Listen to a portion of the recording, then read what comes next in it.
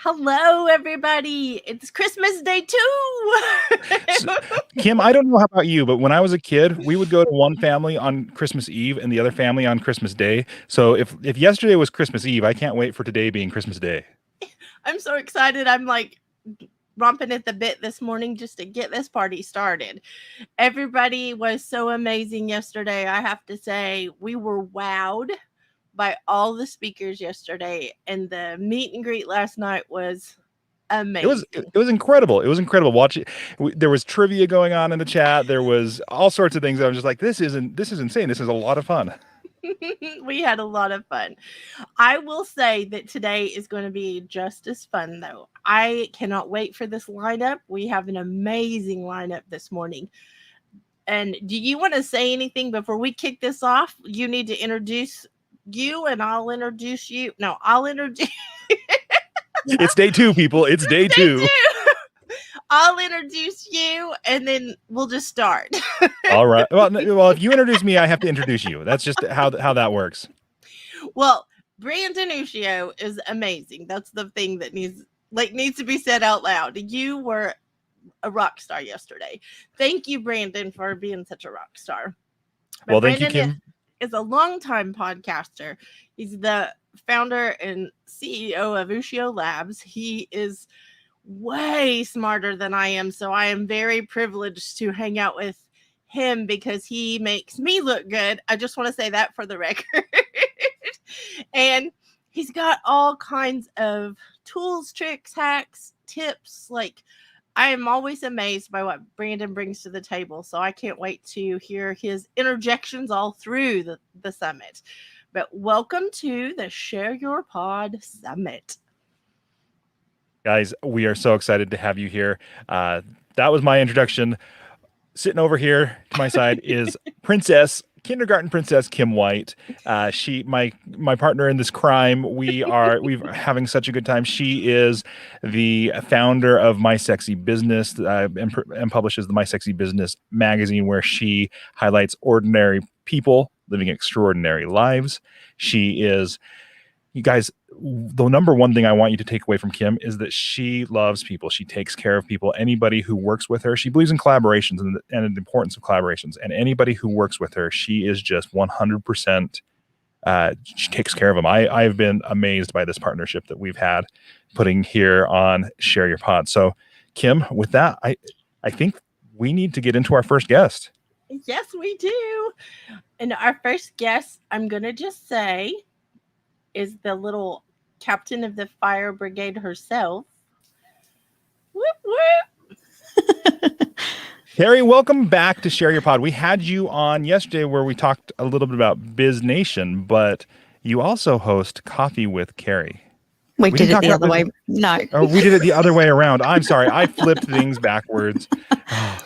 See, this is what you get with day two with a hot mess like myself. So we talked a lot about Coffee with Carrie. We talked about some other things, but Carrie, let me introduce you again because you were born and raised in rural Australia. So you saw what it took to, I live in a rural community and there's a lot of hard work that goes on here. I'm not going to say that I do it because I sit behind a computer, but there's a lot of hard work that goes on here. And at the age of 18, you went to Melbourne and you saw what it was like from your parents growing up hardworking and also being entrepreneurial.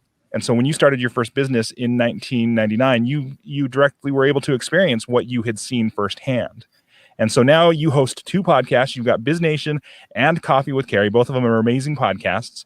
And you're passionate about helping podcasters and small businesses.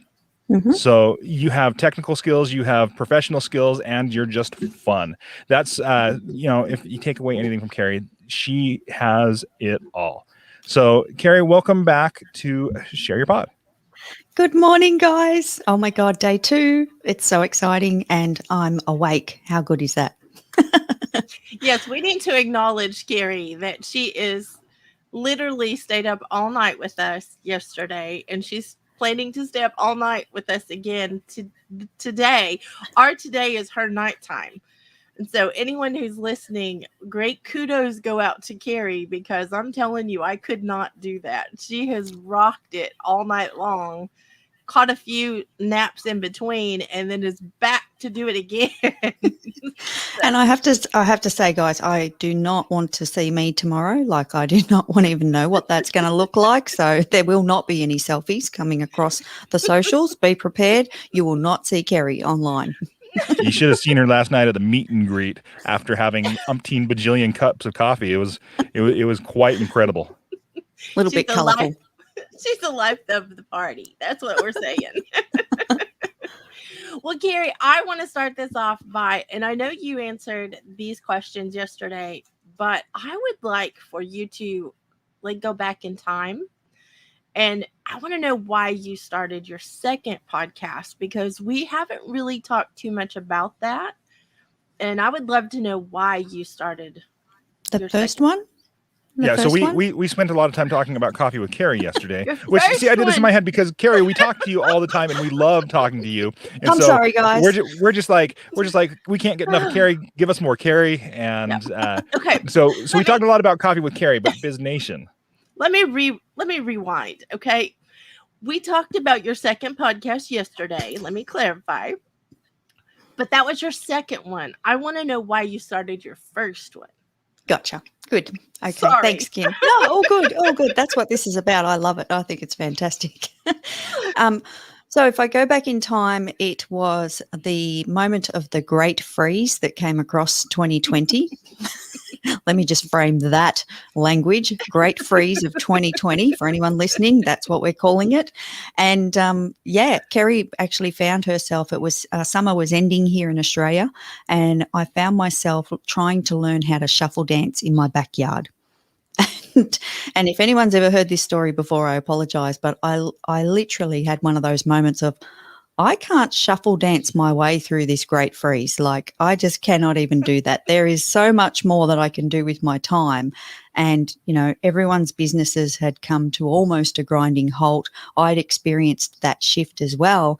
And I just saw this opportunity and this time opportunity. Someone had hit that magic reset button and we were okay. And I thought, wow. I've been thinking about this for almost 2 years. Now I've got this incredible opportunity and this gift of time to be able to start a podcast. And that's exactly what I did. So being that great freeze moment and all the businesses that were suffering, and I'm very passionate about small business, I couldn't help but head in that direction and make Biz Nation the first podcast all about anything I could put out in the world to help anyone in small business, whether they were starting or whether they were already in business. And it evolved and changed many times changed from there.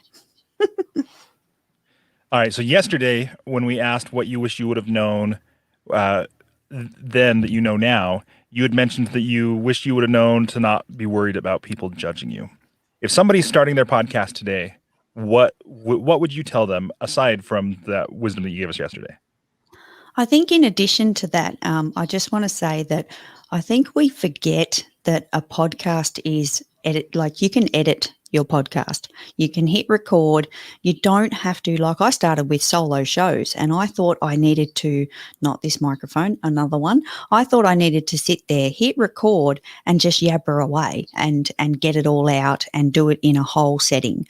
And I had no idea, if I'm bluntly honest, I had no idea that I could pause, I could stop, and not to mention I could actually even just leave record on and do something about it later. I think it took me about 3 recordings to have that realization of, hang on a minute, I've got options. Oh, this is better. And, take a breath, actually take a breath and get comfortable with yourself. So for anyone starting a podcast, don't be afraid to listen to yourself. Don't be afraid of the editing and taking a breath and gathering your own thoughts if you're doing solo. And also then into the interview space, get super comfortable with yourself because you're going to be there for a very long time. Your voice is going to turn up time and time again. So you need to be comfortable with yourself. And that was one of the things that I'm really happy for now, is that I am comfortable with myself. This is me.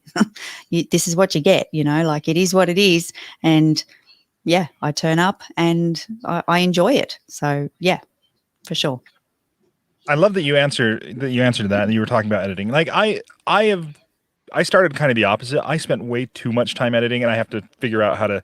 I'm trying to be better at live to tape. But if you think about it, in other forms of media, when they're filming a movie, they don't just say go and film it one scene to the next. They do multiple takes. They cut there. An author doesn't sit down at a word processor and type out their entire book in one sitting. It's just not how it's done. And so podcasting is really no different. You can go and you can clean things up afterwards. You may, oh, this section makes a whole lot more sense if I do it here. And you can literally move it there. I've had interviews where I've thought of really good questions to frame the interview at the end of the interview. And I ask the question at the end, and then during editing, I just kind of pull it up to the beginning. It doesn't change what they said, but it just changes the order that we talked about things. And, that's a really good point, Carrie. Thank you for mentioning that. And Carrie, I'm a big fan of Biz Nation. As you know, I like listen and follow you, but I will say that you bring a lot to the table in so many layers and so much reality, because you are a numbers spreadsheet guru. You're a podcasting rock star. Like, you have all of these things going on. Did you imagine before what you're calling the big freeze, the big pause? Did you imagine before that in such a short time, and I think that's what everyone who thinks about a podcast needs to listen to, is in such a short time, you could go from no podcast to all the momentum you have built for your business, now starting a second one. But did you imagine the impact you would have in that short a time? Not at all, Kim. Great question, and not at all. I think I had a small glimmer of hope that someone might listen. In all honesty, I think it was a case of just one person, anyone in the world. Can I reach someone? And obviously, being in Australia and talking about business in Australia, I had hoped to reach someone in Australia in their business journey. But yeah, that was what I was aiming for. I didn't set big goals and big expectations, because I thought, yes, if you build it, they will come, but it's just going to take time. I knew that first and foremost, it does take time. But at the same time, it was just that wanting to impact someone, anyone, and just have a go, get out there, take that first step and give it everything that you've got, was what was most important to me. And thankfully I'm still here into number 2 and thinking about number 3. You're addicted. I'm a junkie. Look, podcast junkies. That's what we all are, I think. But for the record, let me just say this, Carrie. Your impact, not only, your podcasts don't just impact, but you have such a huge impact on all of the podcasters around you, including me, that you have done so many amazing things to help all of us. And I just want to honor that this morning. I want to make sure that people know that you're amazing, but you also are very generous. Like, you have helped us when you did not have to. And I want to say that for the record. Oh, thanks, guys. And listen, I appreciate the opportunity. I love connecting with everyone. I love helping people. I've reached that stage of life. I want to give back. So I'm very fortunate to be surrounded by this amazing community, and you guys are just fantastic. And honestly, I'm going to put it out there. There needs to be a break in today's session, guys. Honestly, there has to be a break. Come on. Don't start it this early in the session. I love it. Thank you, Carrie. Thank you. And thank you for everybody that is listening. Carrie will be in the back putting out all fires. So, thank you, Carrie. Thanks, guys. Bye. Bye. Bye. And Branden, I have to like stop and say this before we bring up our next guest. I want everyone to know, because I appreciate feedback like so much. And there were a couple of different people that said something about us looking down when somebody was talking. I want everyone to know that we will still be looking down while we're talking, because we're taking notes. We are trying. I've got 6 pages from yesterday. Yes. And for anyone who doesn't know, we are actually creating a book from this summit that each one of these speakers will be featured in a chapter. And for the record, in the recap today at the end of the summit, I actually have the titles written from what their interview is about. So I have all of yesterday's titles written down, and that's part of what I was doing yesterday besides taking notes. So I want everyone to know that, so that you don't find us disrespectful in any way, because we are all in listening. Yeah, we are 100% here. We just want to make sure everybody knows that. Yes. Yes, 100%. Okay.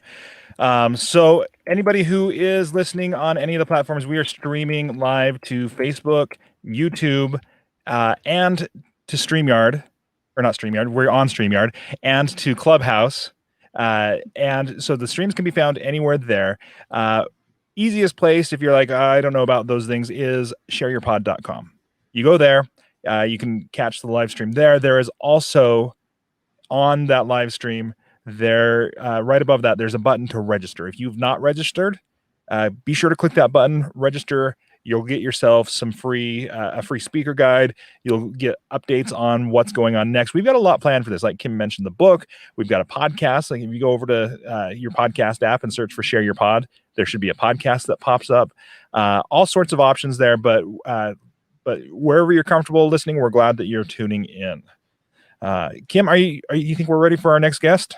I think so. I'm not sure he's ready for us, but we're ready for him. I just had a similar thought. So our next guest is Sid Meadows from the Trend Report. It's through the Trend Report that he's had some of the most thought-provoking, challenging, and life-changing conversations of his professional career. And I'll tell you, as I've gotten to know Sid, he has a pretty serious professional career, a professional career that's not just, I work on computers. He's the real deal. So he talks about everyday life with people, to discussing business strategies, employee personality types, new sales goals, design and manufacturing processes, and every et cetera that you might encounter in the industry. And there's a lot of industries for that matter. So, the Trend Report podcast is a window into the minds of everyday, excellent, successful industry individuals. Sid is he's a certified professional coach, and his focus is high performance and growth. So he helps his clients to move into action and craft their journey to success, whatever success looks like to them. I think that's huge right there. It's what it looks like to them, not what it looks like to anybody else. So he's a personal and professional development junkie. He loves podcasts and reading, and all things contract interiors. So he's a furniture geek. Like, that's not something you get people to say a lot, but he is, and you can tell by looking at his set, he is very good at it. So Sid, welcome up to the stage. Thanks, Branden. I'm glad to be here with you guys. Hey, Kim, it's good to see you. We're so glad you're here, Sid. We knew you would be fun first thing on the summit. It's hard to follow Carrie. I'm just going to say she's a rock star. So she is a rock star, but Sid, you're a rock star in your own right. You are doing a lot of things to make impact. And so I'm going to start with the first question before we start talking and we forget it, because that's how I am. Let's do it. And that is, why did you start your podcast? So it's really interesting. Very similar to what Carrie just explained. At the Great Freeze, I found myself with limited customers and a little bit of extra time on my hand, and a podcast had been something that was literally on my list to do. And I remember writing in my journal, I'll do it next time, or I'll do it next month, or I'll do it next week. And I kind of looked around and was like, what the heck are you waiting on? So I did what a lot of first-time podcasters do, and just went to YouTube and started learning how to podcast. And so I decided to start. But the real reason behind it was actually to be able to give back to my community and to be able to share my voice with them and to give them insights into things that are happening in our industry. Because in the furniture industry or the contract interiors industry, we have a lot of things that we need to be talking about. And so I wanted to give a platform for people to share their voice. And it's worked really well. And I'm really excited with where it's headed and how it's going. So Sid, I'm going to stop you for a second before Branden asks the second question. And I want you to explain to those of kindergarten princessness, what in the world is contract interiors? I should have known this question was coming. I should have known this was coming. So the contract interiors industry, here's the best way to think about it. when you walk into a office building, a doctor's office, a hospital, a hotel, a library, a school, when you look around and the things that you see, including the furniture, the flooring, the lighting, the stuff that may be on the wall, we are the people that provide all of that. So we supply the built environment, if you will. So furniture, lighting, carpet, flooring, things like that. That's what we do. So when you walk into a space, we are the community that provide that. I love that definition. Thank you. You're welcome. I should have prepped better because I knew that one was coming. Kim doesn't let anyone get away with anything here, Sid. That's Dude, that's all I've learned. Yeah, I've heard that question a lot from her. So. Okay, Sid. So I get to ask the question of what you know now that you wish you would have known then. I've been thinking about this, and it's a really great question. And I listened to everybody yesterday talk about it. I'm going to answer two things.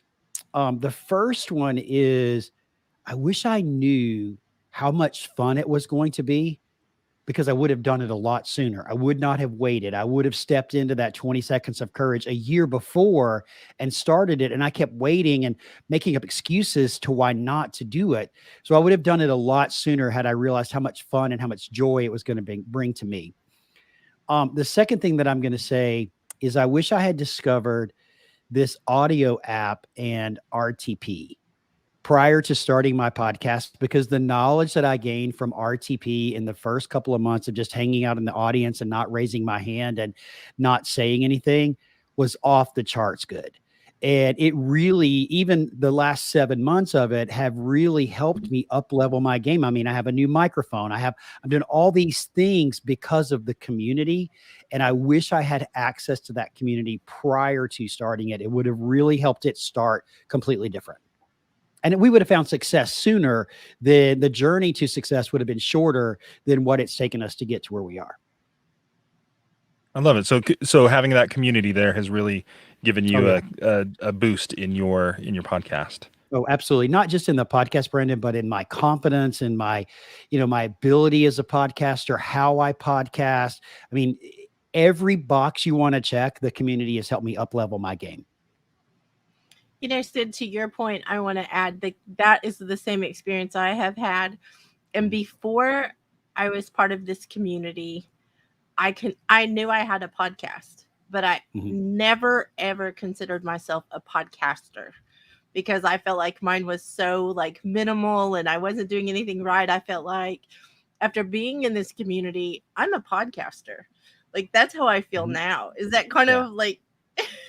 Oh yeah, I own it. I mean, I own it now. I'm proud to tell people that I'm a podcaster, right? I'm really proud to tell people that, because I actually feel it. I believe it because I'm doing it every day, right? And so I really have stepped into that I am a podcaster rather than I have a podcast. Big difference. I love the mind shift. Yeah, love the mind shift. Yeah. So Sid, when you started your podcast, you said it was because there were things that people needed to talk about in your industry. So you were coming at it from a place of service. It's like, I'm going to serve my industry by having this podcast. How important do you think that is for new podcasters when they are setting up their podcast for the first time? Is that important, or what are your thoughts on that? So one of the things I would say, Branden, is be sure you know who your audience is. Who are you talking to, right? And know the message that you want to deliver, or how you're trying to help them. For me, there was never a question about the community that I wanted to support. Predominantly the manufacturers and distributors of office furniture were the people that I wanted to support. And I knew that we had things to talk about. So, I mean, what I would say is know who your audience is and know and the message that you want to share with them. Because if you just say, I'm going to start a podcast, and you start a podcast and you randomly start talking to anybody and everybody that will listen, who's going to listen? Why are they going to come, right? Why are they going to come? What is it about you that's going to bring any random person to you? So you got to know your audience, and you got to know the impact, if you will, that you're trying to make. I like that a lot right there, Sid. So you obviously knew that your audience was in your industry. Did you do anything else to figure out exactly who should be listening, or were you like, I'm already talking to these people, so I know who they are? So I did not do any additional research on them because I do know them. I've been in the space and in the industry for almost 30 years. So I know who they are. I know what their pain points are. They are my customers as well in my business, my paying customers, whether it's through coaching or consulting or any type of training.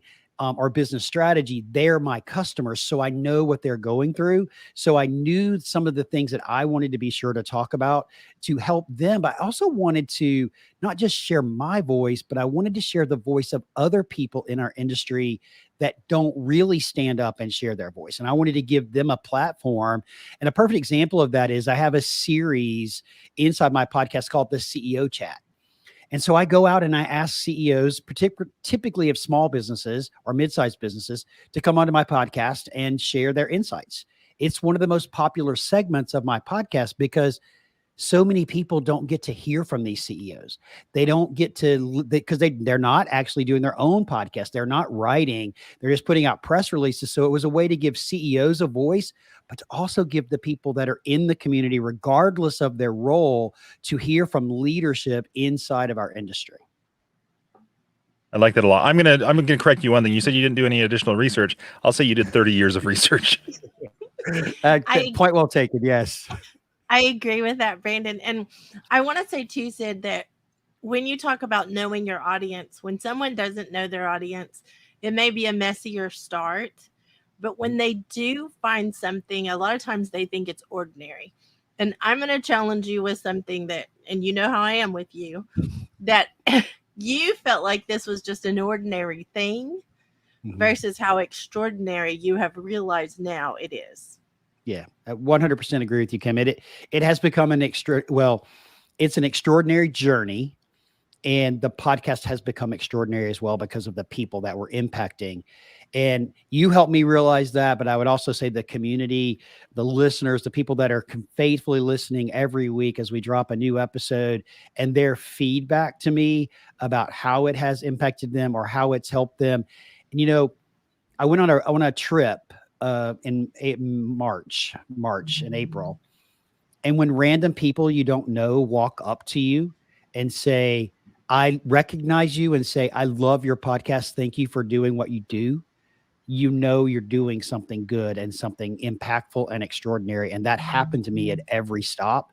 So I'm forever grateful for the opportunity to serve this community. I love that, Sid. And I appreciate the fact that you are serving first. Like, I appreciate that is your just way of doing business. Yeah. You know, Kim, when I got the call from someone to want to sponsor my podcast, I said no. I said, I really appreciate it, but I'm not interested. That's not why I started the podcast. It took me almost 4 months to actually understand that the podcast was actually part of my business and needed to be treated like part of my business and be a revenue stream. But I was so protective of my audience and how I was serving them that I didn't want to give anybody else any insight or any ability to impact that. So it took me 4 months before I actually said yes to that, because I'm serving first. I love that. I love that you're that protective of your community. I think it's super important. We have about 30 seconds left, Sid. What is the one thing that you would speak to someone about protecting their community?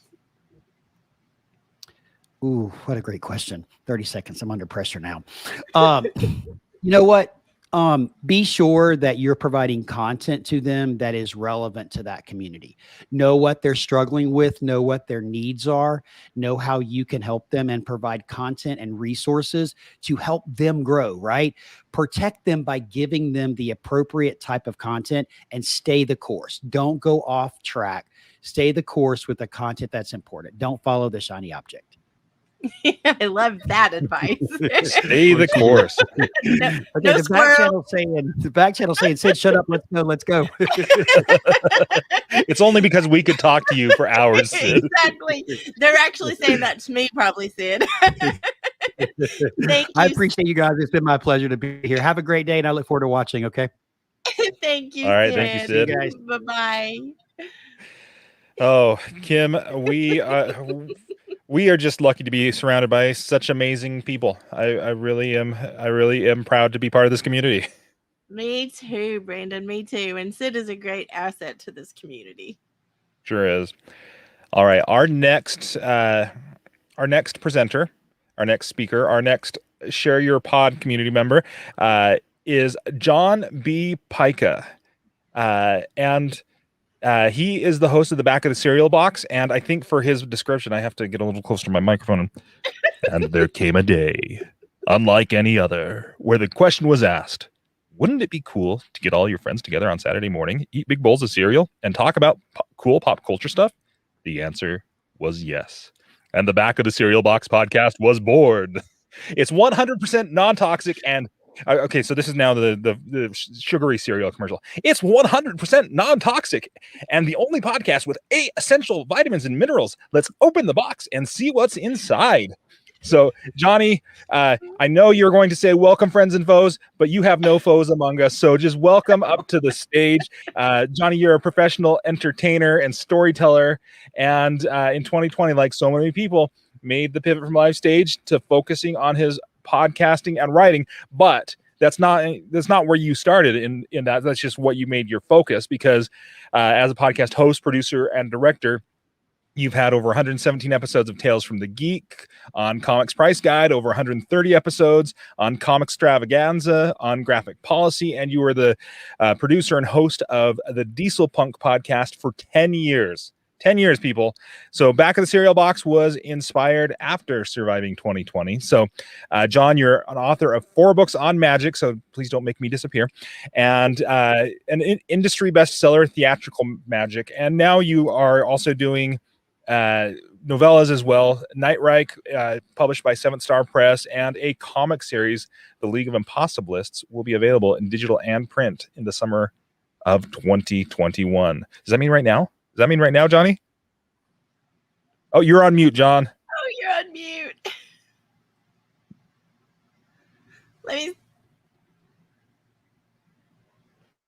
Let me see if I can unmute you, Johnny. Okay, people, he's going to pantomime his entire response. Yeah, and it won't let me unmute you. It says you have to unmute you. So I've not done StreamYard on an Android phone. So people, also, while John is figuring this out, so he's jumped out and back, and I have to tell you, he came from he's presenting at Superman Celebration right now, which is a convention that he's at. So he is pulling double duty, and I know that he really wanted to be at Share Your Pod, and so like he even went out, left the building so that he could have a nice quiet place, but. Hopefully he gets that figured out. Kim, while we're waiting on that, is there anything you want to say, or should we play a little switcheroo with some guests here? I think we should just talk about Johnny. That's All what right. I think. Did that work? That worked. Okay, he got so nervous about us talking about him. He's like, no, don't talk about me. Let me talk about me. Well, I had to leave the studio, grant my iPhone 12 Max Pro permission to use the mic and the camera and then come back in. Well, we're glad you figured it out. So everyone watching may be wondering, why in the world is Johnny in his car doing this conference? And the reason is because I am actually on location at Superman Celebration promoting the Back of the Cereal Box podcast. I brought all of my equipment, the studio equipment. I had it all ready to go. But in the building where Artist Alley and Writer's Way is, there's no internet connection. None. Zero.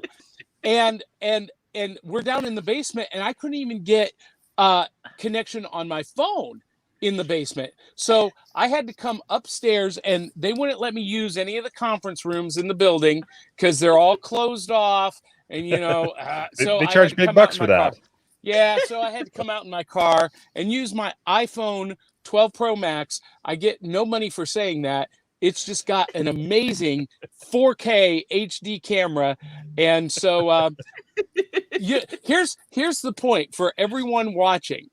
Always have a backup plan. And this is my backup to the backup plan. I love that, Johnny, and I know that about you. I think that you come off as like you just show up and you're awesome and you're fun, but I know you well enough to know that you have a backup plan for your backup plan. I And really do. I appreciate that about you.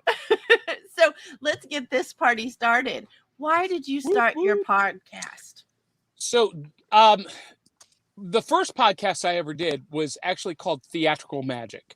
I've been a 30-year stage entertainer, singer, actor, magician. And in 2005, I published a book called Theatrical Magic that was for magicians to teach them how to create characters and write scripts. And I wrote it while I was doing some physical rehab, physical therapy from a back injury that I had. And I had been very active on the internet discussion boards of the day, the internet chat rooms. And one in particular was called magictalk.com, about 27,000 users. And, I had become kind of popular as a commentator and columnist and whatnot. And so rehabbing, I wrote this book, Theatrical Magic, and it got published by a publisher and was an instant bestseller in the industry. But I kept getting all these emails from people asking more and more questions about what I had written in the book. And I couldn't answer them all. I just couldn't take the influx. And so a friend of mine who was doing a podcast called The Forcecast said, why don't you just do a podcast to answer all those questions? And so I said, okay. I didn't know anything. I didn't even know what a podcast was. This is 2005. The early days where, you had to download an episode for 99 cents directly to your iPod. That's why we're called podcasts. And so I kind of jumped in not knowing anything. And immediately, first episode, I launched with 3,000 subscribers. And back in the day, Apple iTunes showed you subscribers. When you would go through the directory, you would see how many subscribers the podcast had. So that was awesome that we could keep track that way. I wish they would do that again. But anyway, so I launched with 3,000 subscribers at 99 cents per download just to address the stuff in my book. And then Apple went and had to change their model on me and make it free for everyone. And then I had to figure out, okay, I'm making all this bank. How do I pivot this and got into monetization, through sponsors and advertising and whatnot. But that's how I started out in the early days in the, the wild, wild west of podcasting. And you know what? I didn't know anything about podcasting. I'm a live stage entertainer. And so I just treated it like any other live performance. And, where a lot of podcasters are into the editing and, rearranging clips, no disrespect to you, Branden, I just always thought it was a live show. And that's how I've always done all of my broadcasting, as if it were a live stage performance. And there's very little, if any, edits. I actually love that, Johnny, because I hate the editing part. I hate to even think about the editing part, just being honest. Well, and it really works well for me because I come from that background.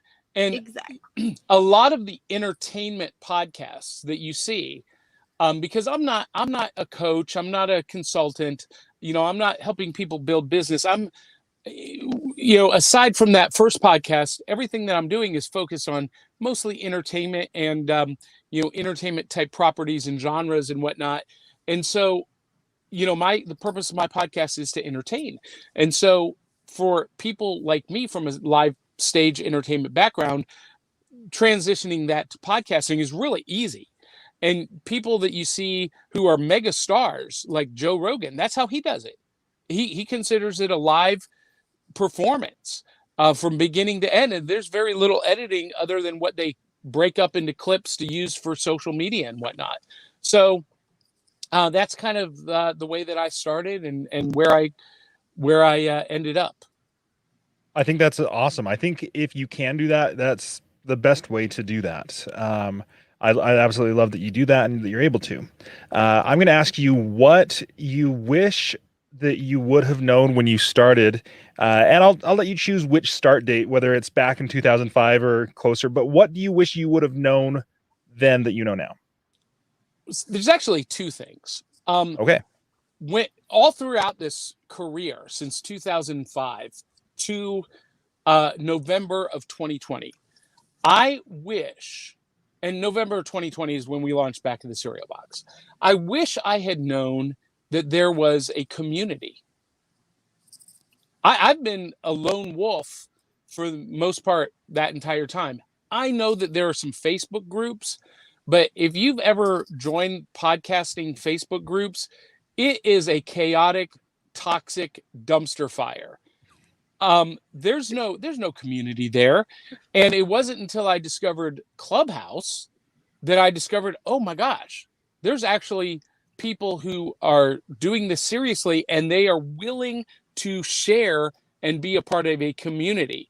And now I tell all of my co-hosts, I'm begging my co-hosts on the broadcasts, please join Clubhouse. Please come and join me on this awesome adventure of value and education. Because I thought I knew about podcasting until I joined Clubhouse. And then I found out how much I really don't know. But that's okay, because it's been an amazing experience. The other thing I wish someone had told me, and this speaks to the lack of the community that I had, when we launched a new project in 2020 in November, I had several very successful podcasts. The last one was the Diesel Punk podcast. I'd been doing it for 10 years. We were averaging, I just looked at the stats before coming on. The last episode had 42,000 downloads. And, we were averaging, for advertising sponsors between $250 to $750 an episode in ad revenue. And it was really, we built that over 10 years. It was really easy. What no one told me was how difficult it's become today to start over from scratch and generate that kind of ad revenue. And to, because the signal to noise ratio has gotten so cluttered, the landscape has gotten so cluttered. And this is not to disparage anyone who got into podcasting during the pandemic, but a lot of people jumped into this market during the pandemic. And it's become a much, much broader landscape and a little bit harder to focus in and get some of that advertising revenue. It's not impossible. It takes a little bit more work, but I wish someone had told me, Johnny, you're not going to have as easy a time as you've had in the past. Okay, Johnny, that leads me to a good question then. So we've got about a minute left. If you have a tip for somebody who's like, I'm trying to get these sponsors and things like that, and they've recently started, or, they're like, I've got 100 episodes on Room About, something like that. What advice would you give them for doing that? So here's the thing. You really need to focus on not downloads, but listeners, community. Think of them as people. We're averaging 4,000 to 5,000 viewers or listeners per episode within the first 30 days. And that's great, but I don't focus on those listeners or downloads. I focus on the engagement with our community. How many people are actually engaging, commenting, being a part of the broadcast? And that's about 600.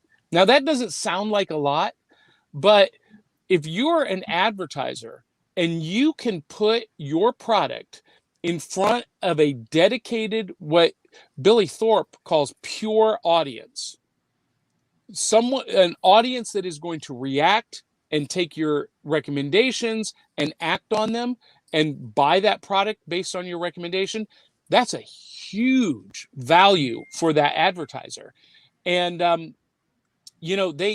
they can say, okay, you might only have 600 people listening, but if they are active and engaged listeners that are going to spend money, that's a better bet financially than just doing a shotgun spread on TV or radio and hoping we spend thousands of dollars to get one or two sales, when we can spend a couple of $100 and have a more focused, guaranteed sale. Does that make sense? Yeah, I love that. Absolutely, Johnny. And I hate that we've run out of time because we could listen to you all day long. Thank you for joining us today. And thank you for all the things that you had to do to have your backup plan to your backup plan to, to do this with us. Thank you for being a part of our community. Well, thank you for having me. I'm flattered that you did. And I love you guys. And I'm going to go shake some more hands, kiss some more babies, and promote the podcast at this live Superman celebration event. All right, stay safe. All right, we'll catch you on the flip side. All Bye. right, bye-bye. Boy, that was great. That was some really good advice for people looking for sponsors, how to do their live production. I love our community. I love it. It's great. Can I put a number out there really quick, Branden? Sure. And it's a conservative number. I want to point that out. I have not finished all the stats, but a conservative number is we are well over 4 million listeners per week for all of the speakers that are here with us at this summit. That is mind-blowing to me. A lot of people. That is a lot of people. So I just want to, I want people listening to understand the impact that these speakers are having. It is that large of a listener base. Yeah, that is insane. We have a lot of power in this community, a lot of influence, a lot of people who are doing some good things. So our next speaker he's one of those guys doing those good things, and his name is Phil Brown, and he hosts the Vertical Playpen podcast, on which he creates an adventure and experiential education.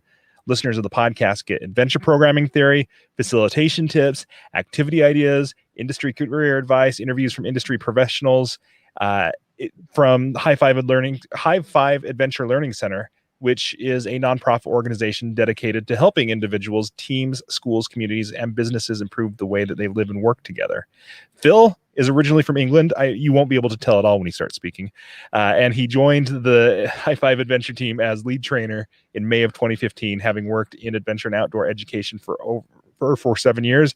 And Phil brings high energy and devotion to the adventure field and has presented at many national and international conferences. So he's a co-author of the book Tinker, Building Purposeful Experiences from Classic Adventure Activities. And he's the producer and host of Vertical Playpen. Phil, thank you for being here. Yeah, thank you so much for the invitation. And this is such an honor and a great event. Thank you. And completely hidden that I'm not from America. Thank you so much, Phil, for being here. And I want to ask the first question, which is, why did you start your podcast? Yeah, so I think I don't know if I'm entirely unique in this experience for the speakers, but I do a podcast for an organization that I work for. So it's not a personal thing. It was designed around trying to interact more with our clients. I'm an educator first and foremost, and I teach adults how to play, how to engage in team development, leadership development. And when I'm working with them for like a day or a week, they say goodbye, and then I always think I wish I had more time to be able to give them more information.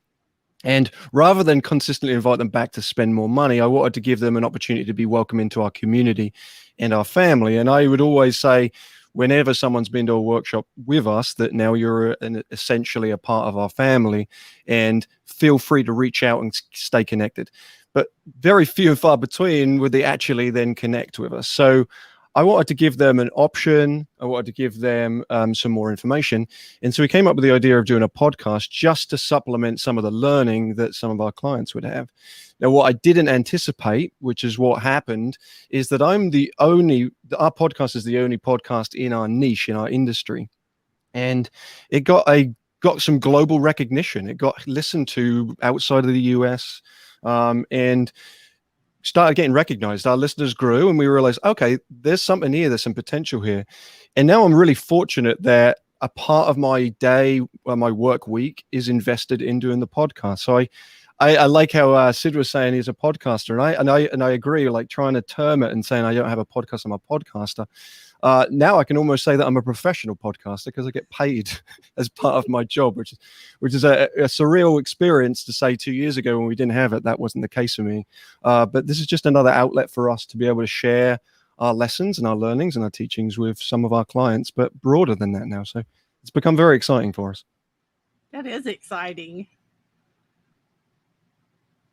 So when you started your podcast, you said that it wasn't your personal thing. What have you learned in that journey, though, that you wish you would have known back when you started? Yeah, actually, when I saw this question pop up, I wrote a couple of things, and there's a concrete thing that people could write some notes about, and then there's a more like personal piece to me. The personal piece to me is that it's really helped professionally and personally. So professionally, it's grown our audience as an organization, but also the perception of me in the field, and helped alleviate some of my maybe imposter syndrome or feelings of self-worth, when it comes to my expertise. And so now I go to conferences and present, and I get recognized as the podcasting guy as well. So it's like it's nice that that's added a little bit to my repertoire. But then personally, I have social anxiety. I have it. I've had it. It's still there. And every time I get up in stage in front of a group, every time I work with people, and I work in the people industry, so it's an odd anxiety thing to have social anxiety and work in the social industries. But every time for me, it's like a salve. It's like some sort of therapy. And the podcast has only enhanced that therapy, and it's also enhanced my professionalism and my ability to be able to connect with people and talk with people, which has helped my job. So those things have really helped me internally. And then the piece I would say in terms of the note taking for people listening would be plan.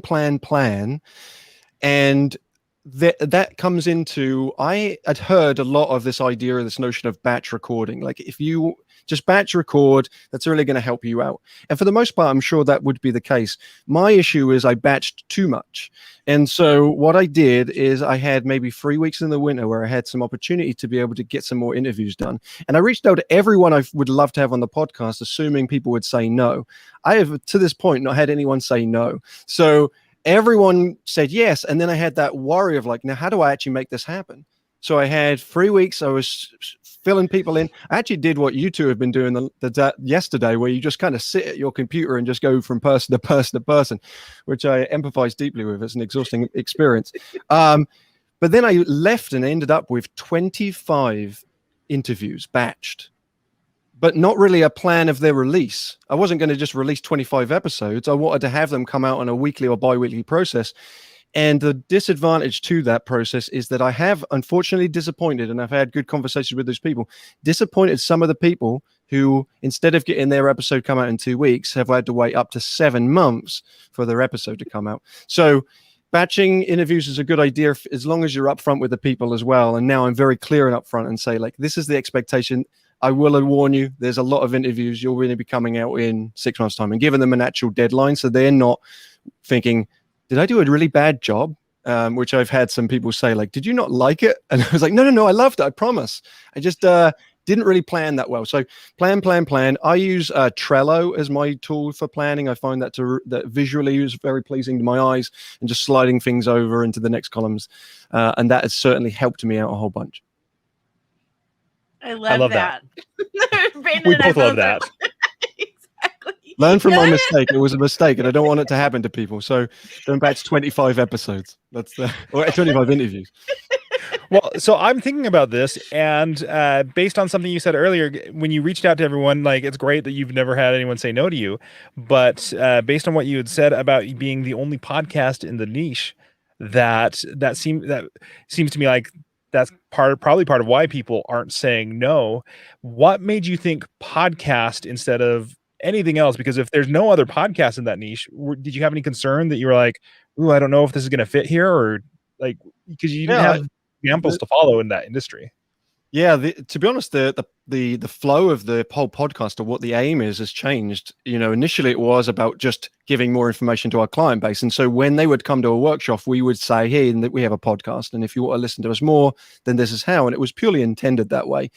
it wasn't until we got more listeners that we realized it was different. So I've had to slightly change the flow of the podcast to meet the needs now of the people who are asking and requesting. And I get lots of emails from people asking questions about the industry. And so that helps guide some of the way that the podcast has changed and developed over time.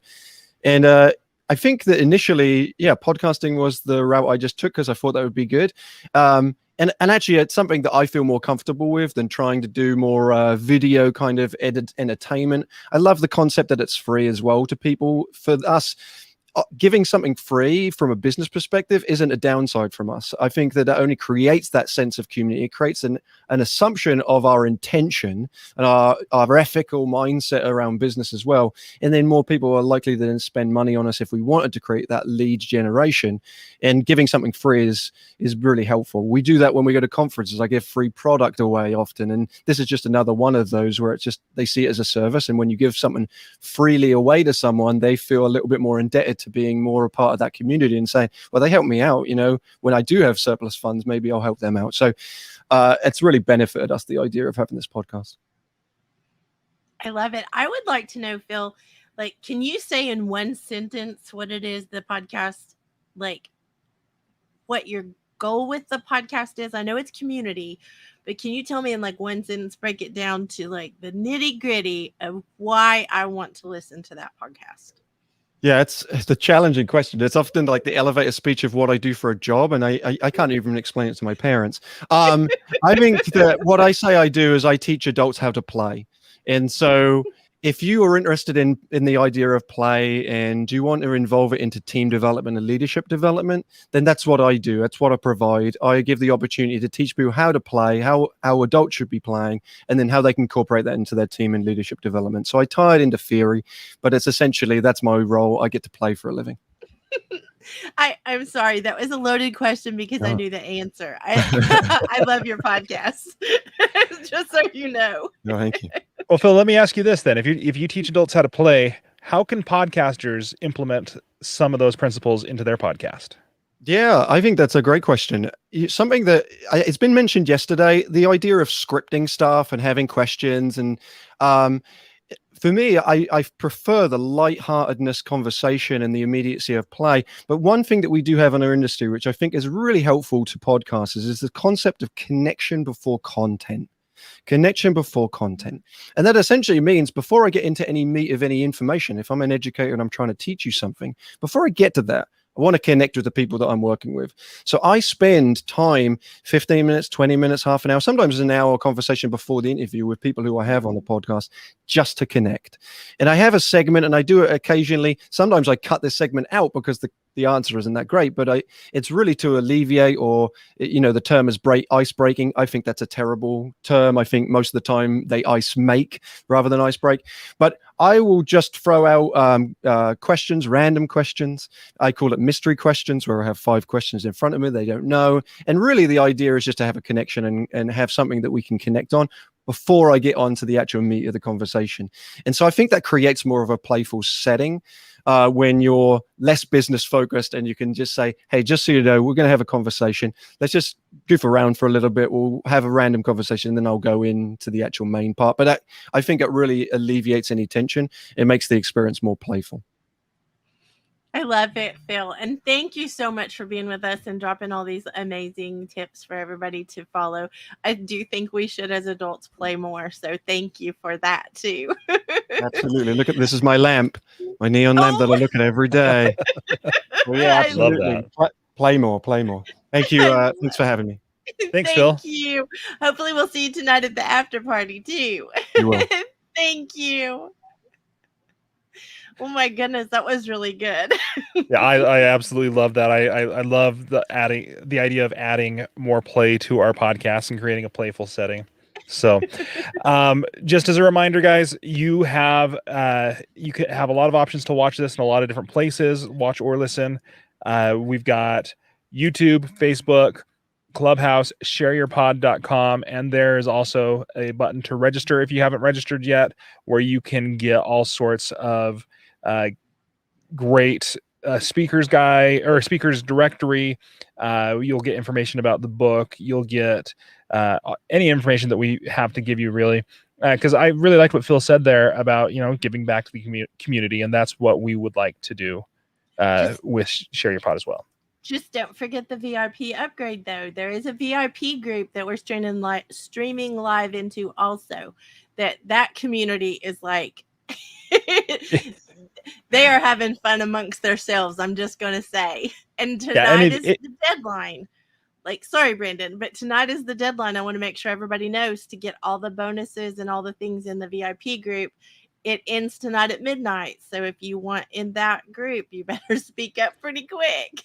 There are a lot of bonuses. They're all, well, not all. We couldn't fit them all on the website. I put them all, and I'm like, ooh, there's so much more there. I just couldn't make it work. So I just added a line that said "and more."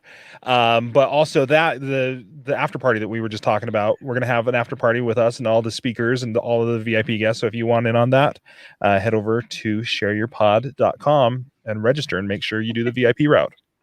Perfect. We have somebody amazing coming up next. We always have somebody amazing coming up next, Kim. It's our burden to bear, I guess. So we're so like, we're trying to do it. We're trying to do this. No, we are so excited we can't really stand it. We're about to pop. So our next speaker is Linda Bonney from Questioning the Normal. The podcast Questioning the Normal is a podcast that includes normal people who don't quite fit into the box that society expects. Isn't that so true for all of us? The dictates and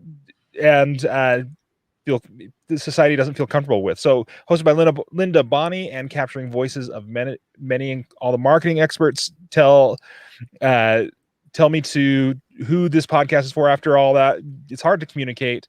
Questioning the Normal fully believes that normal is not normal. I have loved getting to know Linda. Linda is a proud Tasmanian and through and through all the way. And I'm going to say this like she wrote it in her bio, because I don't say it like this and I think it could be fun. She's a mom to the 3 curious, delightful boys. I'm American. I always say just mom, but she's a mom. She's not just a mom. She's a mom. She's aware of many hats and has an array of skills that can be used simultaneously while also buttering the toast one-handed. That's impressive. I've got a handful of kids myself, and it's a lot of work. I watch what my wife does, and I'm amazed. But so Linda recognizes the power of capturing business character through audio, storytelling, and connection beyond the screen. At the end of the day, Linda's primary love is building community, podcasting, and asking great questions. Currently, she's working beside podcasters who want to throw in the towel and help them to find that love again. I love that, Linda. There's so many things. So let's welcome Linda up onto the stage. Welcome here, Linda. Thank you. It's currently 2 a.m. here, so. Oh my goodness, that's dedication. I have to say, Miss Linda, thank you for sacrificing to be with us, because that's a real sacrifice. Branden and I were playing, but you are actually sacrificing to be with us. So thank you. I had a couple of options. I had sort of 2 a.m. or 6 a.m. or 7 a.m. and I thought, oh no, that's way too risky. That's so funny.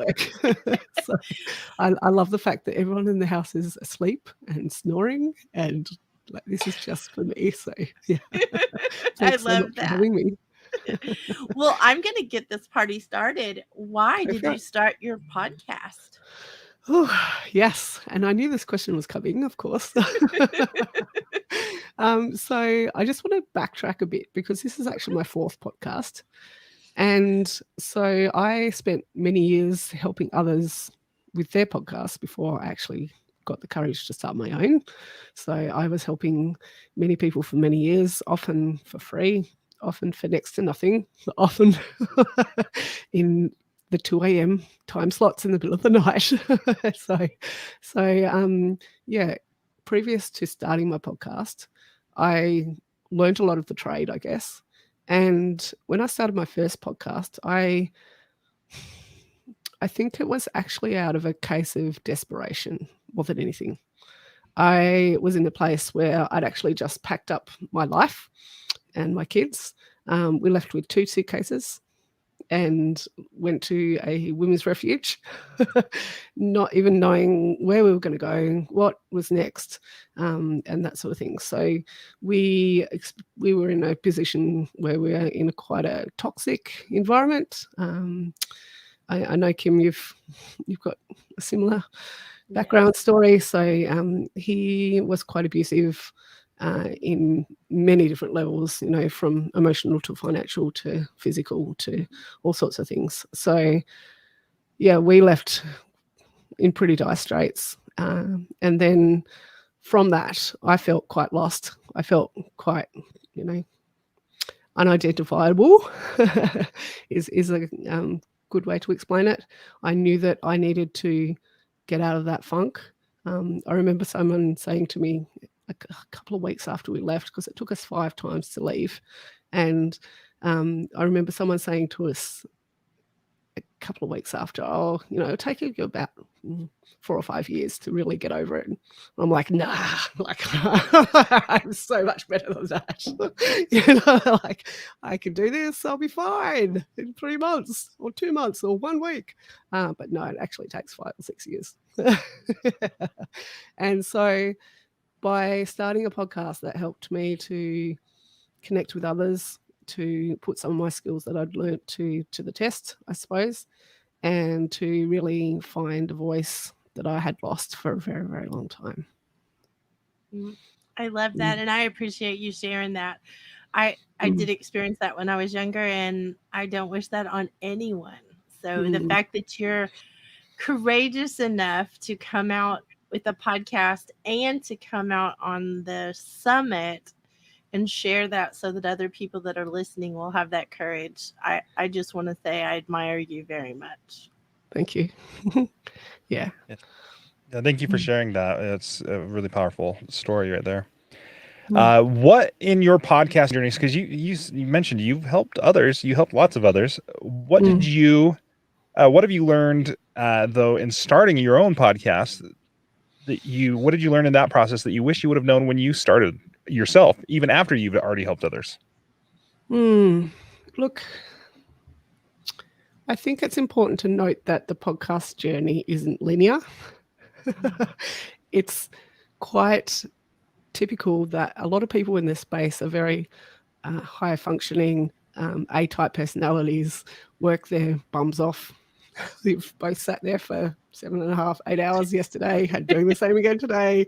And many of us will work until 4 a.m. just to get that final edit perfect. And the processes are great. Don't get me wrong. Like, I do all the processes. They help me a lot. They help my clients a lot. However, you cannot predict a conversation. You do not know where the conversation will take you. You can structure it in a way, you can sort of influence it or steer it in a way which gets you from point A to B.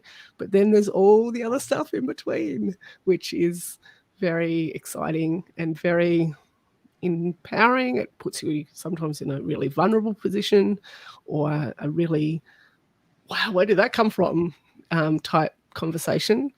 And I think it's important to realize that in saying that it's not linear, it's forever changing and evolving and growing alongside you, and it flows and changes and develops and grows, and sometimes comes to a grinding halt, and sometimes it cannot be predicted, the journey in which the podcasting space will take you. I like that a lot right there. That's I need to ask you for some tips on that though, because I almost said, okay, what's the process to have that conversation then? But then you're like, oh, it's not always the process. So we've been conditioned so well to believe that we need to control this and have it, quite polished. And I find that very, very interesting as well. So when you sit down with somebody though, and you're having this conversation with them, do you just sit down and say, we're going to have a conversation, no notes, no thoughts about it or anything? You just turn on the microphone and go? Mm-hmm. And does that ever... What was that? I really think that the conversation doesn't end. Conversations are continuous. They don't just end when the recording stops. Agreed.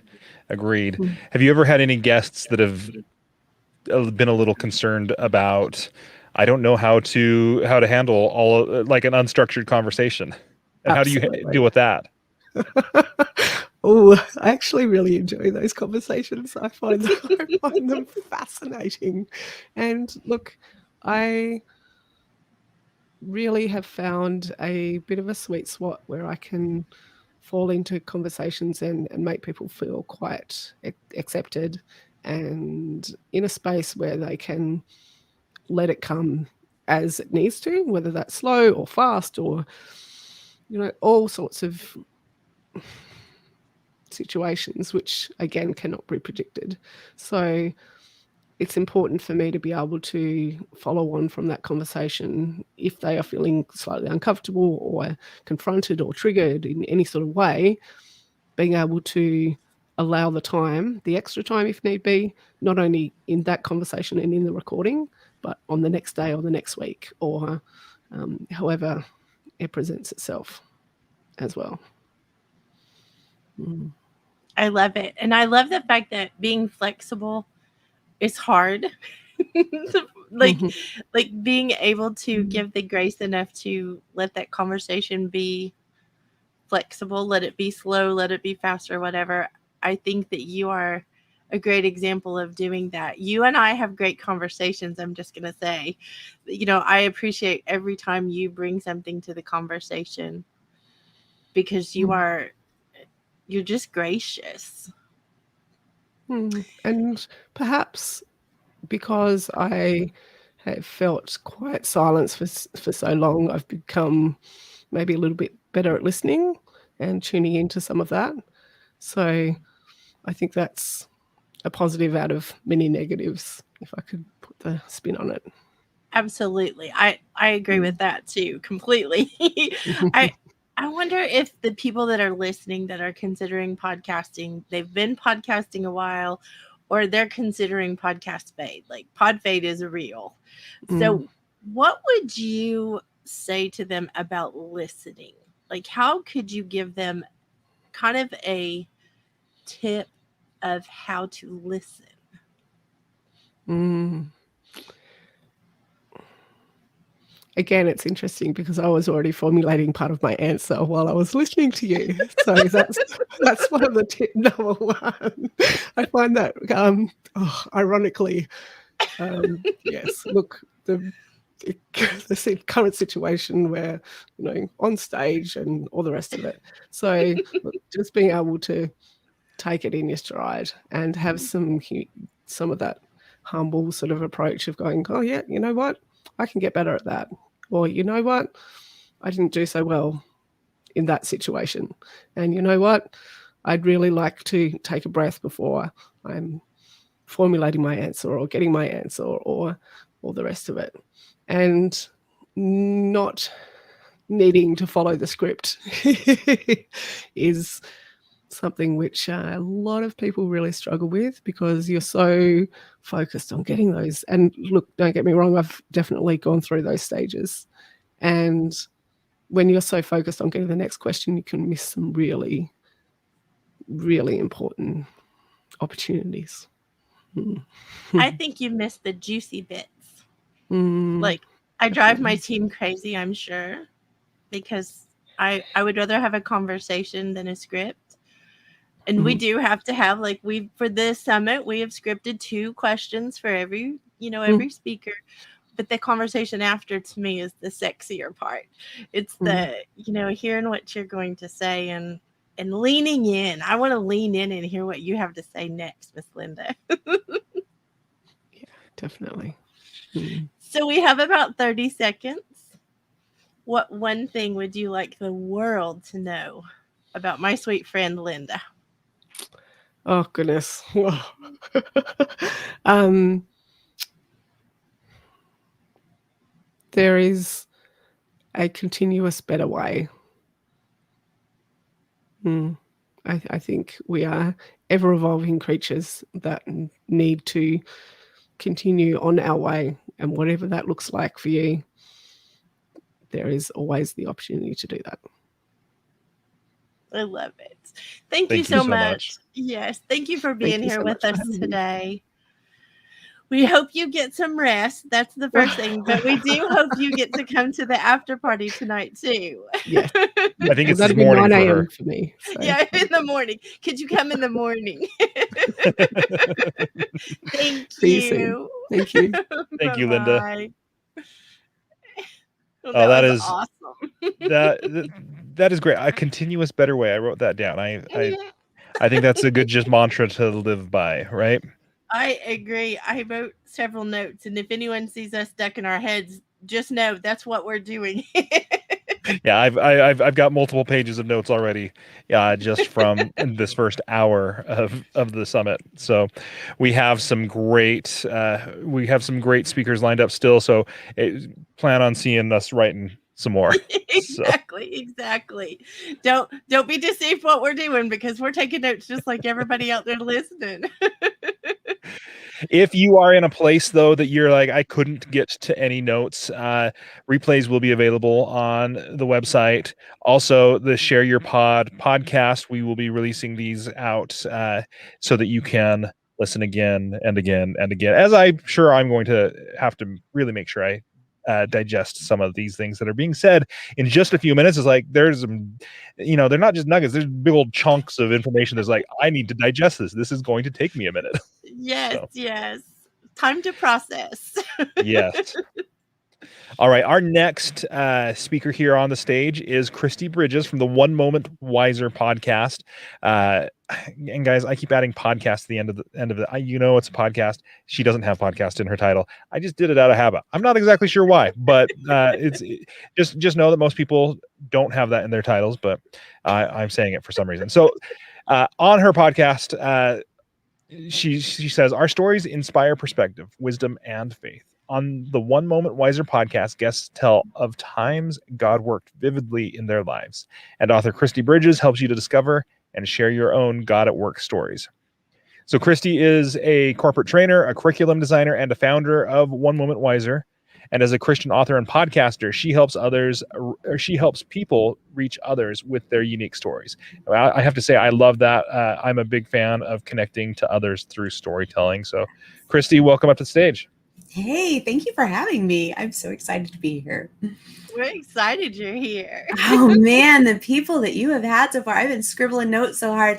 I don't know if I'm going to be able to read them. I think somebody else said the same thing yesterday. It's like, I'm glad you're putting out the resources you are.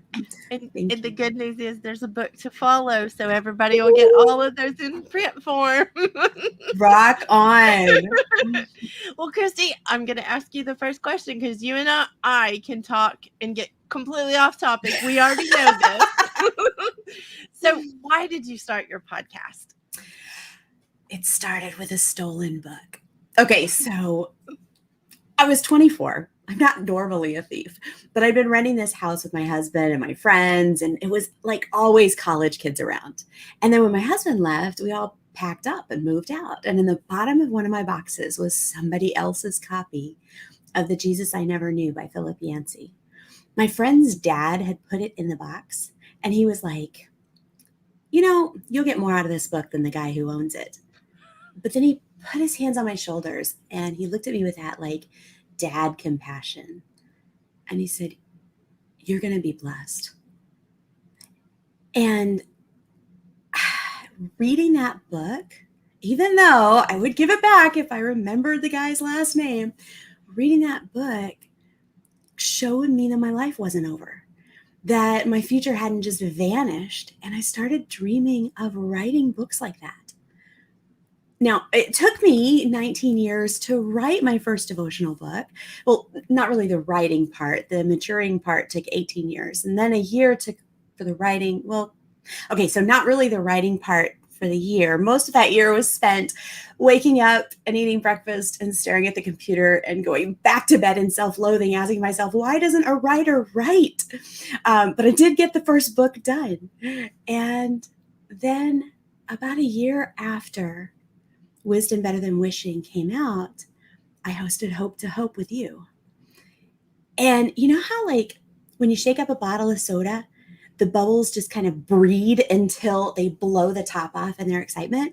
That was me the whole week of Hope to Hope. And I remember telling you, I want to do interviews all the time. Well, newsflash, I'm a musician, I'm a teacher. I create based on constant feedback and collaboration. Sitting in a hole in the universe all by myself at a computer trying to write a book is just, it's on my way. So I had this huge strategy shift, and you were definitely part of that. I started doing collaborative devotionals, anthologies, and I started a podcast where I get to interview people all year long. It's super fun. So thank you for that. Thank you, Christy. And I must say, I am so relieved that you did not follow Connie and Jill. I'll just leave it at that. I get falsely accused of things, you know. Sorry, Branden. Oh no. You have I don't made know how false such it an is. impact. Yeah, not false at all. You have made a huge impact. Well, you know, things that come naturally to you that are like, duh, that's just the logical move, never occur to some people. And so, yeah, we need that. Oh, why not try this? Oh, look what I found. Thank you. Thank No, you, that is great. I will double that. Kim gets people to take action. So, Yes. Christy, my question for you is, what do you know now that you've done a bunch of these interviews that you wish you would have known when you started? Okay, so there's two things. Number one, I wish I had realized up front that I didn't have to spend money on a podcast server. Anchor has been wonderful since I discovered it, because I can use that money to pay somebody else to make it easier for me. Podcasting, I know a lot of your guests have said the same thing. It takes time. You have I do hour-long interviews on Facebook, and then I turn them into half-hour podcasts. And so, you know, it seems like just an hour, right? But it was taking all this extra time with advertising and inviting people and doing the appointments, and then doing the audio editing and all this stuff. And so, number one, I kind of slimmed down a little bit about what I do, finding what was most effective. But then I also just hired somebody who's in high school and needed to learn some skills. And I thought, well, audio editing is a great skill to learn. And she does she does the loading. I do the interview, I send it to her, and she loads it. And there are some things worth spending money on. I love Repurpose. I will never give it up. But, you know, other things like, you know, I guess spending money wisely has been something that I would have liked to know more about up front. And then the other thing is having clarity on what my focus really was took a while. But I don't think, I mean, you know, up front, you do spend a lot of time thinking about what you want to do. And I really don't think any of us have that full clarity until we've been doing it a while. It does evolve, just like Linda said. We just, as we go, we recognize what our listeners like better. We recognize what our mission is more clearly, and how we can be more of service, like Sid said. So there's some things you just learn as you do. I like just that phrase. Yeah, it definitely does take some time to get that clarity. I want to go back to your first one, because your first one, it kind of shocked me, because I was like, okay, so you said Anchor's wonderful because you don't have to pay, because then you can spend that money on something that does help. And I thought to myself, well, okay, Anchor, I'm 100% okay with Anchor, and I've hosted shows on it before. But I'm like, $12 a month for podcast hosting. How are you going to use that to pay towards somebody else? And then you mentioned that you brought on a high school student. And I think that most podcasters probably could start with a high school student as an editor, somebody who wants to learn the basics, understanding you're not going to get the $400 an episode magnificence that you would get from from Tanner Campbell, but you'll get a really good start. So how did you go about finding that high school student? Well, that's the thing. There are definitely things that I would eventually like to have professionals involved in. My favorite podcasts are very highly produced podcasts. I love Radio Lab by Jad Abumrad. Love that podcast, but it is so like months of research go into it and weeks of, people editing. So eventually I'd like to have a little more of that shebang, but I really, it never hurts me at all to give money to someone who is learning and growing in the process. There's something about me that doesn't even see that as an expense. I see that as an opportunity for someone to get where they want to be. And so a friend of mine who had, she's just, I've seen some of her photos. We've talked a little bit. We've known each other for years, since she was like 4. And as she's grown up, I'm like, she really would be good in this field. And I know that where she's going to school, she doesn't have any kind of opportunity like this, especially with all the shutdown, having to do everything online. And I'm like, hey, would you like to learn this? And she's just spectacular. I send her something, it's done by the next day. She does a great job. Occasionally I've had to go, why don't you try this instead? And she just responds and handles it. I love it. And I love that you are investing. I would call that investing. You're Yes. investing instead of just paying out money for something. Right. And that doesn't mean that entrepreneurs aren't also an investment. I mean, people who, quit their day job so that they can be home with their kids and work, or people who are following a dream and happen to come up with some really good skills along the way that they can share with others for a fee. That's still an investment. But in my life, having someone in particular that I really care about, and watching her grow has been cool. I like that a lot. So when you said it took a while to develop clarity, how was there like some big aha moment that you're like, oh, this is what did it? Or was it just like over time you came to find what you were doing? How did you come across that process? Last year, I took a lot of time off. I've been fighting the clock the first few years that I was doing the books and the daily devotional videos and all the things I was doing. I was constantly feeling this pressure of time. And last year, I needed to get exercise back into my life. I needed to get people back into my life. I needed to really find some space, because I talk about God all the time, but I was talking about him and not feeling that connection myself as much because there just wasn't any space. And as I floated in the pool and connected with people and really, went hiking, had some ears to listen, then things started coming to me. And Kim helped me too with, because I had an idea for retreats that were also kind of mission-based.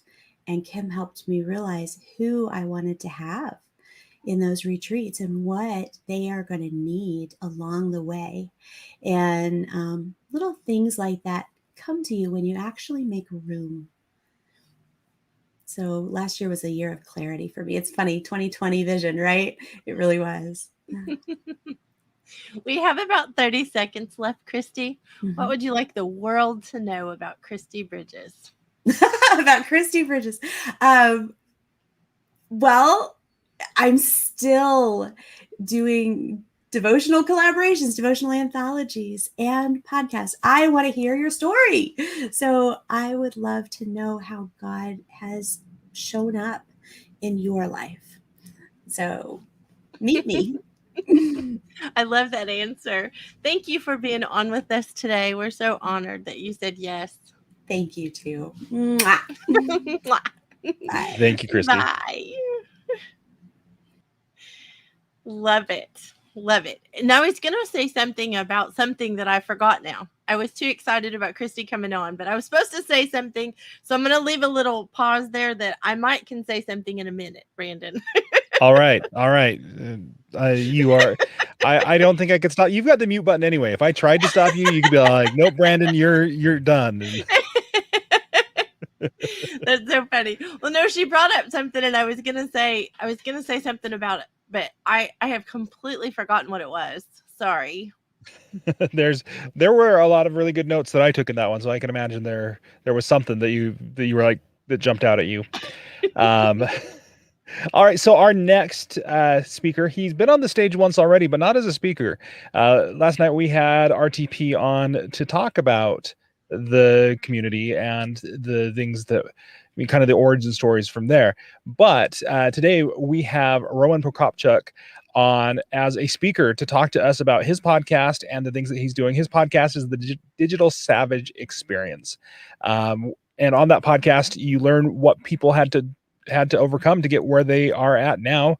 You get to find out what their journeys were like, what motivates them, and what weaknesses that they've turned into strengths. Roman interviews people from CEOs to athletes to everybody in between. And so with that podcast, you're able to learn and grow with them. Roman is also the founder of Novazora Digital. I'll tell you, like, this is his superpower. He is a amazing digital marketer. He's the digital savage, self-made digital marketer that got into it out of necessity and developed a passion for it and for learning. Roman is also a first-generation immigrant from Ukraine. He arrived in the U.S. with 6 other family members in a 2-bedroom apartment. Roman interned with the Secret Service, so watch out. I think the interned part is a cover story. He probably went all the way, and we will never find out more about that, to be honest. But he could be a government agent. You just don't know. So he forced himself to become a digital marketer as a result of the 2008 recession. So many of us pivoted at that time, and he has 13 years of experience leading digital teams in senior leadership roles, over 600 campaigns across industries. He founded Novazora in 2012, and he's the co-host of Real Talk Podcasting, co-founder, and that podcast his Digital Savage Experience podcast was a top 100 podcast on Apple Podcasts. So guys, I'm not going to leave out this last part, because this last part I know is core to who Roman is. He's a foster parent, and he has had 25 kids in his home since June of 2018. And he's become a foster parent by going through 6 miscarriages with his wife in 3 years. And 2 of them happened on Christmas days. So with death, loss, and hardships, Roman pushes through it no matter what. And I'll tell you, having worked with this guy, I 100% know that he gets things done. Roman, welcome up to the stage. Thank you for having me in that very long intro.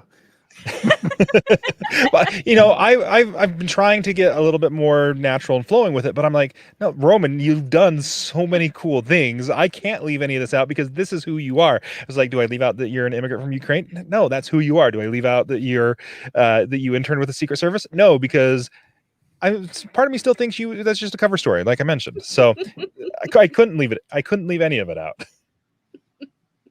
Well, I'm going to say welcome, Roman. I am glad that you're here with your long list of accomplishments, but my favorite is saying yes to this. So thank you for joining us. Thank you for having me on. And obviously this is a time slot that works for me with 1 million kids. So we're glad. We're so glad. So Roman, tell me why you started your podcast.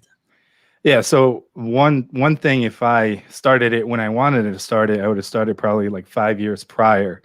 And it started as a solo show, basically, doing some of the similar things that I, talk about in other places. So giving advice, tactical real world examples of kind of success in different digital marketing things. And then I started fostering around the time I started the podcast. So my experience as a foster parent, and then basically in 2019, my grandfather passed away, and a month later, I pivoted to an interview format. I think indirectly talking about stories that people have gone through, grief, loss, experiences like that, how they coped, how they got past it. I think it helped me through my grieving process. And then I kind of just, enjoyed talking to different people, really learning about, is there, I guess, a common formula to success and some of the, the roads that people have took to get there, and kind of ran with it. Obviously, met Pedro and Tanner. We started Real Talk Podcasting, and at this point, enjoy the space. So possibly, working on other projects and collaborations, and have also marketed within the space. So podcasting has led me to opportunities like, doing media buys on shows like TED Talks for clients, launching different shows and pitching shows ideas in terms of the B2B space for lead generation. So basically me starting podcasting, I added that to kind of my arsenal of activities to help clients succeed online as well. I love it. It's added to your arsenal. See, this is why I think he could be a Secret Service agent still. He talks about arsenals. Roman, what have you learned in your experience podcasting that you wish you would have known when you started, that it just would have changed the game for you? Yeah, I think regardless what reason you started for, if it's leisure, if it's, therapeutic, if it's business, to begin with, I think you should treat it like a business regardless. So have a plan, you should start, yes, but have a plan, have an idea in order to baseline everything, define an original process in terms of kind of what are you going to do in terms of asset creation and how you're going to do it. Because if you don't create a baseline and a process to begin with, you can't really adequately pivot or as fast as you think you can. So when you have everything documented in terms of like the flow of your show, why you started, your core values, the show's core values, what structure it'll have, length, things of that nature, and then your creative for social things, are you going to launch with video, stuff like that? Having that all kind of like outline will help you to pivot faster. So if something's not working or you want to try something else, you gain insights from kind of having a process regardless of, what reason you start. And I kind of just jumped into it. Honestly, I didn't even have a microphone. I started recording on my phone, things of that nature. It was very not structured. And as I went along, I started going on other shows, doing interviews on other shows as well, learning from other podcasters in terms of their format, their process, what they do, their intake, and kind of started adapting and trying things. Because just because I do something one way, let's say onboarding guests, doesn't mean it'll work the same way for you. So you have to develop a process that works well for you and is a good fit for what you're trying to do and achieve for your show. That's great. So you mentioned core values. Like that's one of the things, and I know a lot of people struggle to know what their core values are. Do you have any advice for somebody who's like, I don't know, I want to start a show and I want to talk about this stuff that I want to talk about, but I'm not sure what my podcast core values are. How would you find those? Yeah, I mean, they're defined by you as well, like who you are as a person. But the reason you're doing the show, like you may start wanting to do it because, you want to increase your business or your brand, but that leads you to maybe some passion project or advocacy thing or, something in terms of social justice. So just because your core values, originate from you doesn't mean the format or structure and what the show is. You can always rebrand. I think that's one thing people are really stuck on. They create one, in terms of cover art, in terms of logo, in terms of format, in terms of the name of your show. And oftentimes that's like one of the things that people get stuck on starting. But, you do something for a month or two, you can either rebrand it if it makes sense. You can launch something else. So you're not stuck into like, conformity or like this box. You can always operate outside of it. And for me, it was big on what I do personally and what I'm about. And I think that resonates in business, how I treat personal and professional relationships.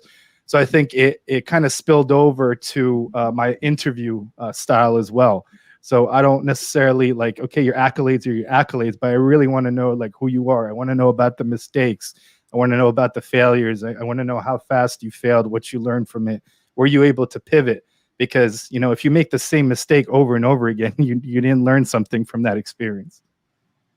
I love that you say that, Roman.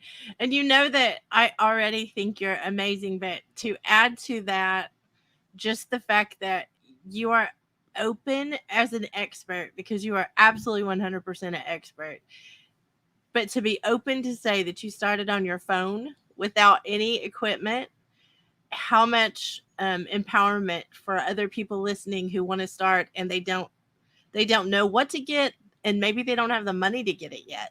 But you didn't let that stop you. You just started doing whatever so that you could get there, and now you're at an expert level. So I admire that part a lot, that you will share that openly.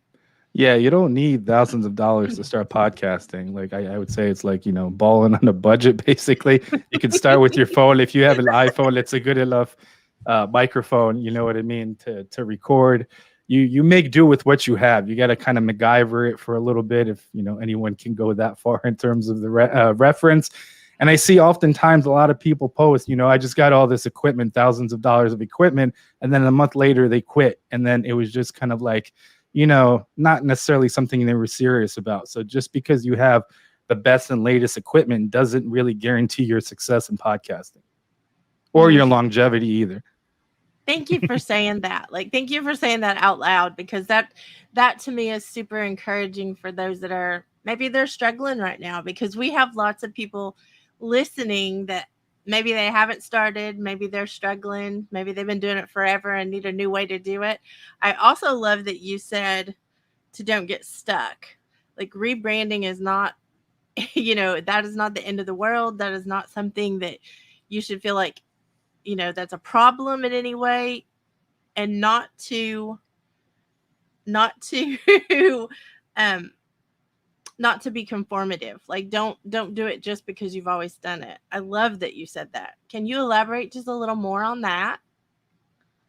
Yeah, I mean, I don't get stuck in anything. I think failing fast and failing early is going to benefit you more so than, going through something and then when things get tough a lot further on, you're not adapted to do so. I think through experience, both personal and professional, like that builds you up, that emotional IQ, that kind of empathy, how to deal with situations and how to deal with others in situations. So situations, maybe you have co-host and then you break up the show because you have a, argument. Maybe if you experienced something before and handled it maybe poorly, you would have learned from it.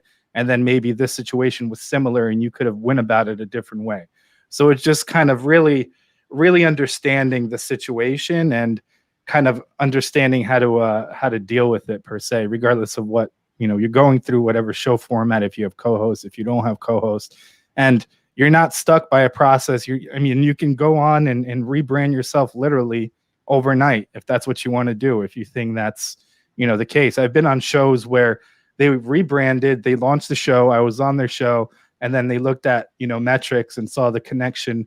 Their previous show resonated more than, the one they rebranded to, and then they rebranded back. So it's one of those things where, like, it's your show, you do what you will, you're the creator, you're the talent. Nobody is going to tell you otherwise, and don't let other people necessarily influence you in that direction unless they have obviously data to back it up. If you're saying this works and somebody comes with you with the numbers proving it doesn't, that's a different story. But if, there's a million opinions about what you should be doing, ultimately it's your show. I love that. We have about 30 seconds, Roman. What is the one thing you want the listeners to know about Roman? I'm humble, and I do things just to kind of help others. I switched over to a kind of a heart-led entrepreneur mindset when I turned 30, and I think that opened up a lot of doors and really added more value in my life, seeing people kind of elevate themselves and being able to pivot from the information and kind of the guidance that I gave in what I'm, an expert in, and learn from situations, in my personal life, how I'm able to a little bit juggle, personal and professional as best I can. So whatever you want to do, do it. Don't be dissuaded from doing something because you have kind of second thoughts. I love that, Roman. Thank you for honoring us today to be with us. We appreciate you so much. I appreciate you guys. Thank you. Thank you. Bye-bye. Bye. Oh, I loved what was said there. I loved that basically, if Roman wants to do something and he's going to go after it, you better get out of the way. Like, he's coming one way or another. I love that a lot. Right. And that's something I think we could all strive to be like. When you make up your mind, just go do it. So we want to be Roman when we grow up. Yes, we do.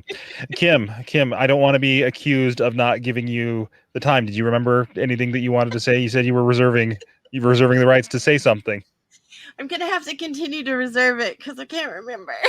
All right. Sorry, I'll check in Branden. with you again. Sorry. You are just fine. Just as a reminder for everybody out there, you can listen to this or watch this on any of the platforms that you want. There's links on YouTube, Facebook, and it's streaming on Clubhouse. We have a live stream embedded over at shareyourpod.com as well, where you can also register to get all sorts of free things, including the speaker directory. And there's an upgrade. Kim will get mad at me if I forget to remind people. There's an upgrade. That upgrade expires tonight. Won't be available after tonight for those bonuses to go to the VIP level and to even come to the after party and hang out with us all on Zoom. So, all right, I think with that we are ready to introduce our next guest. Unless Kim wants to interrupt me, I told you I reserve the right there. So. I Our think next- we're good. All right. So our next guest is Angel Lavecchio. She is the host of The Curious Idealist, which is a space to clarify complexities so that we realize the power we have to create the kind of world that we actually want to live in. And she can't do it alone, so hop into the rabbit hole with her and explore how to bring the ideal to life. Angel is also known as the Chuck Norris of positivity. So Chuck Norris, there's no stopping him. So there's no stopping Angel's positivity. Her brother calls her that. So at least one person calls her that. Angel is an unshakable optimist who clarifies complexities so that we realize the power that we have to create the kind of world we actually want to live in. So Angel, thank you for coming up to the stage. Hello. Can you all hear me? Yes, sounds great. Excellent. I heard that there was this event happening. What was it? Share your pod? Was that it? Maybe it's either that or Superman Celebration, one of the two. Did I come to the wrong place? I was looking for Superman. No, Well, you'll just have to deal with us. Branden is Superman at this point, Angel. I think you agree. Oh my gosh, you two are insane. How many hours are we in today? I've been on here Only an hour 45. I've been on here for like 3 seconds and I already got to pee. You are so funny. And I have to say that your brother's not the only one that thinks you're the Chuck Norris of positivity. I agree. Well, thank you. So, Angel, let me ask you the first question. Why did you start your podcast? Oh, why not? I think is a better question. No, I mean, so many reasons. I think I'll take you back to young Angel, the little girl who talked too much. My mom called me a social butterfly. My teachers called me shush. And I've always enjoyed talking and communicating and just being with people. And sometimes that's gotten me into trouble. And so fast forward a few years and I hear Kevin Smith just talking and hanging out with his friends, talking about stuff he was interested in. I was like, I do that all the time. You mean I can hit record and this is like a thing people are interested in? And so that I think was the first spark of curiosity for me into the podcasting world. Fast forward a little more and some overwhelm with all of the technical jargon involved with RSS feeds. Won't go too far down that rabbit hole right now.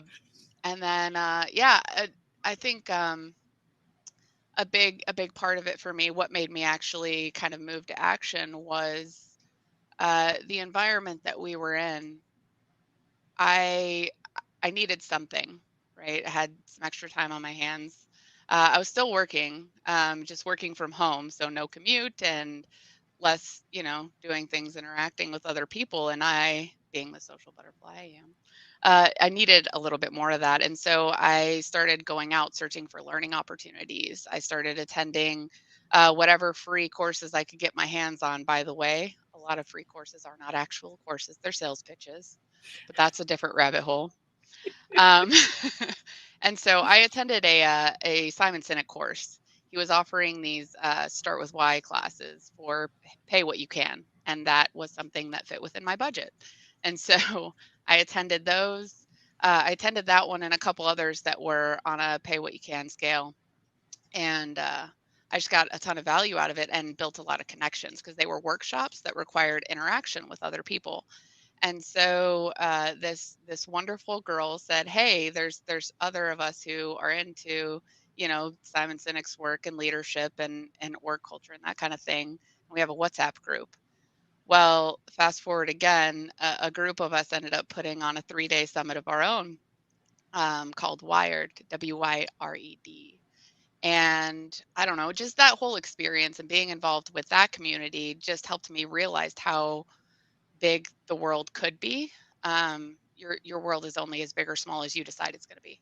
And so I decided that I wanted it to be bigger. And so I just started interacting with other communities. And I mean, podcasting is something I always had an interest in, but I hadn't gone down the rabbit hole of research to figure out how to do it and what tools there are. Enter Anchor, the tool for podcasters who don't know anything about RSS feeds. And so that's kind of how I got there, technically speaking. A trigger that really made me take the leap was kind of an environment that I was in a professional business environment. You don't always get to be creative as much as you'd like. You don't always get to add your ideas to the table because you don't always have a seat at that table. And so there were some situations where I felt like I didn't have a voice. I couldn't speak up, and when I tried, it wasn't heard. And it's like, well, I'll go somewhere where people want to hear what I have to say. Let's try this and see who wants to listen. And so that just kind of set off a chain of events that led to the Curious Idealist. That is great. That's a great chain of events. So now that you've set off that chain of events that led to that, I'm sure there's a whole nother chain of events that have led to where you're at today. What have you learned along there that you wished you would have known when you started? How much time do we have? Where's Carrie? Gosh. I don't. I think if I could have snapped my fingers and magically already had the information, that would have been awesome. Information on audio editing, knowing that was a thing. And I mean, I'm still learning. I'm a baby podcaster compared to a lot of the people that have been on the stage. And so I think the things that may have increase maybe elevated the speed of my progress might have been an introduction to Descript a little bit earlier, because that's an amazing tool that just keeps getting better as they keep adding enhancements. And so I think that was a big thing that I wish I had known about when I first started getting into all this stuff. And learning a little bit more about microphones would have been cool. I mean, honestly, I think all of that stuff is really great, and I've learned so much. I have to constantly remind myself that content is king, because I can have the best tools, I can have the best microphone, I can have the best platform, and I can have the best visuals. But honestly, if I don't have anything of value to say, then what the hell am I doing? Oh, sorry, Kim. Where's our picture that shows I got rid of that. I think it will turn me into Sid at this point. So funny. So that's my biggest takeaway, and what I continue to remind myself of. Content is king. Make sure that anything that I'm putting out there is of value. Yeah, value is definitely really important. Like, because if people don't find it valuable, they're not going to stick around. But I want to go back to something that you said. You said, you wished that with like the information gathering, if it just could have like beamed into your brain or something like that, that would have been a great thing for you to have. But do you think that because you've talked about taking courses and things like that, do you think you've learned more hands-on or sitting there in those courses and reading books and websites and YouTube and all those things that you did? Well, I don't know if you know this about me, but I have a thing about rabbit holes. I tend to go into rabbit holes. Honestly, I think the answer to that is yes. You learn so much from listening and going down that rabbit hole of research, following the path that sparks your curiosity. And I think there's a ton of value in that. But that value doesn't really show up until you put it into action. And so I think I've learned incredible lessons from both, from doing the research and soaking in as much information as possible, not just focusing in on one resource of information. Because when you do that, when you go to multiple sources of information from different communities or from different areas, like you want to learn about audio, don't just search podcasts, search audio engineering, and kind of going down those different rabbit holes, you can find the common themes, and you can pick out the things that are going to be of the most value starting out, because you're not going to be able to do everything at once. So what do you do then when you are getting information from multiple different communities or experts or tools and they're contradictory? How do you go about filtering which one you're going to follow at that point? That's a great question. And so I think there's some test and learn involved. That's what I do. I also may go to like a third source or a fourth source or a fifth source. I don't usually stop at two, because I have an insatiable curiosity, especially when I'm like super interested in something. And so I think it's looking at those, maybe hearing them out, hearing out their points for what they think for what their version of good looks like, and then finding out what fits with you. Because honestly, you may find 5 different options that are contradictory, and only one of those is going to work for you. And it's you never know which one until you start trying them out. If you're confused,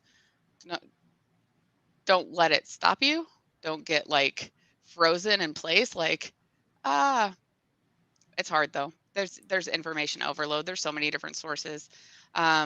I will say that if somebody starts out by telling you they're an expert, that's probably one that you could just shut off and move on. Oh, there are sometimes, and you can feel it. It's like, because you can have somebody be like, "Hey, these are my credentials," and you're like, "Okay, that's pretty cool." But if you have somebody come in and say, "These are my credentials," it's like same words, different feeling. So yeah, I think you're exactly right there, Angel. I like that a lot. Yeah, well, and I mean, there's value in credentials, and I understand that. I personally believe in starting with your message, or what you're passionate about, what you care about, and letting the credentials be a site on your website or some resource where people can go and look and see, is this person legit? Because I don't care about your credentials. That's not the information that I'm seeking. I'm not trying to learn about the educational path you got to get to where you're at. I'm listening to you to hear about what you're doing that's working, and actions that I can do to get better at whatever the thing is. So we have about 30 seconds, Angel. What one thing would you say would qualify someone as an expert? Listen to how other people talk about them. Not the people that they pay to talk about them, but listen to how other people speak about them. And I'll give you an example of that. I've heard Tanner's name mentioned about 87 times throughout the course of this event. And that's for good reason, because that's somebody who is an expert in audio engineering and a great teacher. And so listening to how people speak about another person, that's another thing that I do, is when I'm listening, when I'm learning and paying attention to these different speakers or courses, I'm listening to the resources that they cite. So I see somebody doing something well, I don't want to just learn from them. I want to figure out who they learned from and go to that source. And so that's just another example. Well, good news, Angel. I have no credentials and I'm not an expert, so that's why we get along so well. Me either. She just doesn't share them. And this is that exactly that thing. We all speak of Kim very highly. So, according to Angel's rubric, Kim, you're an expert. Sorry. Thank you, Angel, for being on, and thank you for like honoring us today with being a part of it. You've been a big part, and I appreciate you. Thank you for having me. This has been a blast. Thank you. We will see you all through the rest of this and tonight at the after party. Thanks for everything you've been doing for this. It's been great to look at those comments and see all those links and everything. Thank you. Yes, thank you, thank you. Bye-bye. All right. So speaking of the comments, apparently when I said that I would turn into Sid, he thought that wasn't so bad. So here we go. I am now Sid. All right, Sid. I hope you're happy. I did it. You can now be like, I was one of the hosts of Share Your Pod Summit because look, there I am. I'm sorry, but he is such a hot mess that is extremely funny. I you know what? I want to be like Sid when I grow up. He's got that. So he's got it more figured out than I do. I'll just say that. He's definitely one of the cool kids, huh? Sure is. All right. Speaking of cool kids, our next speaker is Billy Groom. The podcast is Dog Training Disrupted, Upward Dogology. So the podcast is the podcast that retrains your brain. The creator and host, Billy Groom, takes us into the world of canine cognitive behavioral therapy. In typical Billy style, she says it like it is, and she shares with her 3-decade-long unconventional learning journey that led to the creation of Upward Dogology, which is a scientifically proven method grounded in cognitive behavioral therapy. Billy is an animal advocate. She's dedicated to keeping dogs out of shelters and off the euthanasia table. And in the early 90s, began rescuing dogs over the age of 6 months and owned one of the first and most successful pet care businesses in Toronto, Canada. So after that, she started focusing on learning hands-on application, how to work with the dogs, and was awarded by the Toronto Humane Society and recognized by the Stony Creek Animal Control. Over the years, she's helped rescue organizations. She's helped rescue organizations worldwide. So Billy is the ultimate dog cognitive behavioral therapy person. I'm excited to talk to you, to know all of the things that you've done over the years with this. Billy, welcome up to the stage. Hello. Thanks so much for having me here. Can you hear me okay? We Perfectly. can. Yay. And Billy, I think we should make Branden say that like 3 times really fast. I think that was really funny. Cognitive behavior. You don't have to spell it or say it to do it. That's CBT. It's easier. Yes, CBT. There we go. Not to be confused with Acronyms. CBD. That's right. That's right. We like acronyms as long as they're the right one. Thank you so much, Billy, for being with us today. You know how much I appreciate what all you do in this world for puppies and humans alike. So I appreciate you joining us Well, today. thank you. Thanks so much. I'm so glad to be here. This is a great event. Super happy. Yeah, it's been awesome. Yesterday was fantastic. Oh, thank you. Thank you. Well, let's get this party started by asking you, why did you start your podcast? It was an influencer instigated by 2 groups of people. And one were people that were wanting to help their dogs, wanting to learn more. They were frustrated. They're my clients. They saw success. They just really instigated me to get it out there. And the second group of people are the naysayers and the ones with the closed minds and the ones that, ultimately they want to help dogs, but they're just maybe influenced by the status quo, and they're very closed-minded. So between the 2 of them, my goal was the same, and that was to provide information and education. So it's not a dog training podcast. It's not a step-by-step manual.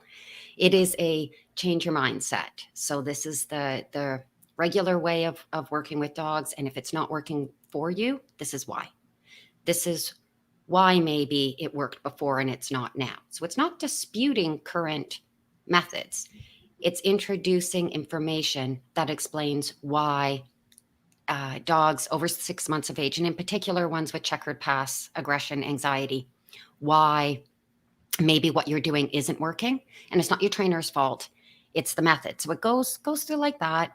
So it's education, which is what I spend a ton of time with my clients doing, just changing that mindset, getting them out of the umbrella that they're under and moving them over to cognitive behavioral therapy. And that is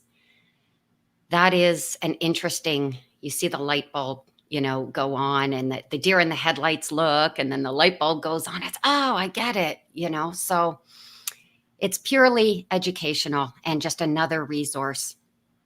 Podcast is their, it represents freedom of speech, and it's a resource to learn. It's a resource to educate. It's fantastic. That's great. So in this journey that you've had, what is it that you know now that you wish you would have known when you started?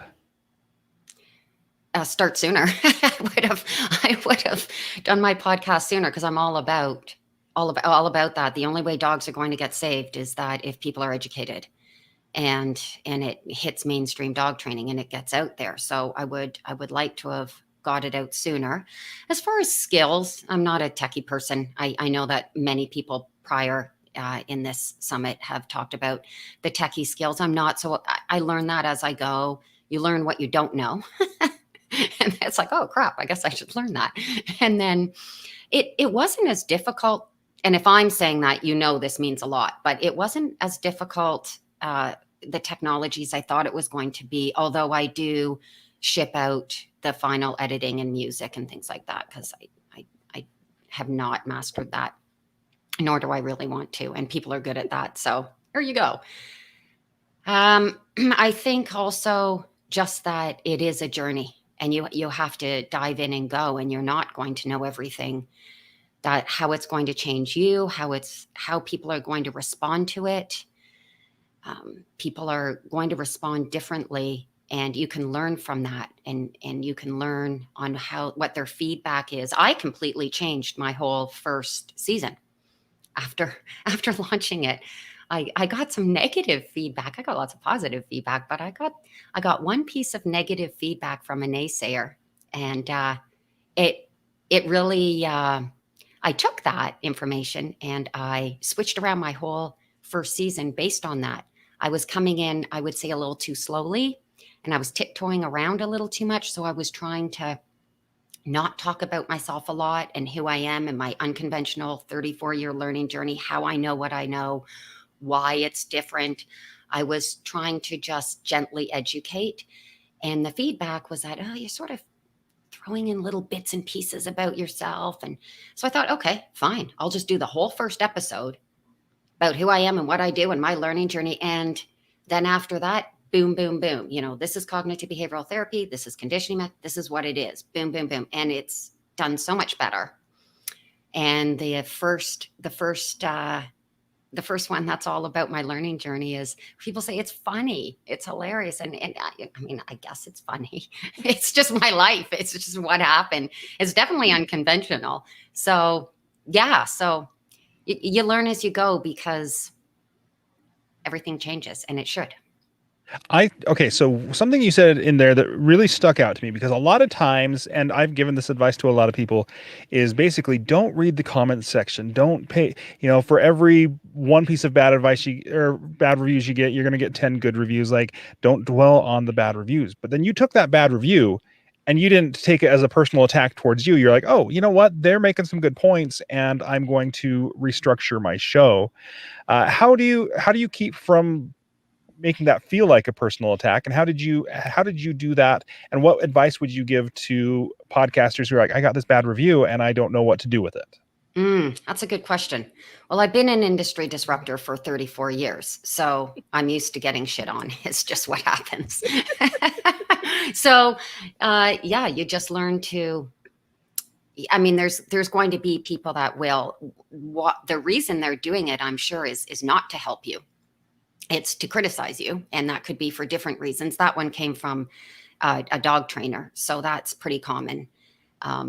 So it depends on who it's coming from. But you can also say to yourself, is this the way other people view it? Is this the way other people are hearing it? And if you feel that it might be, then I would think about whether you want to clarify that or change it or adjust it. If you feel it's just coming from a bad place and doesn't offer you anything, then the fact that you are getting that and the fact that people are responding and they are doing that is not necessarily bad. It means you're making an impact. It means you're making change. You're making an impact. You're getting out there, and that's important. So I think you just have to know your industry and know your profession or your skill set, and be comfortable with it, and learn to take it to better everybody. I love That's that. great. You're not just bettering, like, I do think that you're bettering, obviously, humans and the way we understand things. But I love the fact that you are making such an impact for puppies. As you already know, I'm completely puppy crazy. And I think it's amazing because we don't think too much about the ones that are having issues or, you know, the past, like you're talking about, that they have checkered pasts. Can you explain just a little bit the impact that you have had on that industry, like in maybe a minute or so? Can you just explain what you have done? And please don't be humble about it, because I'm asking you. Thank you. It became my passion 34 years ago to figure out why people struggled with adolescent dogs and dogs with checkered past and aggression and anxiety. And still today, sadly, it really is still, there's a high euthanasia rate. And I didn't study dog training. I didn't intend to become a dog trainer. I just took in lots of dogs and learned how to work with them, and then learned later that that was cognitive behavioral therapy that I'm doing. And for myself, I had the same experience when I was young. It's not that people are necessarily mean or bad, but they find that very challenging to integrate those with checkered past into our lives. And so what I did was I created an actual formula. It's an actual formula that is grounded in cognitive behavioral therapy, and it allows anyone and everyone to bring in these dogs or work with a dog that they've had from puppy that they're struggling with and thinking that all they can do is surrender or euthanize. And then every day I have hundreds of clients a year for decades, and those include veterinarians, and my clients include animal experts and specialists and people who specialize in cognitive behavioral therapy in their profession. So they're very dog educated. And it's just, it was not intended at all. I did not intend to be a behaviorist, but that's what happens when you create something and people pay you for it. Then amazingly enough, that's what you do. I love that. And I think we only have about 1 minute left, Billy. So could you tell us in 1 minute what it is that you would want the world to know about you or what you do, or like just give them some Billy. I love me some Billy. Wow, that's tough. I never talk about me. I love you, Kim. And wow, am I keeping up my 1 minute here? So I'm really passionate about what I do, and I'm an advocate. I'm strong about it. And anyone who's out there that wants to learn or wants to help or has the ability to get what I do into mainstream dog training or out there, I would love to make those connections. I'd love to collaborate. I love everybody that does, really good things and are passionate about what they do. And congratulations to all of you, to everybody who does that and using a podcast to help you do that. Passion is very, very good. You're so amazing, Billy. Thank you for being with us. I didn't do that very well. I skirted the issue. You did, but I will catch up with you. You know how I am. Yeah. Yes. Thank you. And I Billy. appreciate it. I appreciate it so much. Thanks, guys.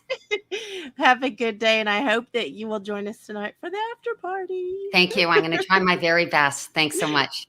You're welcome. Thank Bye-bye. I absolutely loved that. So she laughed, saying that she didn't do a good job. I 100% can feel the passion and the mission that she's on, and I think it's a great example to podcasters about how having a mission and having that passion can really help you in your endeavors. So, Well, Kim, what she didn't say, Brandon, was she's literally saved millions of puppies' lives, like millions of dogs that would have been put down. She's literally saved them from teaching humans what to do with them. And so I wanted her to be able to say that, but I am going to say that for her because she can't give me a rebuttal at this point. now she's off the stage. There's no way she can argue. So, but she has done that, and she's so humble about it. But she is definitely an industry disruptor. And I think sometimes when you're podcasting, that's another thing. She talked about the haters and she talked about that, but another thing we podcasters do is we do have that freedom of speech that she said. We do have that, we do have that ability to impact so much more than we realize. So I'll get off my soapbox, Brandon, but I can't help it. That makes me very passionate, like to hear somebody doing such a great job. it's amazing. It really is. So, our next guest that we have coming up to the stage is Crystal Fox, and she hosts Crystal Ball, Clarity of It All. Or is that I think that's two podcasts. No, it's one. She's got a comma in there which throws my brain.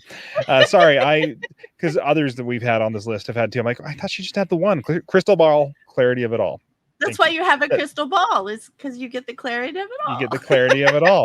This is why I have a Kim White, so that I can have the clarity of it all. So, but we're going to bring on Crystal Fox to give us that clarity.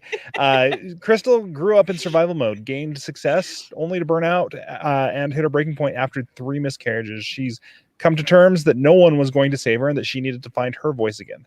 Crystal decided to start Crystal Ball, Clarity of It All, one podcast, as a way to find her voice by sharing her mental health journey, and welcomes authors, therapists, coaches, and other mental health advocates to share on just how they persevered through the fog into clarity. Crystal is the co-founder of Everything Women, entrepreneur, speaker, and mental health advocate. She's making it her mission to break the stigma around mental health and creating spaces not only to share her story and also welcomes authors, therapists, coaches, and other mental health advocates to share their overcoming stories. She believes in getting crystal clear in your purpose through putting yourself first. That's some branding right there, Crystal. Crystal clear. Crystal Ball, Clarity of It All. Thanks for being up here, and thanks for putting up with me and my my brain sometimes. Oh, you act like you've been doing this for a few days or something. I don't know. Right? Crystal, you know me. You know this is not just because I've been doing this for a few days. This is just who I am. Hey, and that's okay. That's perfectly okay. And there was a comma. There was a comma. I love it.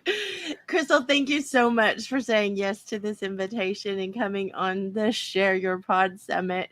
You have made me so excited. I could not wait for your slot to come because you've been so excited about it with me. We both know this is Christmas day 2.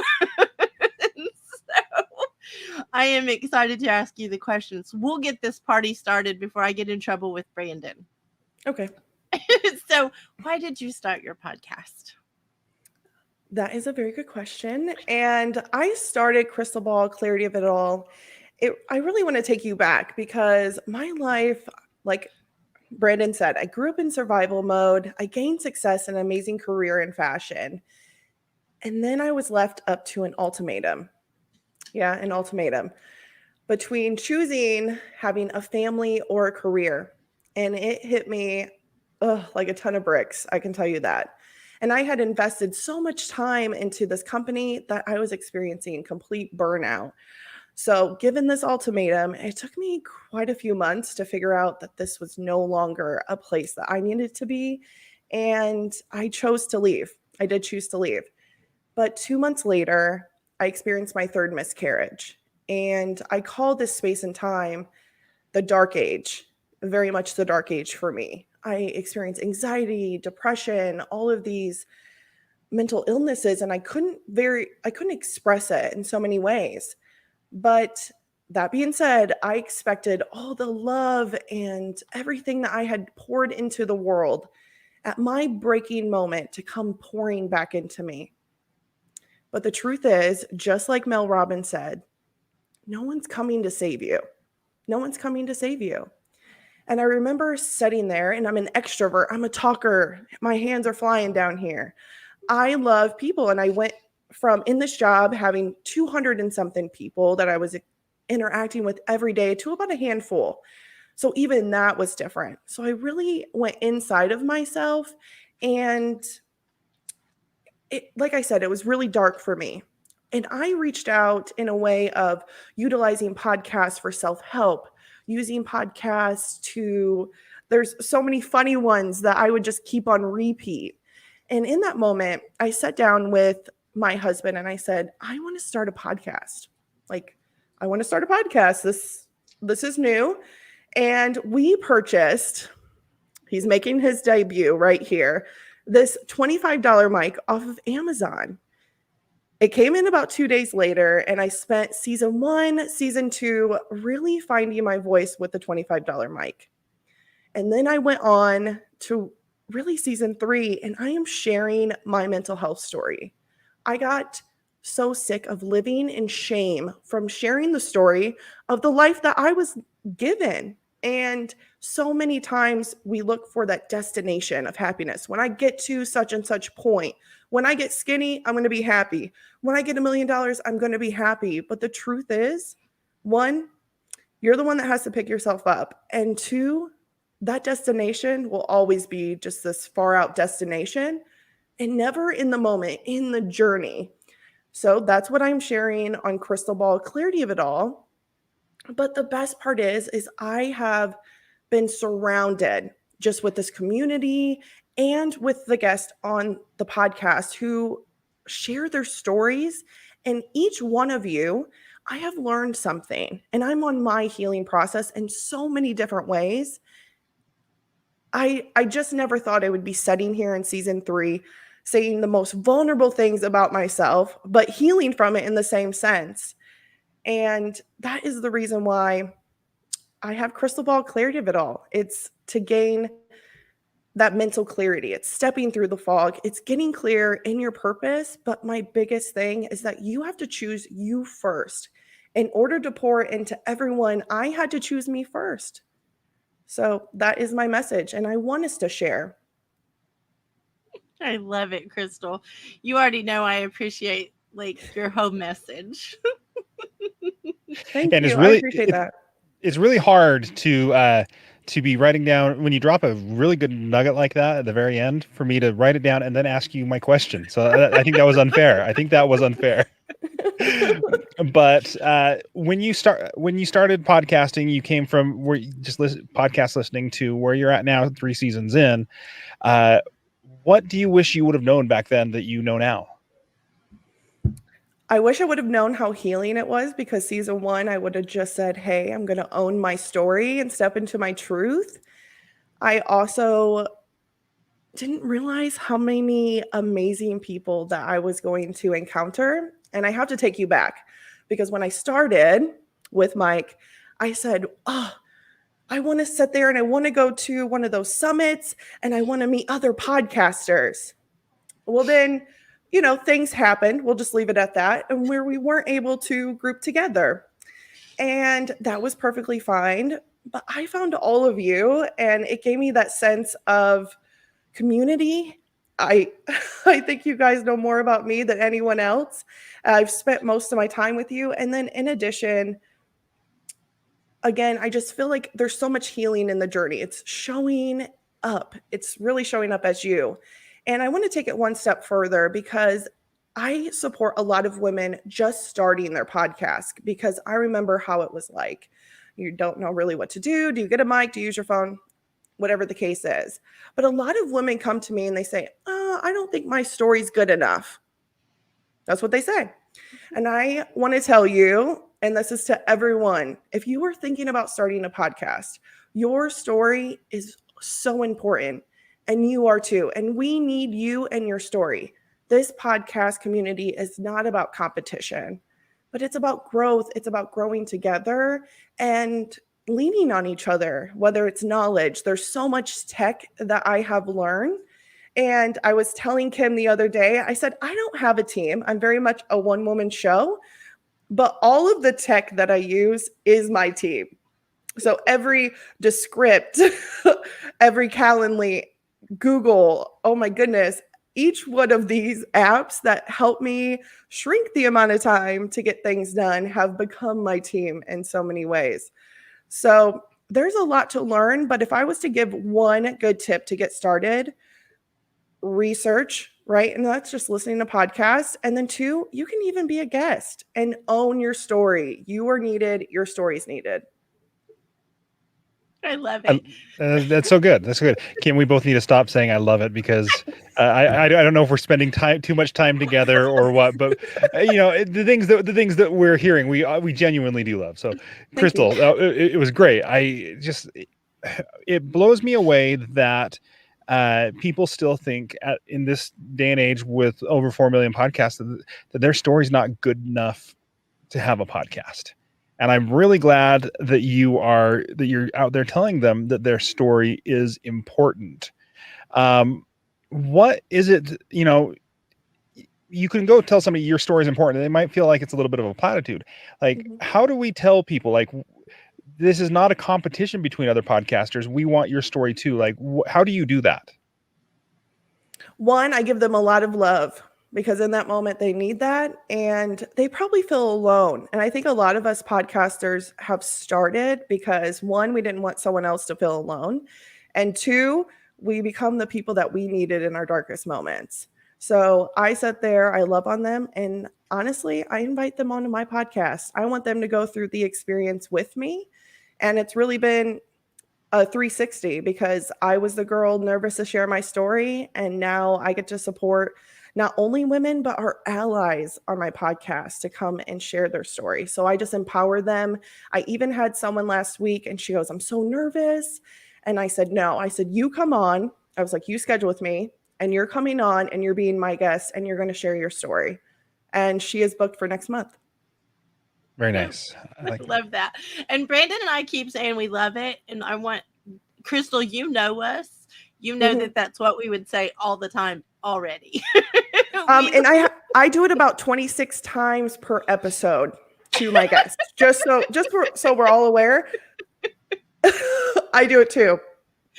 I don't know what else to say except, how we feel. And that's how we feel is we love that you are impacting lives with your message. You've dropped a lot of things during your session, and anyone that's listening is going to know from your example, like how to find your voice. And I think that when you say that, we have like 1 minute left. So can you tell me in like 1 minute what it means to you to have found your voice through podcasting? I'm going to try not to get teary-eyed on you, No, but I can, no teary eyes. Okay. I got a little bit, but what it means to me is I feel like I'm stepping into my truth, and to sit here honestly is a dream come true to be on the summit, because I was just the girl dreaming without a voice that I could attend one, let alone speak at one. So I say, stand in your story. I'm standing in my truth and I'm a better human being for it. And I've learned so many different mental health tools to help me experience just life in general. Well, you know how I feel about you, Crystal Fox. You know that I appreciate you so much, and I appreciate the things that you do to help people go from that foggy place to clarity. I think that's one of the sexiest analogies. I do like it a lot. Thank you very much. I just want to thank all of you for all the work that you've done and just supporting me too throughout my entire process. You are worth it. If you didn't already have that written on your bathroom mirror, go write it on there. You are worth it. Thank you so much. Thank you, Crystal. And I'm hoping we will see you at the after party. I'm already ready. I have the champagne. I am ready. Yep, I'm ready. Did you you did notice that I saw that this morning. Thank you. So I will be. These crystal curls will make an appearance, and I even wore a red lip for you because I thought it was sexy. Oh, it is definitely sexy. Thank you so much. I'll see you tonight. I'll be there too. I'll curl my hair or something. Bring the baby, Branden. Yeah, you can get an invitation with the baby. All right, he's my invitation everywhere. We're good with that. Thank you, Branden. Thank you, Branden. Thank you, Branden. I'll see you now. Crystal's now the new host. Crystal, you just got moved from speaker to host. Oh, wow. Okay. So the next speaker is. Thank you, Crystal. Thank you. Bye, everyone. I think at this point we're getting so silly. Oh, you know, it happens. It's we're over 10 hours of interviews at this point. It happens. So it's Christmas Day. It's Christmas Day. We're getting Christmas Day too, right? Like we get to talk to our community. We get to talk to these people and hear everybody's just wonderful knowledge that they've got. There's one thing about when we're all in a group and we're all talking and we all go back and forth. I don't know what happens. Maybe there's some kind of social pecking order that we feel that we fall into, but everybody who has contributed in these 2 days just is like, this is gold nugget information, gold boulder information. Just like we have had so many good things said here in these past few days. So many good things. And I want to also say again that all of this is going to be included in the book that will come out later this year, because all of these things are so important. Just finding your voice, just that one message is so important if you're thinking about podcasting. So I love it. And I just want to make sure everybody knows that it is coming. Like all of this goodness will be coming, and we're still having more speakers create more chapters right now. So yeah, this book is basically never ending. I'm just going to say. Exactly. All right. Well, so then our next chapter in our book, I guess, is how we can say this is our next guest, Sabrina Perezzo. She hosts the Real Positive Girl podcast. And, Sabrina was one of the first people that I met over in any social audio app. And, she says about her podcast, so many people don't know where to start with getting back on the road to becoming their best selves and improving their mental health. This is where the Real Positive Girl podcast is helpful. The Real Positive Girl podcast is a weekly show dedicated to providing topics based in encouragement, inspiration, how-to mental health tips, and chatting about everyday struggles that many of us go through. It's time to make an acceptable positive make it an acceptable positive experience to talk about mental health and daily life struggles without the stigma or need for secrecy. Not just let's make it acceptable to not be able to use your mouth when you're hosting a podcast summit. But Sabrina, her bio says that she's going to be your newest friend, and I will tell you, Sabrina makes friends at the drop of a hat. She's just so nice, so good, and is really knowledgeable on what she talks about. Sabrina, welcome up to the stage. Thank you so much. I'm really excited to be here. I'm so excited you're here too. You are so sweet, and I just adore you. And I am so happy you said yes to the invitation. I was super shocked. I was like, oh wow. Yay, I'm super stoked. Well, let's get right into this party. Yay. Why did you start your podcast?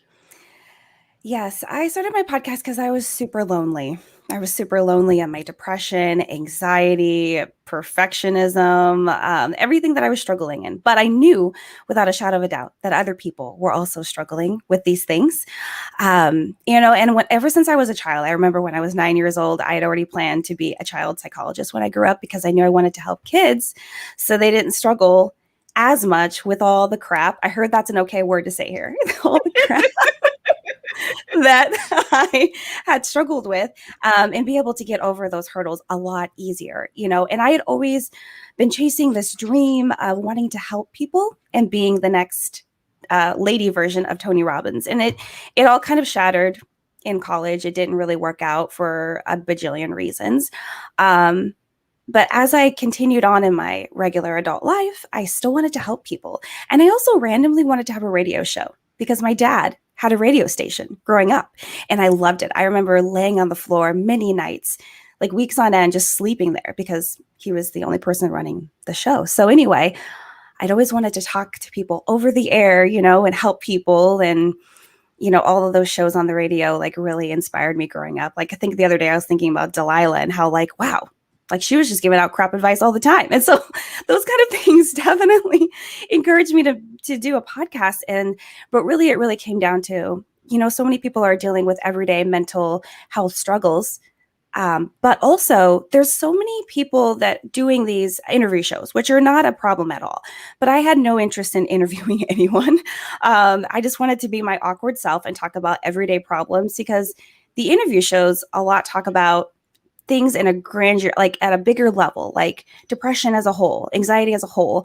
And I really want to talk about like, oh, you feel like you're alone, or you feel like you don't know how to handle your emotional baggage, or do you feel like you're taking on too much, or do you feel like, you know, you don't know how to communicate assertively versus aggressively? Like I really wanted to like niche down those conversations and help people in a quick 20-minute me talking to no one in a room, and hope that helped people. And it turns out it does.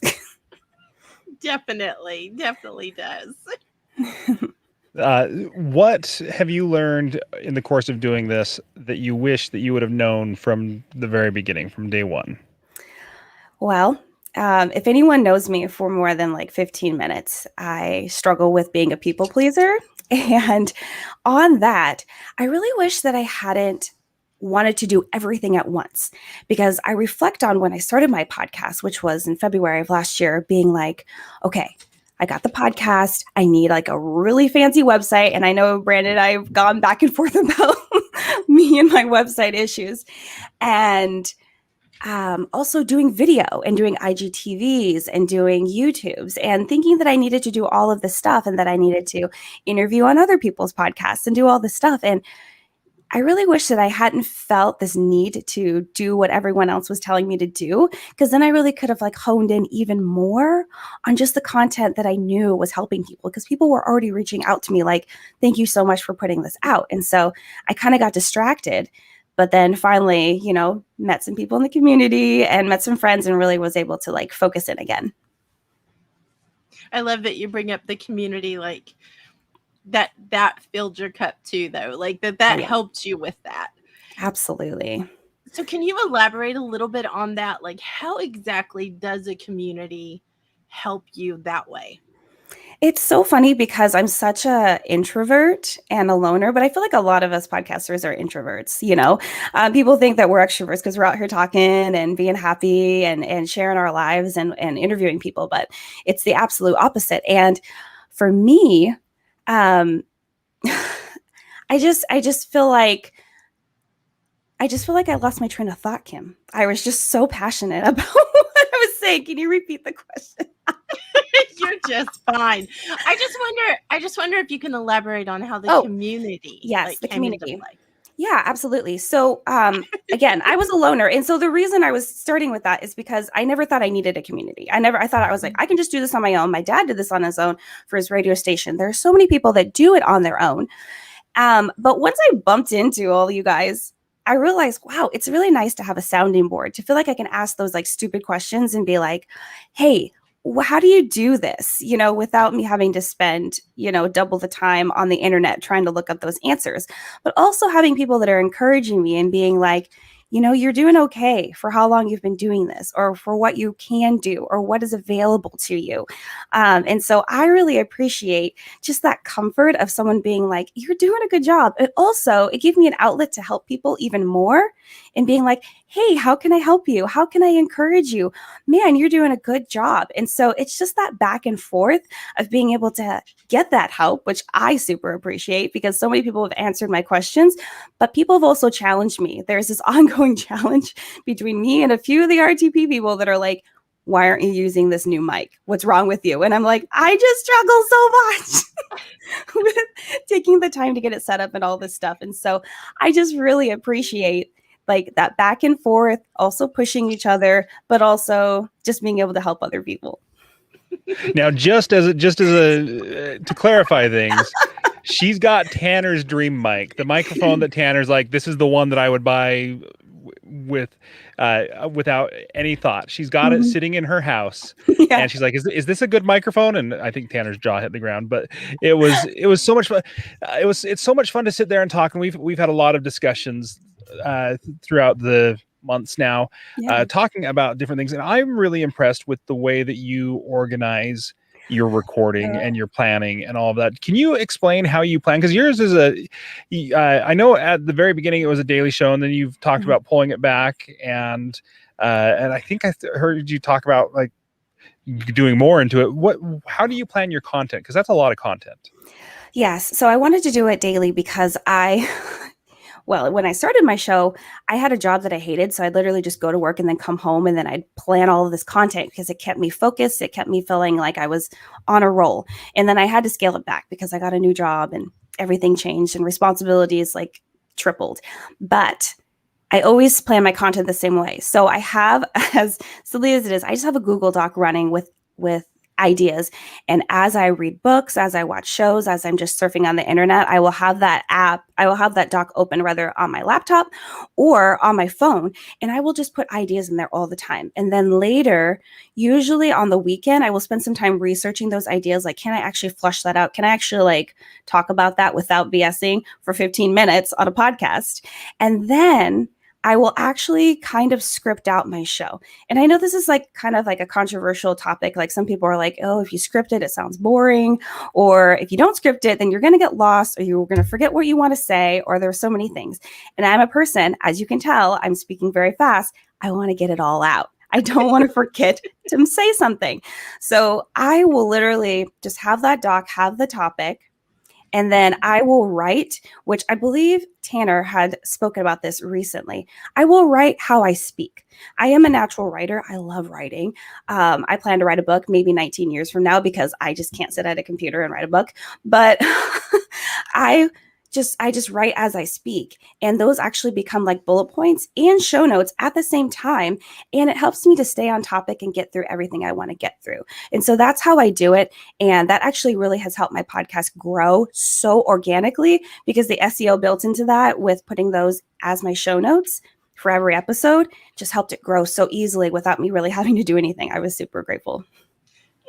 I love that. I love that you grew organically by doing you. Yeah. Like, yeah, I don't even really edit my show. I edit sometimes if I do have to stop, I will write a note as like the timestamp, but I don't even really edit it because it's supposed to be a very like natural conversation. Like you just called up your friend and you don't know how to get through this thing, and they're trying to like give you advice that you wanted. I love it. So I also love the fact that you push back. Yes. What do you think that has done for you in podcasting? Because I do think it has a good effect on you. But what do you think that has done for you in podcasting? So do you mean like other people, like pushing back on what other people are telling me to do? Okay, so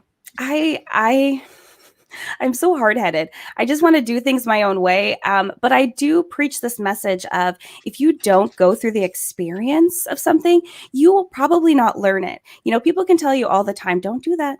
You got to do it this way. If you don't do it this way, this is going to happen. And sometimes I'm like, I want to make that mistake because that piece of knowledge and learning will really stick in my brain a lot stronger. And so I don't find myself doing that a lot. But I do like to push back because it's like, you know, I will learn my lesson eventually. But it also, I feel like going on that journey, I learn a lot more in addition to just taking the easy way out or taking the way that someone else has said, you should just do it that way. I don't know. I think I like to get into trouble too. So I don't know. I love that. I feel like I'm a troublemaker a little bit. Brandon's just like done. He's just quiet. But Brandon, like I feel like we have these conversations all the time where I'm just like, no.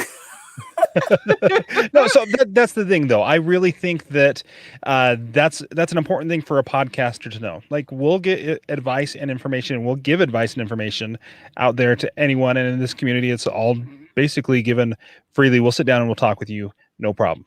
Right. but you have to know who you are and what you want. Yeah. And if you don't, then it's not, that information is going to do you no good. If you just do what I tell you to do, then you're not hosting the Real Positive Girl podcast anymore. You're hosting Fandom, because that's the show that I do, right? So Right. do you have any, aside from us giving you a hard time about the microphone, and at this point it's just a hard time, is there, just in this last 30 seconds, is there anything that you feel like you want to share that makes you you? I feel like I try to live my life fully on vulnerability and just being super authentic to who I am, even if that's a hot mess. Today I was storying and I was like, look guys, I'm dressed for this interview from the waist up and I'm still wearing puppy dog pajama pants. Or I am dealing with, extreme anxiety, and sometimes I just cry in the bathroom in the middle of my workday. But that's okay, because there's ups and downs. We can feel super high in the morning, in the middle of the day, feel like everything is breaking apart. But in the evening, it can still all come together. You could still sit on the couch and watch Olympics and eat some ice cream and feel the best. So I just really want people to embrace like the highs and lows of the day, not let those lows like dominate the whole day, and just really be yourself. And it's okay. It's okay to be a hot mess. I think that's what I'm preaching. It's okay to be a hot mess. I feel better about myself. Yeah, even in podcasting, it's okay if you don't want to use the really expensive mic that you have. It's okay. I must say, Sabrina, that is why I love you so much, is you are like me. We are hot messes. That is good. It's okay. Thank you so much for saying yes and coming on and like honoring us today. Thank you. I appreciate the invite. Again, you guys are amazing. I've been really enjoying watching everyone else's too. Oh, thank you. It's been fun getting to see everybody's faces and hear their stories. So thank you. And I hope to see you at the after party. Yes, my whole family's leaving the house later, so I'll be there. So Nice. I'll need friends. I love it. Love it. Thank you, Sabrina. Thank you. Bye-bye. Bye.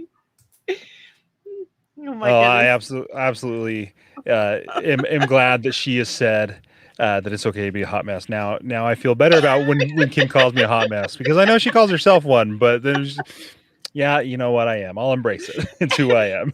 It's because we're related, Brandon. That's what I keep thinking. It's like all of this hot messness going on with this hosting, and we're doing just fine. It must be a common thing. You know what? I think it's a common theme through podcasters. We share that trait. That may be a requirement. Well, I know some podcasters who I think have things put together pretty well, but let's just spend a second real quick and just remind people, if you're listening on any of the platforms out there, you can head over to shareyourpod.com, hit the register button. You'll get connected with us, and you'll be able to receive a podcast speaker directory. So people who have been up here, if you're like, these are the people that I want to connect with, I've received multiple messages already from people saying that speaker was amazing. Can you connect me? I think they would be great on my podcast. That's what this directory is for. And yes, you can still message me, and I will still try to forge those introductions. But if you have this directory, you have the direct line of contact to them. So make sure you go to shareyourpod.com, hit the register button, hit the VIP upgrade that's on there, and show up at the after party tonight. Well, and I'm going to say also, Brandon, if anyone is messaging me, please forgive me in advance, because I have hundreds and hundreds of messages that I have not even looked at, because if I do, I'll lose track of what I'm doing right here. So I'm just saying. Yeah, no, I will say you can message me, but I won't get back to you till after this tonight. That is a good point there, Kim. I appreciate that. All right, our next speaker is Julie DeLuca Collins, who hosts the Casa de Confidence podcast. And the description for that podcast is the Casa de Confidence podcast highlights individuals who are confident dreamers. These amazing guests come from all walks of life, are of different ages, and have unique stories. The one common thread between them is that they have embarked on the path to go after their dreams. These dreamers have failed, learned, and ultimately triumphed to walk confident and live the life that they've imagined. Take a journey, learn about what it takes to go confidently and reach your dreams. Julie DeLuca Collins is the founder and CEO of Go Confidently. I'm seeing a theme here. And she is also a best-selling author of Confident You. This theme just keeps going and going and going. So Confident You is simple habits to live the life you've imagined. Julie helps women business owners launch or grow their businesses by creating simple habits to achieve goals, make profit, and change lives. So Julie has a lot of experience under her belt, and Julie and her podcast co-host / producer husband. I like that the podcast co-host and producer came before husband. Named Dan. They reside in Vernon, Connecticut, with their 2 furry babies, Yogi Bear and Simba. All right, Kim, do we have Julie? We do. I thought I pushed the right button, but I was trying to. There we go. So sorry, Julie. She was responding to a message from somebody on Instagram, and she was just doing. All good. I was thinking it was already pushed. I'm so sorry. No apologies. I have a rule: no apologies when you are on air or anything with me. We need to stop apologizing. You guys are doing a great job, by the way. Oh, thank you. Thank you. Thank you. Thank you. We are so glad you're here. Thank you for honoring us with being on Share Your Pod Summit. Well, the honor is mine because I have been listening to the different individuals that you have here, and it's like a dream come true for sure. Because I have been listening to podcasts for so long, and I am a baby when it comes to this. And it really, I just can't tell you who I've loved more and more as I keep listening and learning and just seeing that, this is an amazing community to be a part of. So thank you again for having me. You're so welcome. It's definitely an amazing community. And I'm going to get this party started by asking you why you started your podcast. But I do want to say, and it might just be on my end, I'm having trouble hearing clearly. Yeah, the volume's a little low. I don't know if you're on the right microphone. Right now. Do you want to tap it? Yeah, if you go into StreamYard and hit the down at the bottom, the cam / mic gear, audio, and then choose a different microphone. I just want to make for sure that we can hear you well. I told you, I hear my dog outside the door. I wonder if he's coming in with my husband. Hold on. Is this better? Can you hear me? Yes, that's the microphone that I'm hearing. That is the microphone that I'm hearing. Well, there you go. Just took the producer to walk in for it to start behaving. So can you hear me better now? Yes. Okay, he can hear me, Dan. Hey, I should just take a picture for the audience. This is what happens. We were making potato salad. This is why he didn't set me up. We're going to a family Christmas in July. So we were making competing potato salads earlier. So I assumed the microphone was all set up. He was sabotaging you. Well, I just want you to know that I didn't mean to do it on air, but I didn't want anyone not to hear your great story. So well, thank you. I listen, this is what makes a great show is just going with the flow and knowing that you can just pick up where you left off, and that's being confident. It's just knowing that, stuff happens, right? Exactly. So now tell us. I'll tell you why you started your podcast. I started my podcast because I was turning 50 last year and I had gotten laid off. And I am, as I said, a big podcaster. And I listened to all kinds of podcasts and I thought, one day I'll start it. And then my husband thought, well, I have an introvert who's lost her job and is not going to have her birthday party that she's been planning for months. So I need to distract her. And podcast equipment came in the mail and he said, you're starting a podcast. And I thought, well, what the heck am I going to talk about? I don't know. And I've been listening to everybody's story. And I think that everybody just had this I can talk about what's going on in my life. I can talk about everything that I'm working through, dealing with, or I have a special talent. And I thought, I don't have any of that. I just want to talk to people. I really was climbing the walls, not being able to do a lot of anything. So I talked about it with my husband and I thought, you know what? I get asked all the time, especially as I was climbing the corporate ladder. It's oh, how are you so confident? I'm like, people don't get it. Just because you're successful on the outside doesn't mean that you're feeling it on the inside. And I thought, I want people to know that achieving, getting to where you want in life, doing the things that you want, sometimes means that you're going to be on your bathroom floor crying. and that you are going to look in the mirror and say, who are you and why are you doing this? And what is it, right? And I thought, I want to normalize that it doesn't take having your shit together to do great things. You just need to take the first step and go out and do it.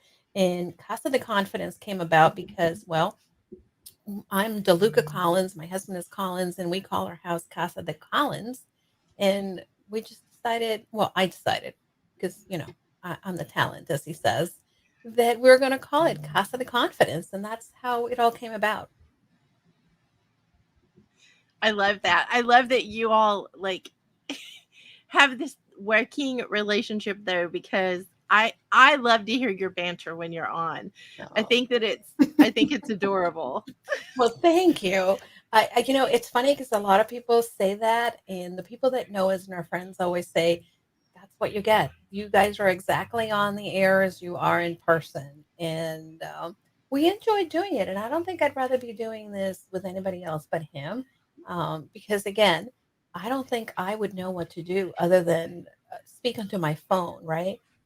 And he does the magic behind the scenes, and I really maybe should learn how to turn on a microphone. Apparently, It was on. It was just a different microphone.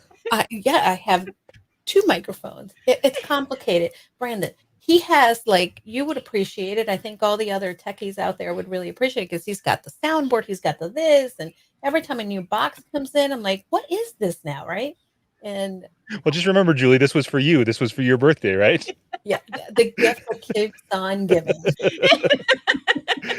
So let me ask you, what have you learned from doing this that you wish you would have known when you started it? One of the things that I have learned is that we are the same. And I think that we focus in this world in so many of our differences as individuals. But when it comes to, whether you are a big name or you are just someone that we meet and we are sharing a conversation, we really have a lot of um, dreams, but we also have a lot of different failures that sometimes knock us down, and we want more for ourselves. We are the same in so many different levels, and yet we forget about that. We really focus on how, oh, I'm not as successful as somebody else, or "Oh, I could never do this." But really, if we just use the right tools, and this is for me, simple habits, if you just start to adopt simple strategies for your life, then we can be as successful as somebody else. We can actually help others. We can actually understand what our purpose is in the world. And I think that sometimes we need to remind ourselves, right, that we're part of a greater spectrum, or part of the puzzle in the world.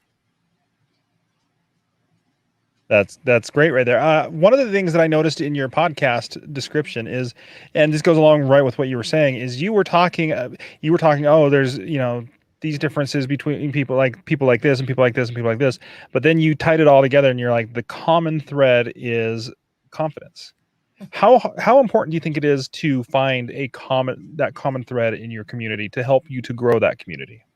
I think that when it comes to confidence and when it comes to growing a community, you really need to be able to pay attention to who you want your people to be, first of all.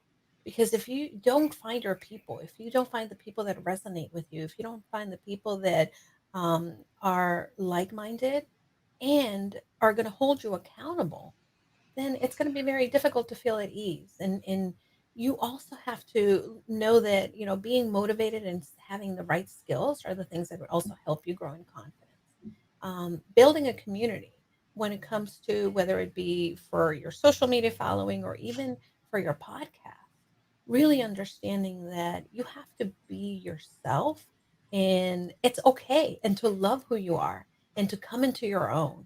Um, that is, it's going to be one of the biggest threads when it comes to confidence. Yeah, go ahead. Go ahead, Brandon. I'm so sorry. No, I was just gonna say that is great advice, and I was just thinking to myself, you really do get to choose your community. That there are some things in life that you don't get to choose. You don't get to choose where or who you were born to, but your community, that is something you do get to choose. So Kim, I won't interrupt you this time. As I write notes, I'm sorry. So, Julie, I would love to know how, like, I know that you're talking about confidence on your podcast, but tell me how that has made a difference in your confidence. Like, how has podcasting helped your confidence? Well, I think that this is a complicated question to answer, but I'm going to do my best. So for me, I know that the podcast is called Casa de Confidence. I know that the podcast is that whole thread, right, of how to be better and what you have achieved and going after our dreams, etc. But ultimately, I resonate with the stories, like what Crystal was saying earlier. She made her mess her message. She talked about something that's very personal. Ultimately, what I'm doing is having these conversations so that the woman who is sitting at home feeling like I am the only person in the world who feels depressed, or the woman who, is in a corporate environment and has leadership skills, but feels like, oh, no one ever taught me leadership. I want them to know that somebody else felt the same way and figured out that leadership is learned. It's not something necessarily that, sure, you can have more leadership skills than somebody else. Um, and for me, these are the stories that have impacted me. I find myself quoting a lot of my guests all the time. I quote, for instance, someone that talked about intentional margins. And although I created intentional margins for myself in my life, I also know that that's a phrase now that I can use. Another one of my guests talked about, she talked about being each other's believing mirrors. And again, that's something that I adopted into my life. So every single person that has been in the podcast has instilled and planted a little seed of something in my life. And that's what I'm hoping that my guests will do for others that are listening, that they will plant the little seeds of hope, of strength, of coming together into their lives so that they themselves can go out and do the wonderful things that they want to do and know that they can do them. I love it. Thank you so much, Julie. Thank you for sharing your wisdom.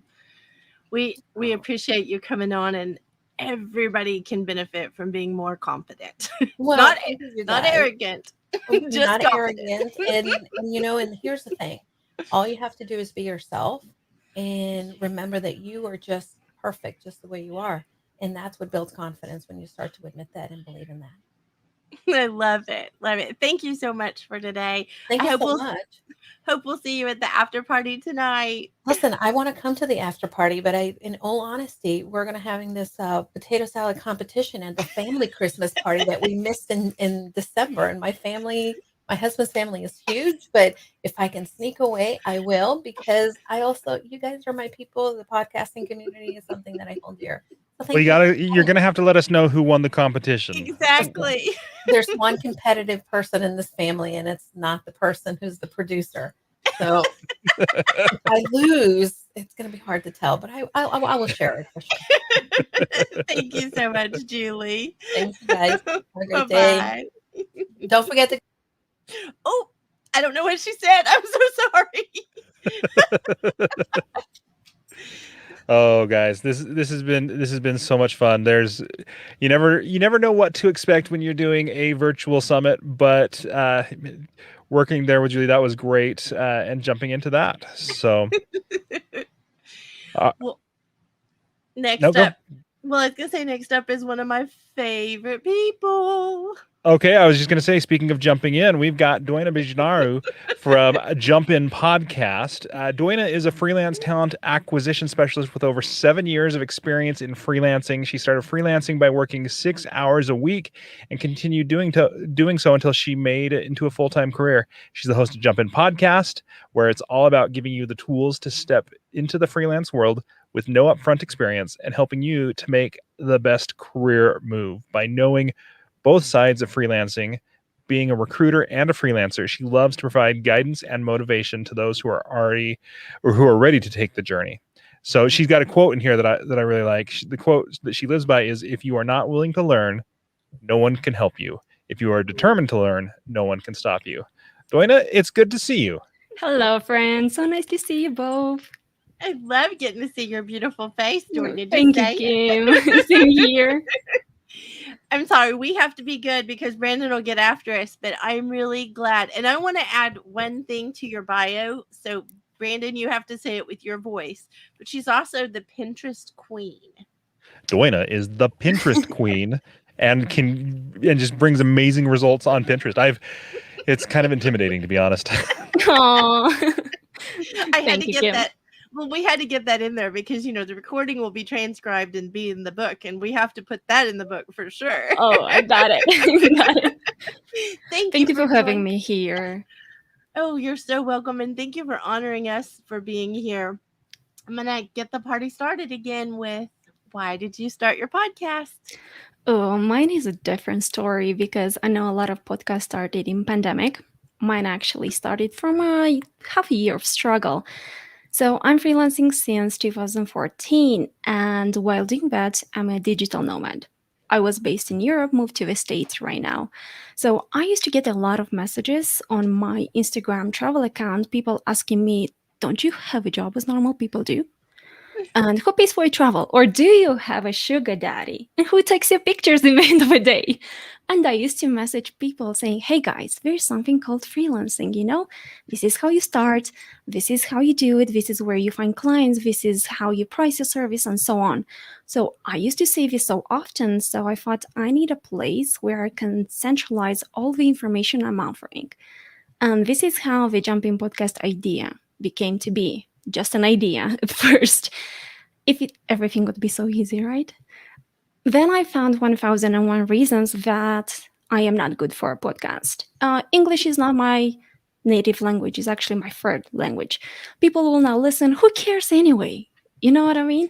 So what I did, I said, I can make a fool of myself. I'm going to record a short audio, send it to my friends in the States so they can tell me, do they understand my English or not? And they say, yeah, we understand. But, like friends and family is like kind of people you can't trust with feedback because they love you so much. It's like, no, I'm not going to trust you, So I took that audio, I posted it as a job on Upwork, and I hired someone to actually give me proper feedback, someone that was not related to me whatsoever. And they say, yeah, we can understand everything you're saying. And I say, oh, that's cool. So I can start with this. And then I thought I need an official way to test the waters because I can't put in so much time into recording, editing, and I have no idea of editing anyway. So American Councils for International Education had a podcast contest to talk about any topics. And I chose to talk about the issues the Roma community is facing in Romania. And I told myself, if this podcast is mentioned or gets a prize, I will start Jumping Podcast. I even had the title by that time and everything scheduled. And as it happens, weeks later, after 125 worldwide submissions, the podcast was awarded as a run-up project. And I said, okay, Jumping Podcast has to be. I recorded in a Friday and I published it on the same day because I knew if I wait another day, this will not become a reality. And that was the moment when I said, when I give myself a chance, great things happen. So this is how Jumping Podcast is right now. And there will be an anniversary in November for 1 year. Wow. Congratulations, first and foremost, for that's a big prize. Thank you. Yeah, I was shocked because it was my first time actually open Audacity. And it was my first time editing something. And to learn EQ and stuff like this and Googling everything, it took me an entire day. But I knew if I'm determined to help others with freelancing, I had to make this work somehow. So this was a good starting point for me. Doina, I love how you were just like, yeah, it took me a day.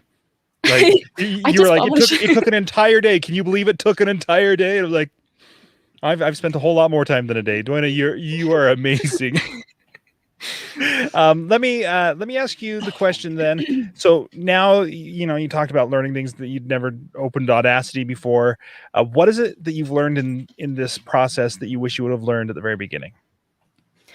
I wish I learned that there are more ways to market your podcast because I went on the traditional ways, building audiograms, which we know it takes so much time and small podcasters like mine and other fellows that also talked, we're just one-man job. Takes a lot of time to build those.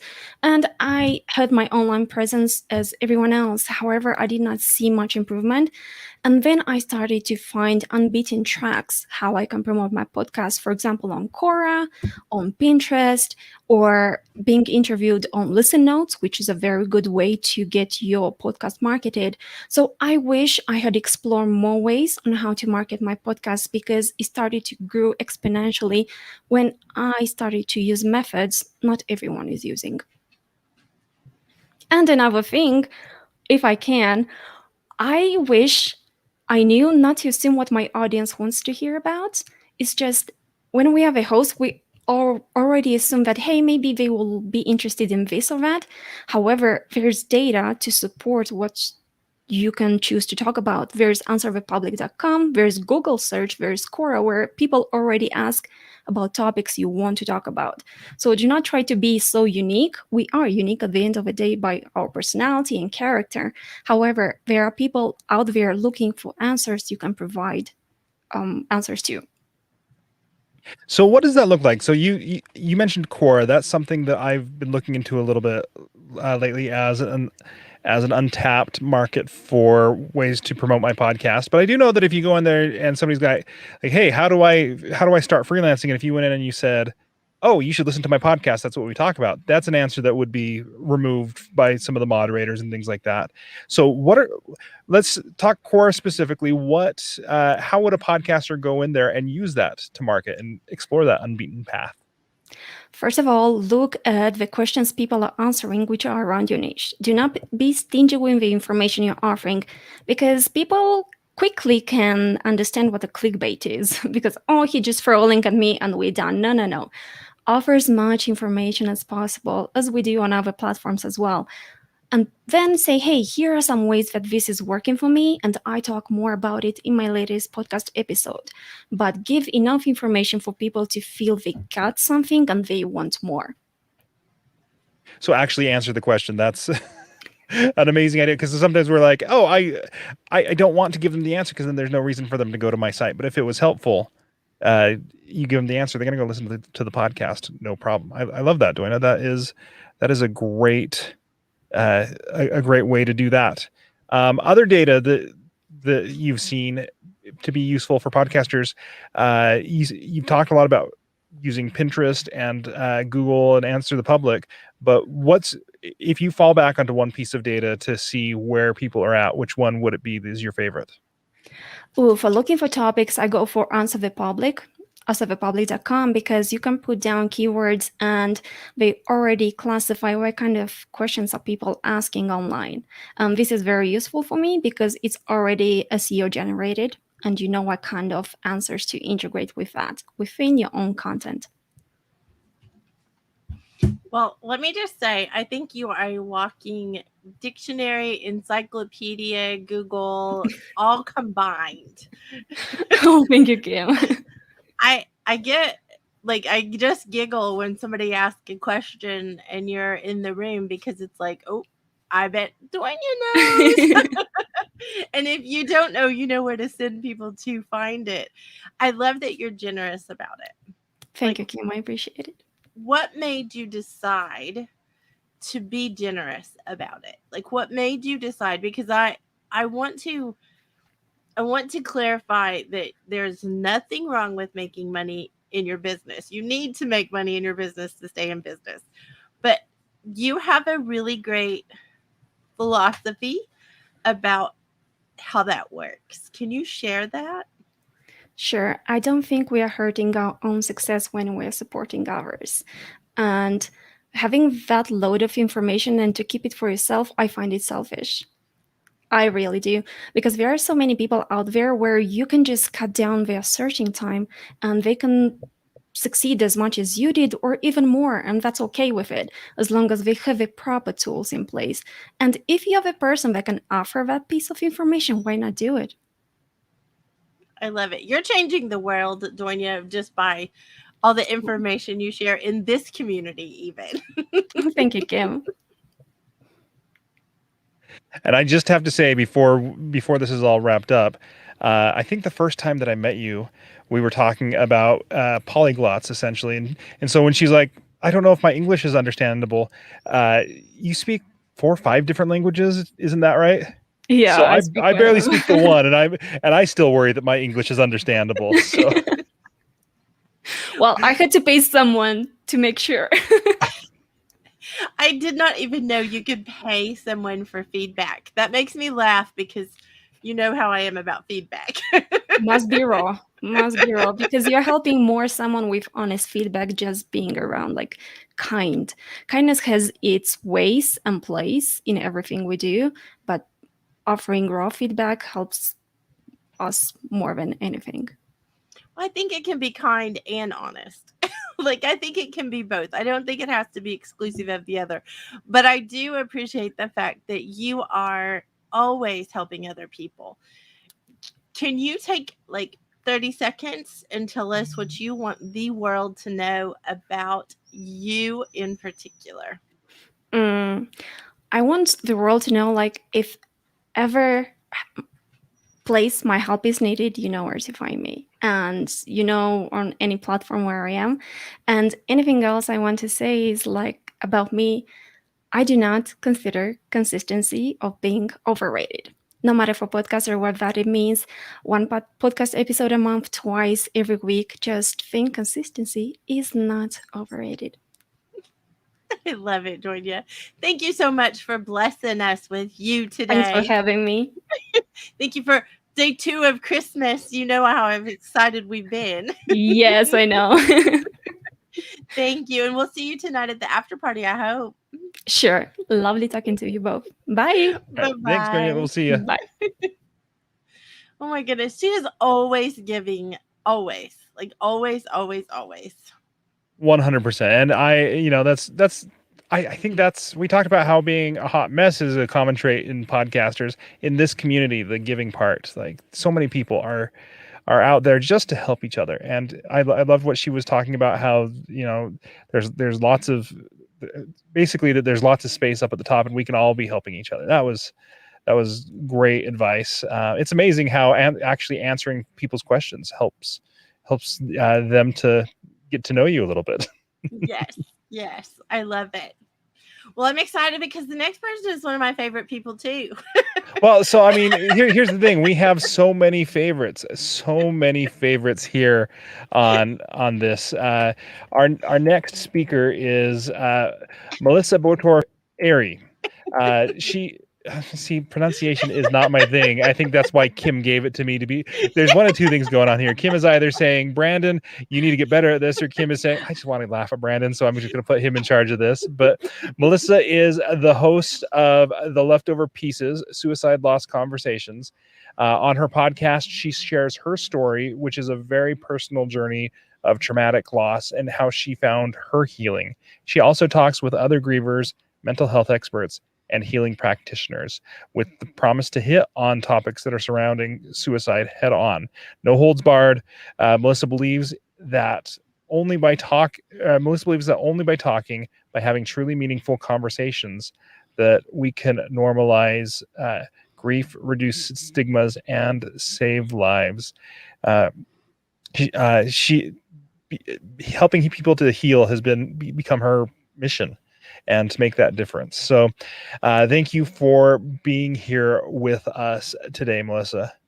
No, thank you for having me. It's my honor.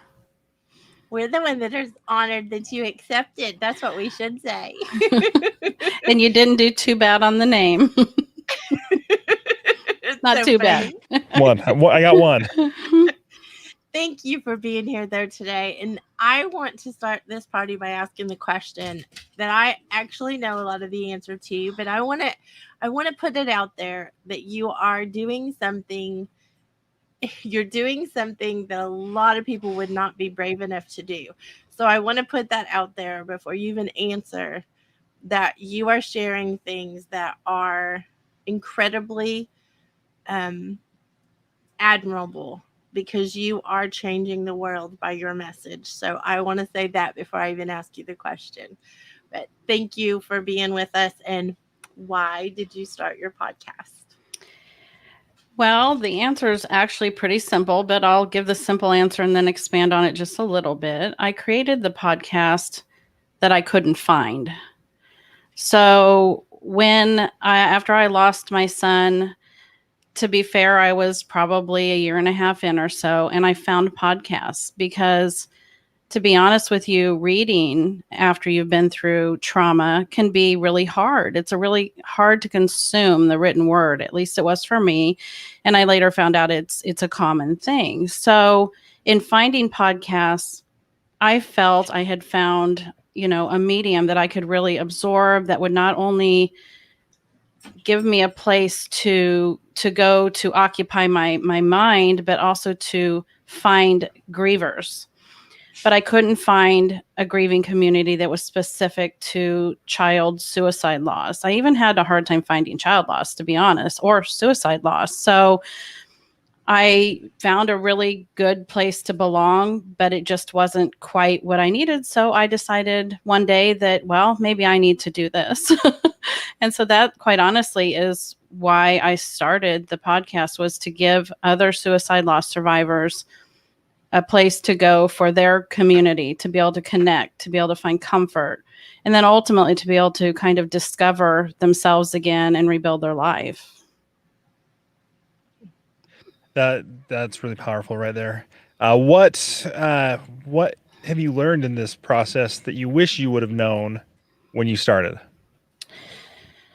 Well, I wish that I would have. Okay, so the idea was born, and then January 1st of that year, I decided I would start a podcast, and I started the social media to preempt it.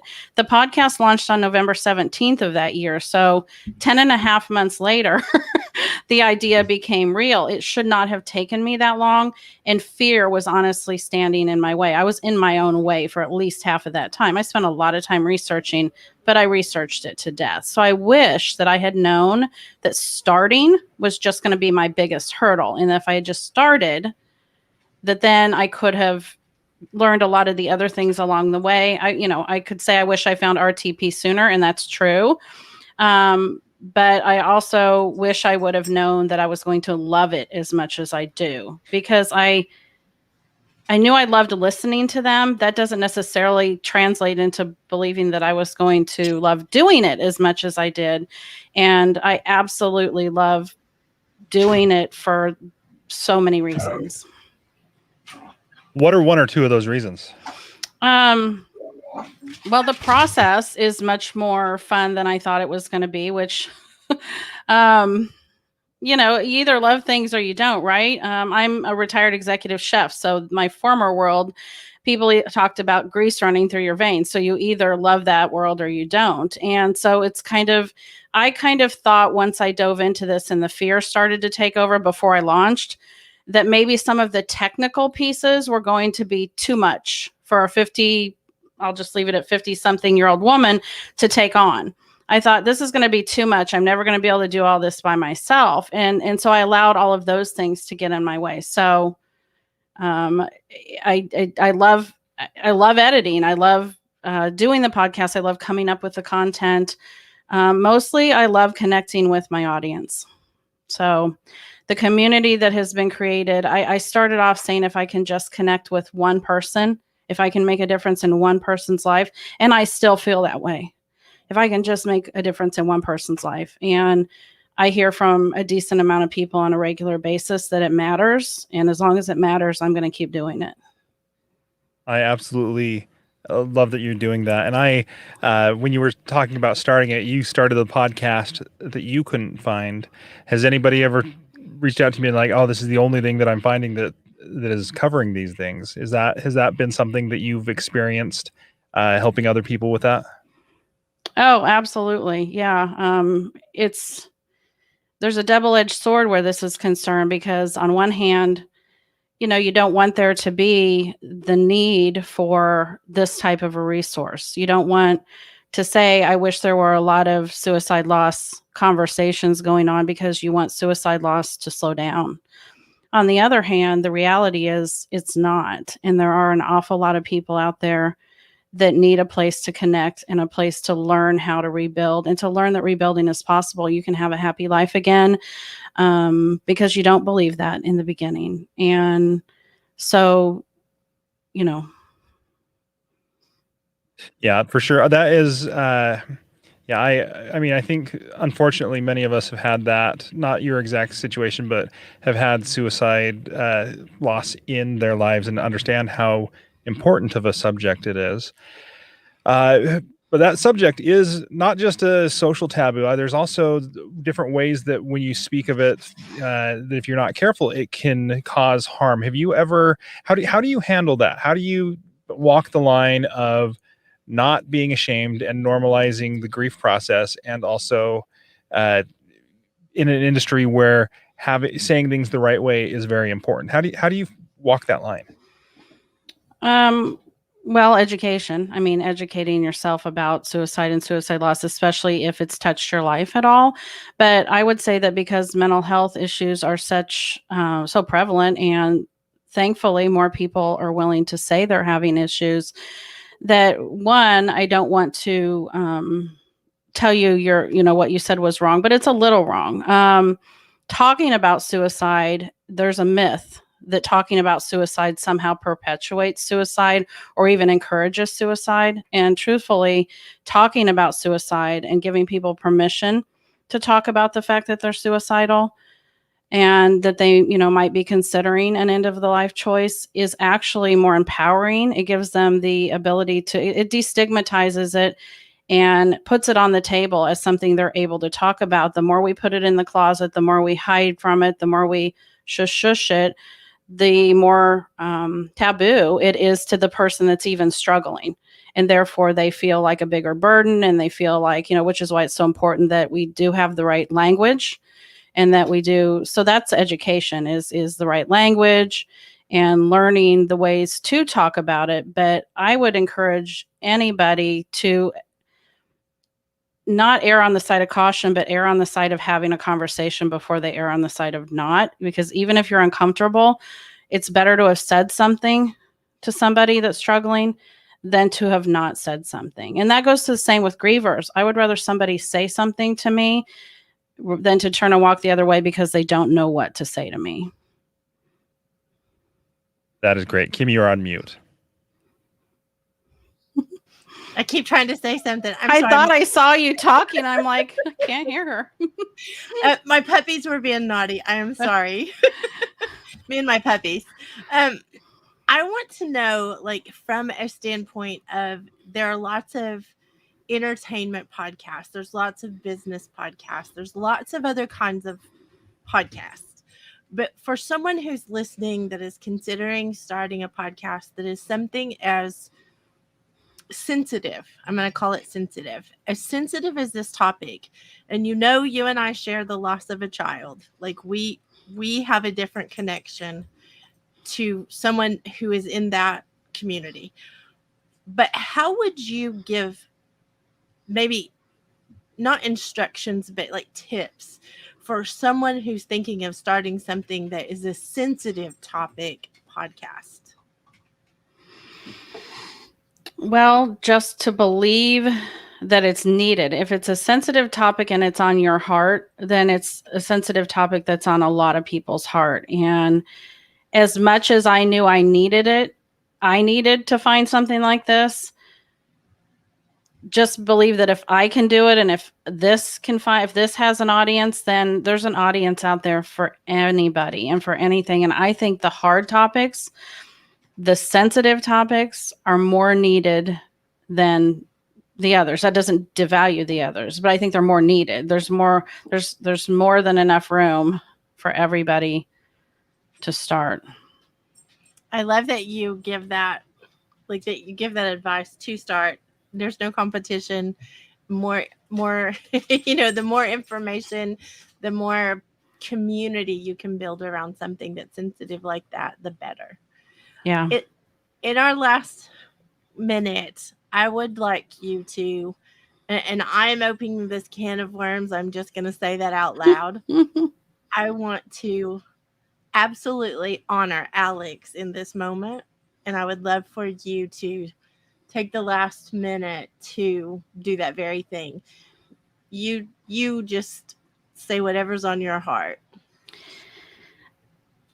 Okay, wow. Well, he was an amazing, amazing human being. And that's part of the motivation is this podcast allows me as his mom to continue to shine his light into the world because he was such a light. He was funny and he was the life of the party and he was witty and he was well liked and he was all these things and he was there for so many people. And so to be able to go on to try to be there for other people, I mean, I was kind of already that way, but this has made me more that way. And I now live in a space where I heard this quote not too long ago, and I just have carried it with me that because I already knew it was what I was doing, I just hadn't put these words to it. I'm choosing to live in the sunshine of his life instead of the shadow of his death. And so that's where there's so much sunshine to live in. He had such a great life in 21 years. I love that. That is amazing. That is an amazing quote. Amazing quote. It's easier to say than it is to do sometimes, but if I can do this, anybody can do this, meaning survive this, not just do a podcast, survive this. And go on beyond that. Like, I do want to say that. Go on. And I admire you for, like I said, being brave enough to come and broach this topic because a lot of people... and you just tried to get me all teary and No, I'm definitely not. I just appreciate the fact that you're vulnerable and transparent and that you share. That is just something I want to honor. Thank you. I appreciate it. So thank you for being with us today. Thank you so much. You're welcome. I hope we'll see you at the after party. You absolutely will. There's nowhere else I'd rather be. Thank you. Bye, guys. Thanks, Bye-bye. Melissa. Mm-hmm. All right. Again, reminding everybody who's listening in on whatever platform they're listening in on, if you head over to shareyourpod.com, there's a big red register button that you can click, and you can click on that and make sure that you have the contact information if you want to have Melissa on as a guest for your podcast to talk about these things, because she's put in the work to be educated, because she knows how to talk about these subjects and is willing to talk about these hard subjects. Get that speaker directory so that you have a chance where you can invite her on to talk about those things with you. Kim, this has just been an amazing day so far. Just amazing. It has been. I still keep going back to it's day 2 of Christmas.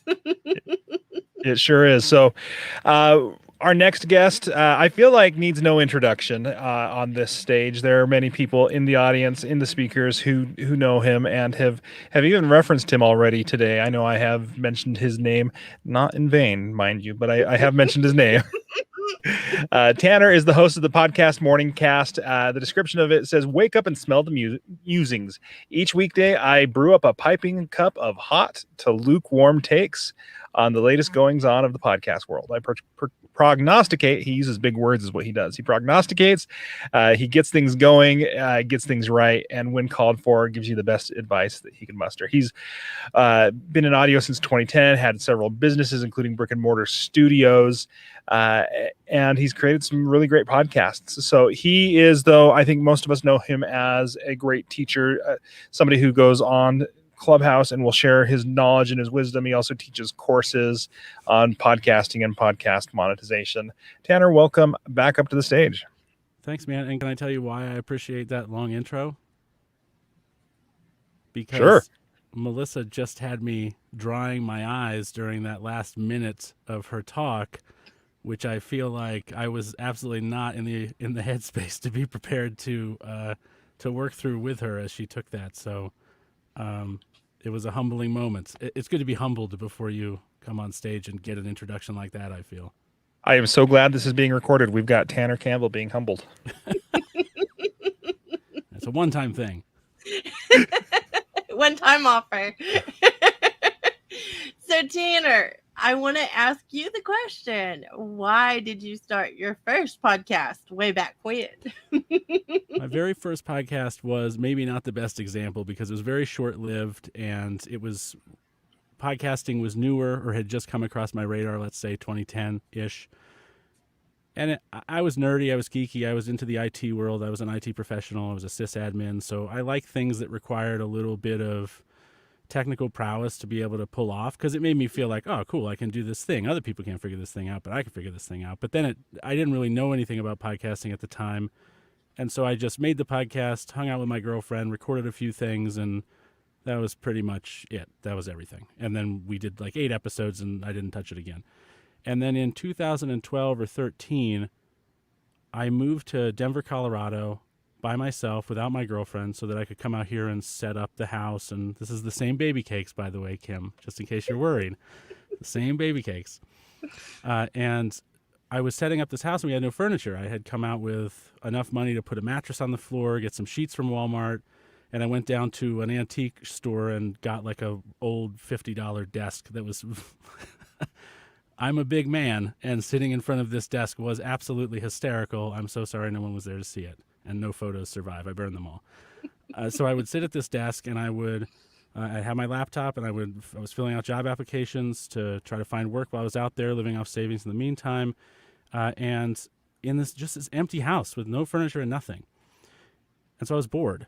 And at that time, I was listening to a lot of podcasts within the atheism and theology space, and I thought, I've got a lot of pretty strong opinions about faith or the lack thereof. I would talk about that. And so I started this monologue podcast that I called the No God Podcast. The No Godcast is what I think I called it. And I did about 7 episodes because I was bored and because I genuinely wanted to explore these thoughts with people and have other people to talk about it with. And then Ricky Gervais found my podcast and retweeted it. And all of a sudden I had much more than just some monologue podcast on my hands, and it kind of grew from there.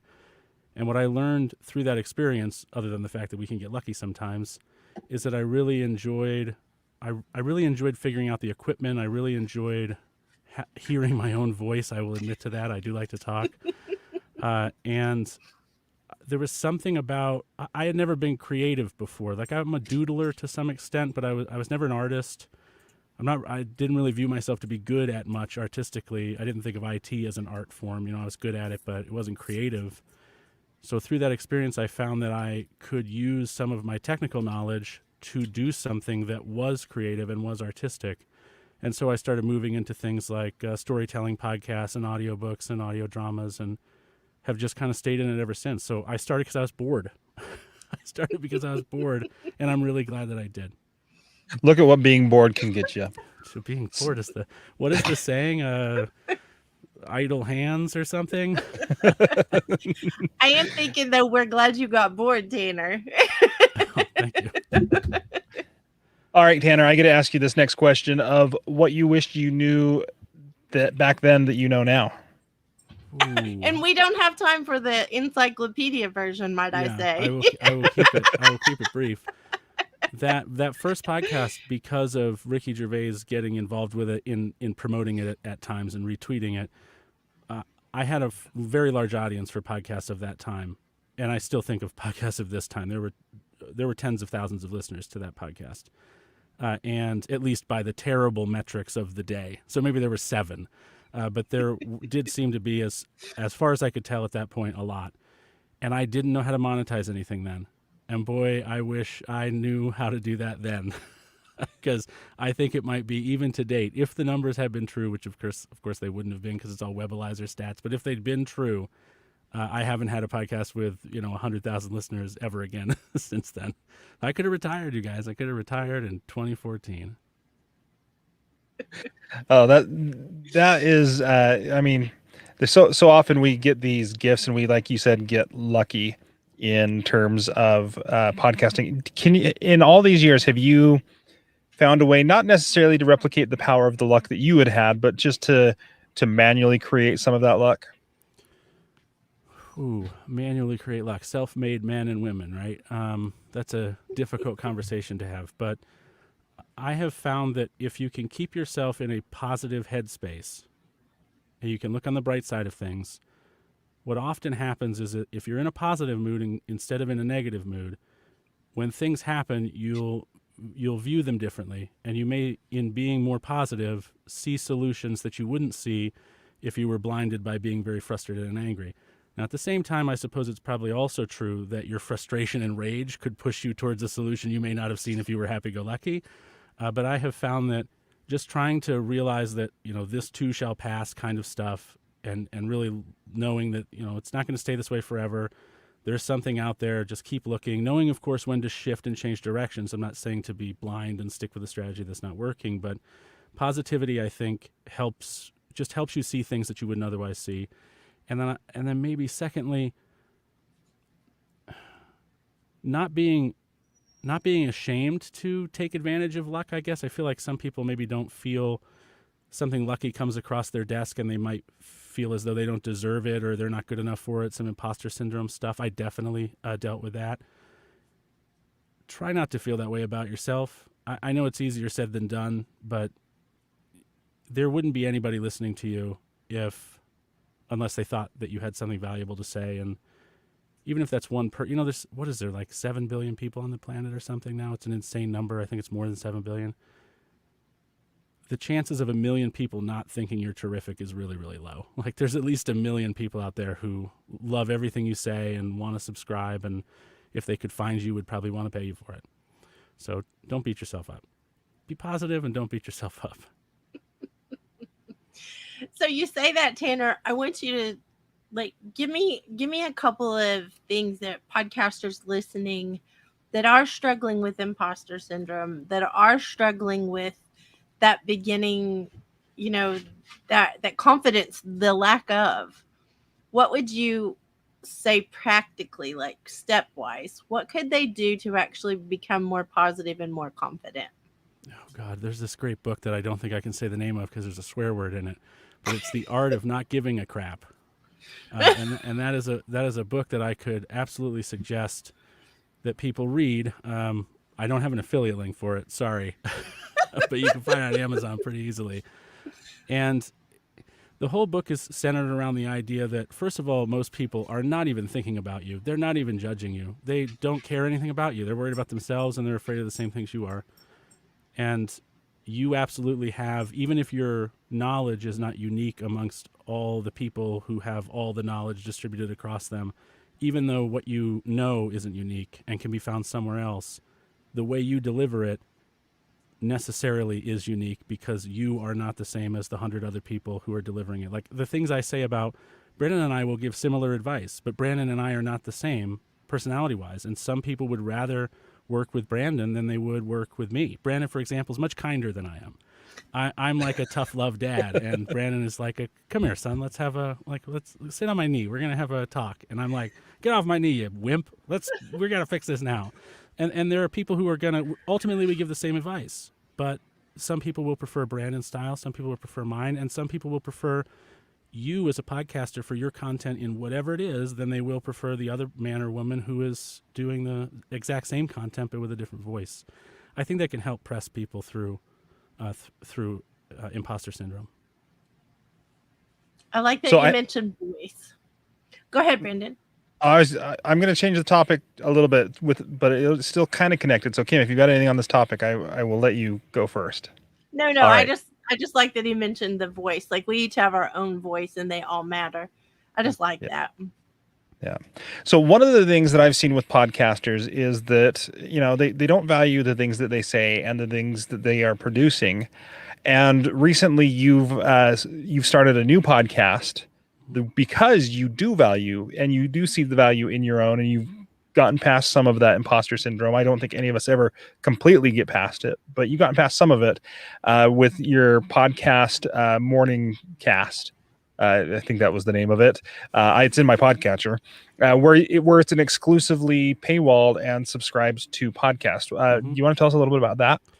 So a lot of the teaching I do, as a lot of people watching probably know, as you two definitely know, it's on Clubhouse, it's in a blog, it's on Facebook, it's through free live streams. Like, I don't charge for practically anything except for my post-production studio stuff.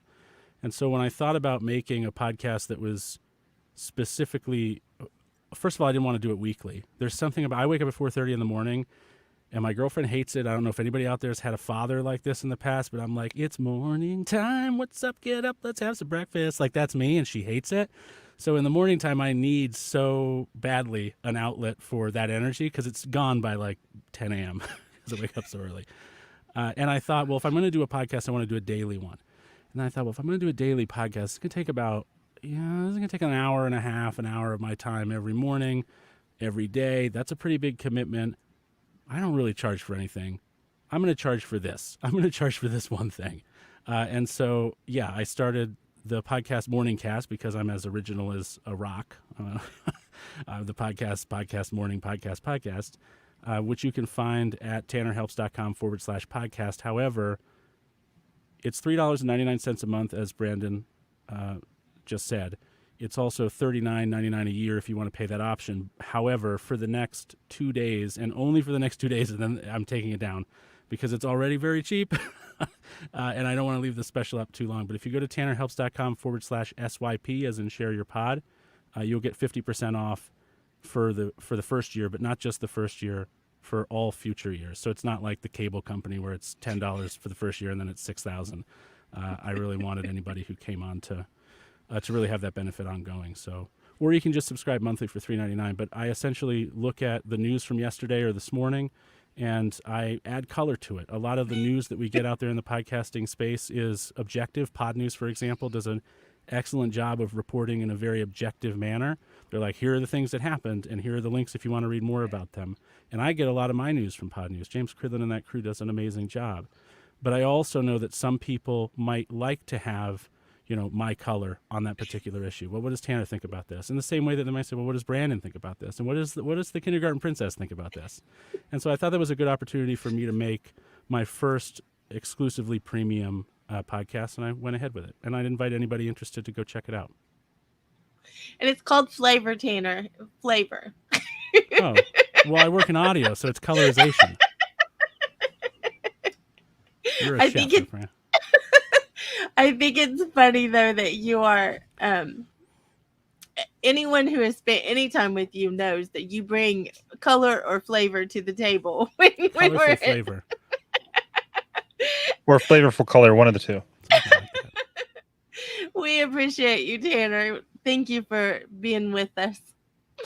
Of course. Thank you guys for having me. You're a pleasure. And you all should absolutely also be checking out Ushio Labs and My Sexy Business. So go do those things. Never mind me. Pay attention to these two. They haven't peed in like 24 hours. What was that you were saying about imposter syndrome? Yeah, exactly. Don't look at me. Don't look at me. Thank you, Tanner. Thanks, Tanner. Bye-bye. We'll see you at the after party. Absolutely. See ya. Bye. See ya. I will say Tanner has done a ton to help all of us be able to, I think up level is probably the right word, be able to start, be able to up level. I think even his colorful, flavorful commentary, he definitely livens up a room. I will say that. That is for sure. Speaking of livening up rooms, our next guest is often seen livening up rooms with Tanner. So I found it impressive. And before I introduce him, I found it really impressive in these time slots that people self-selected their time slots as to what worked for them. And it just amazes me that so many people who have so many similarities have picked kind of the same time slots. We've got mom's podcast in this one. We got mental health ones in this one. Now we've got two members of RTP in this time slot. Pedro Maciel. I just pronounced that terribly. Maciel. Pedro, make fun of me when you get on here. It's just fine. He hosts the X Factor of Safety podcast. You guys know him and love him from the podcast Morning Room. The description of X Factor of Safety is we weren't always the X Factor of Safety. We used to be the safety rundown guy. Our host, Pedro Maciel, is a U.S. Navy veteran. He is a father to 4 princesses and a proud husband to a great wife. He's a 12-year-old not a 12-year-old. He's a 12-year safety pro. It'd be impressive, but 12-year safety pro. It's been around the world and back, literally. He specializes in construction safety, but has an extensive knowledge in oil and gas, energy, and general industry. We talked to you about multitude of different topics in the safety realm, and we want you to be included in these conversations. So Pedro, welcome to the show. Thank you for being here. Thank you for putting up with my Mace. I think I said Maciel. I don't know where that came from. Hold on, I just want to, can y'all hear me okay? Yes. Okay, I just want to, I have my paper clip, my bubble gum, my pen cap, MacGyvered up, ready to go, just in case I need to, make something. But yes, you said it right. Maciel is my last name. So thank you for having me. This is awesome. Thank you, Pedro, for saying yes. We appreciate all that you do to MacGyver all of us and help all of us figure out stuff. Just saying. No, greatly appreciate it. I wanted to make sure that I had that just in case something goes awry. I had to be ready. And, forgive me for not being in my normal setup. Being in the construction field, I'm still at work. So don't tell anybody, though. Shh. Well, and I have to say that, you are the safety guy. You are the one that is disrupting the safety industry and all the industries around it that are like connected to it because of what you are doing. So I'm going to ask the first question, which is, why did you start your podcast? Ooh, so like Brandon said, the description of the X Factor safety, it was called the Safety Guy Rundown. Early on, I had 3 episodes that I did kind of like what I'm doing now off of my phone inside a work truck. It definitely was, and we know not to say this word, but kind of janky. And the reason why I started was because I was once a laborer before I got into the safety world. I also was a veteran on the U.S. Navy submarine, so that transitioned into me working into the space that I got into, construction, oil and gas, and just figured there was lots of hazards to be talked about, lots of insight to be given to the workforce that wasn't being given. We, being a laborer, it's all about production. We got to get it done, got to get it done. So when I transitioned into being a safety professional, I was like, you know what? Let me just put my voice out there and try to be a voice for the voiceless, try to be a voice for the underdog in a sense. And so I did the first 3 episodes and called it the Safety Guy Rundown. I quit that. It was on Podbean. It was in my truck. It sounded like crap. It was on Anchor. I stopped and did some rebranding because I really wanted not only to just give information, but actually highlight some people that were in the space that we're in.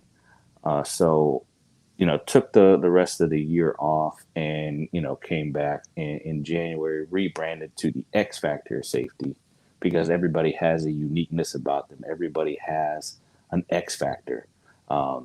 And that's where we landed, the X Factor of safety. And I try to intertwine safety in anything that we do, any conversation that we have, whether you're walking, pets or, building skyscrapers, somehow, some way, there's safety involved. I love that you bring that to the common ground. I'm sorry, Brandon.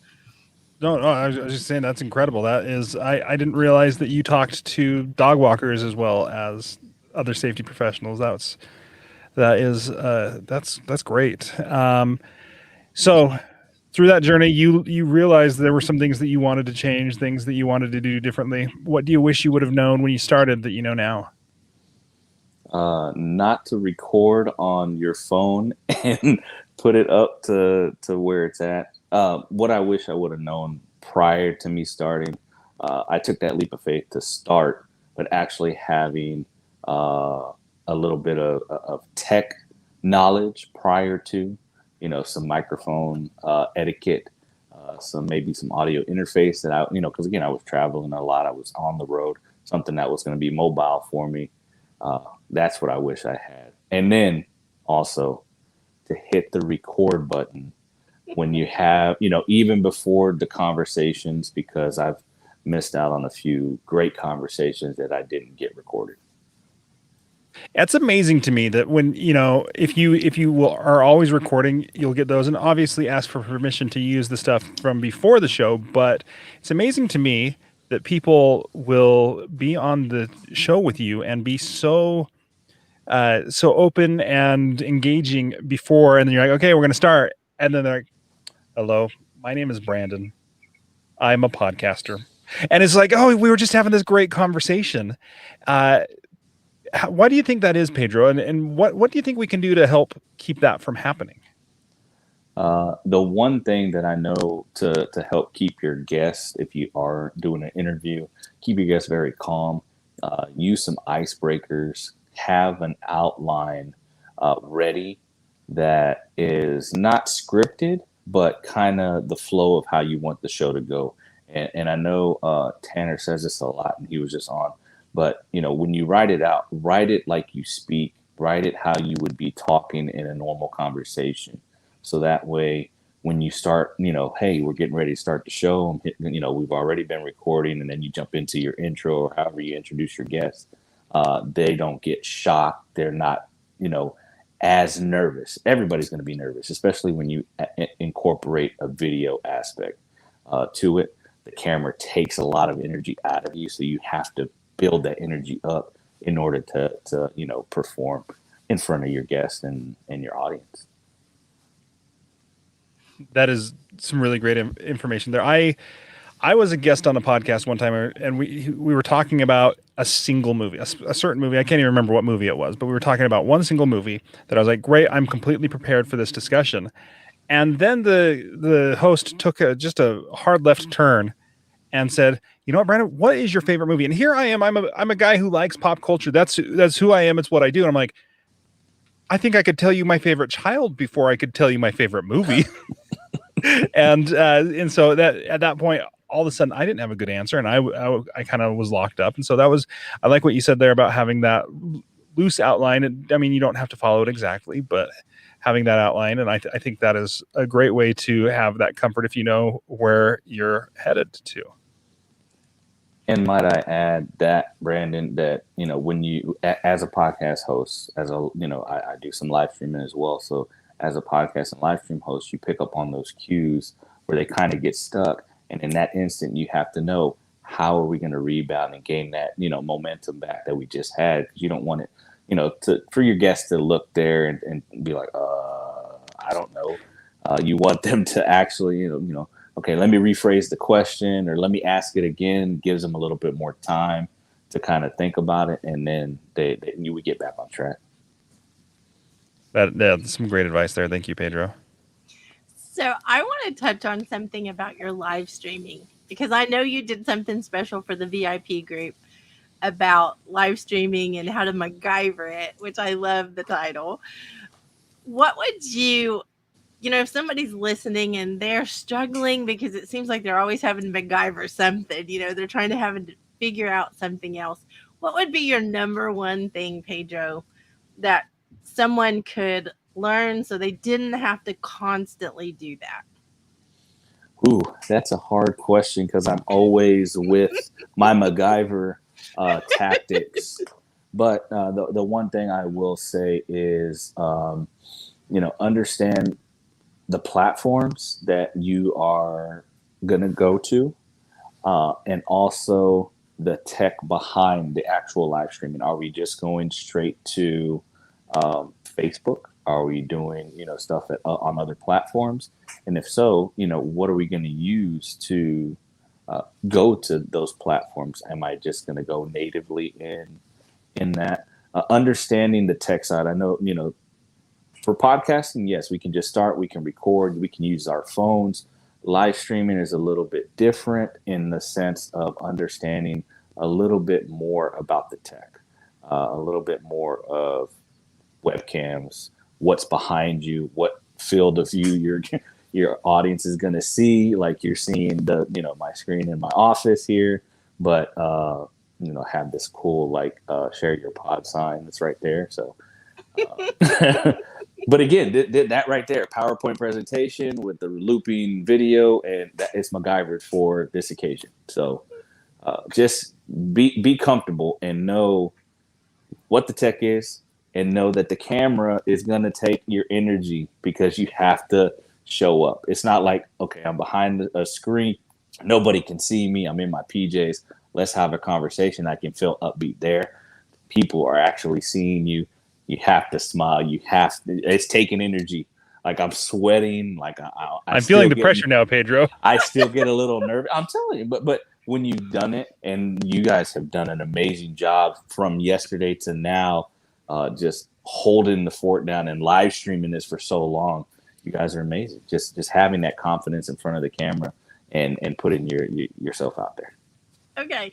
Let Brandon and I be clear about something. Pedro's bragging on us being in front of the camera, but Pedro's been behind the scenes anything we have needed. So let's just go there. If we were not if we did not have the team behind us doing the things we're doing, we couldn't do this as well as we are. I mean, we're hot messes on camera, but the truth is you all are making us look good. That's the truth. Yeah, that's the secret. That's the secret to any production, I think, is have good people on stage with you, have good people behind the scenes. It all boils down to that. And even if you're like, I'm a one-man show, how do I have a good person behind the scenes? I'll tell you, one of the people behind the scenes who I've not mentioned yet on this stream, who I owe an awful lot to, is my wife. I've got 4 kids. And she's downstairs. I hear a baby crying right now, and she's not once complained. So you've got to have people supporting you if you want to be able to do these things like that. It just doesn't work on your own. As much as we want to be one-man bands, we just can't be. Mm-hmm. I know, Pedro, you have you have a support team, and your wife and your 4 princesses, and I love that you make no bones about that. They are first. And I love that. Oh. Okay, I'm going to say thank you, Pedro. There we go. Oh, nope. I'm coming. He's the voice in the darkness. Yeah, I'm telling you. So, Pedro, thank you, though, for being on with us today. And thank you for doing this. I am going to see you at the after party, correct? Yes, ma'am. Greatly appreciate it. Thank you both. Keep rocking the show. I'll be behind the scenes. Everybody, share your pod. Share it out to the masses. We love you. Thank you, Pedro. All right. Thank you. So just so much, so good to have the people that are behind the scenes also be able to be up here. And I'll tell you, the secret is that it's also we can be a hot mess because our guests are just amazing. Just the things that they're saying are just amazing. We're grateful for great speakers because then we can get by with more. I think that's the real trick, Brandon. Yes, 100%. So we mentioned the after party. That time is right after the live stream, right? There's a Zoom right after the live stream. So if you want to be involved with that, we've got us, we've got the speakers, we've got the VIP ticket holders who are on there. So you can go over to shareyourpod.com, hit the red register button, become a VIP. You'll get the link to be able to join the Zoom meeting and hang out with us all on screen. We had a blast last night at our meet and greet. Everyone hanging out and talking. It got a little crazy, and so Kim was like, hang on, we got to have some order to this. And she put a couple people in charge that just had some great, it was a great order. The chat was going, the video was going. It was so much fun. I expect nothing less tonight. I've got some surprises for Kim with the after party is all I have to say. I'm a little worried. No, I'm a little more worried. So it starts at the after party will start at 6 p.m. Central Standard Time on Zoom. We will be live here until probably 5 minutes till 6 tonight with all the speakers and all the things. And I do want to put it out there that as we've been going along, just FYI, we keep talking about the book that's going to be created, from all of the speakers' awesome sauce.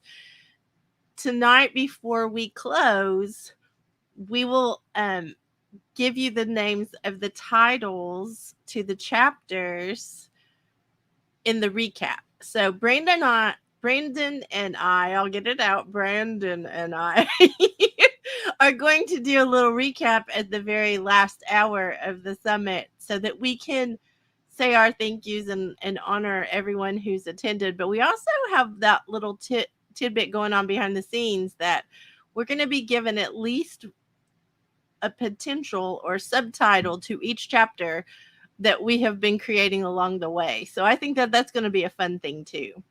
I want to see a betting pool in the comments, just saying. I love it. All right, are we ready to jump into our next guest? We are ready. I am. It's Christmas Day too. Christmas Day too. Christmas Day too. And boy, we got quite the present here. So our next guest is Manny Cabo. And every once in a while, in the ever-competitive entertainment industry, a present enters the scene that turns heads, opens eyes and ears, touches hearts, and makes a lasting impact on everyone they encounter. Such is the case with this multifaceted, commercial rockin', arts embracing, and award-winning singer-songwriter, Manny Cabo. From his incredible 4-chair turn, that's all 4 of them. They all turned around. That's a big deal. On NBC's The Voice, and recently mirroring his vocal prowess and breaking linguistic barriers on NBC / Telemundo's La Voz, Cabo has been leaving his creative mark and vocal resonance on an international level across multicultural boundaries, whether he's singing, acting, photographing, or hosting. His compelling focus and artistry shines through and always leaves his fans and clients wanting more. Manny's podcast is Mojo for Musicians. He changed one vowel on that. It's a completely different podcast. So Mojo for Musicians. And he talks with, he gets inspiration from people's musical journeys. He shares strategies and talks with other entertainment professionals that he's collaborated with along the way. And his quote on there is "Live to inspire." Manny, thanks for being on here. Dude, pleasure's all mine, man. I mean, you guys have had a long day, so trust me, I get it. Thank you for your understanding of us like tripping over stuff, because I think that's what state. Oh, wait, right you now. Don't think I do? You don't think I don't? Are you kidding me? Come on, no, you're the Manny Cabo. That's part of the requisite, I think, man. If you know, it's just a great time being here. I love listening to you. You know, I tapped in a little bit yesterday. I was performing at the Breakfast of Champions, and I tapped in a little bit just to support the cause, but you can't hear anything, so it's like pointless, you know. Well, we appreciate so much you saying yes to be one of our special speakers, because you are special. I appreciate you, Manny. Thank you. I appreciate you too. You know, you guys are awesome. I learned so much from you guys. And that's what I love about this community, man. It really is. Well, let's get this party started, Manny. Sure. Why did you start your podcast? Well, you know what? That's actually it's a bittersweet episode there, because I had recently lost my dad, you know, during this difficult past year, which I will refuse to mention. We all know. And my dad always instilled the whole ideal of, if you're going to do something, then do it right the first time, but also do it for collective gain, to inspire. And that's essentially why I launched Mojo for Musicians, just to help empower my ecosystem of artists to just answer those difficult questions that I couldn't even find the answers to growing up. And, you know, I get some incredible Grammy and Emmy award-winning artists and people that I have actually had the luxury of collaborating with in the industry to address those questions. So it's been an incredible journey. It is a lot of work. The only hardship is I do miss my dad, because every topic that we talk about, I can't help but thinking about the loss and how many values he instilled in me. He was the one who introduced me to anything creative, whether it was photography, which was, you know, he literally put the first camera in my hand, and he introduced me to the drums, and that's what started my musical career. So yeah, everything revolves around his passing. It's like my way of paying homage to him to keep the legacy going on. Sorry for your loss, Manny, but I am definitely proud of the legacy that you are helping him leave, like by what all you're doing. I hope he's proud too. And sometimes I know I hear him speaking, you know, the lights flicker here and there, or the cable will pop out in the middle of it, or something will happen. He'd be like, I gotcha. I'm like, thanks, Bob. Great. So in this journey that you've had, what is something that you've learned that you wish you would have known when you started? Because you've had a lot of experience with creative endeavors already, with microphones even, but what do you wish you would have known? I tell you what, man, the crazy thing is I've been teaching people. I worked for Apple for 10 years. For those of you who don't know that are listening, I worked for Apple for 10 years. I've been teaching people how to do podcasts since even before the iPhone. So I wish I knew back then how amazing and how contributing it could be to building your own brand, building your own clout in this industry. See, I fumble my words too. I told you it's part of the process. It helps you build your brand, helps people understand that you have a passion for something. When you understand, because let's face it, we all know there's a lot of moving parts to podcasting, but that's one of the elements that I wish I knew, and how much it would help you grow your career, as a brand. And for me in the entertainment industry, it's huge, because I'm dealing with it from multiple angles, from the entertainer side to the photographer, now the podcasting side. And it has certainly connected me with some incredible people. Had I known this, I would have started this 3 years ago, but we all know, listen, there's no better time than now, and better late than never. So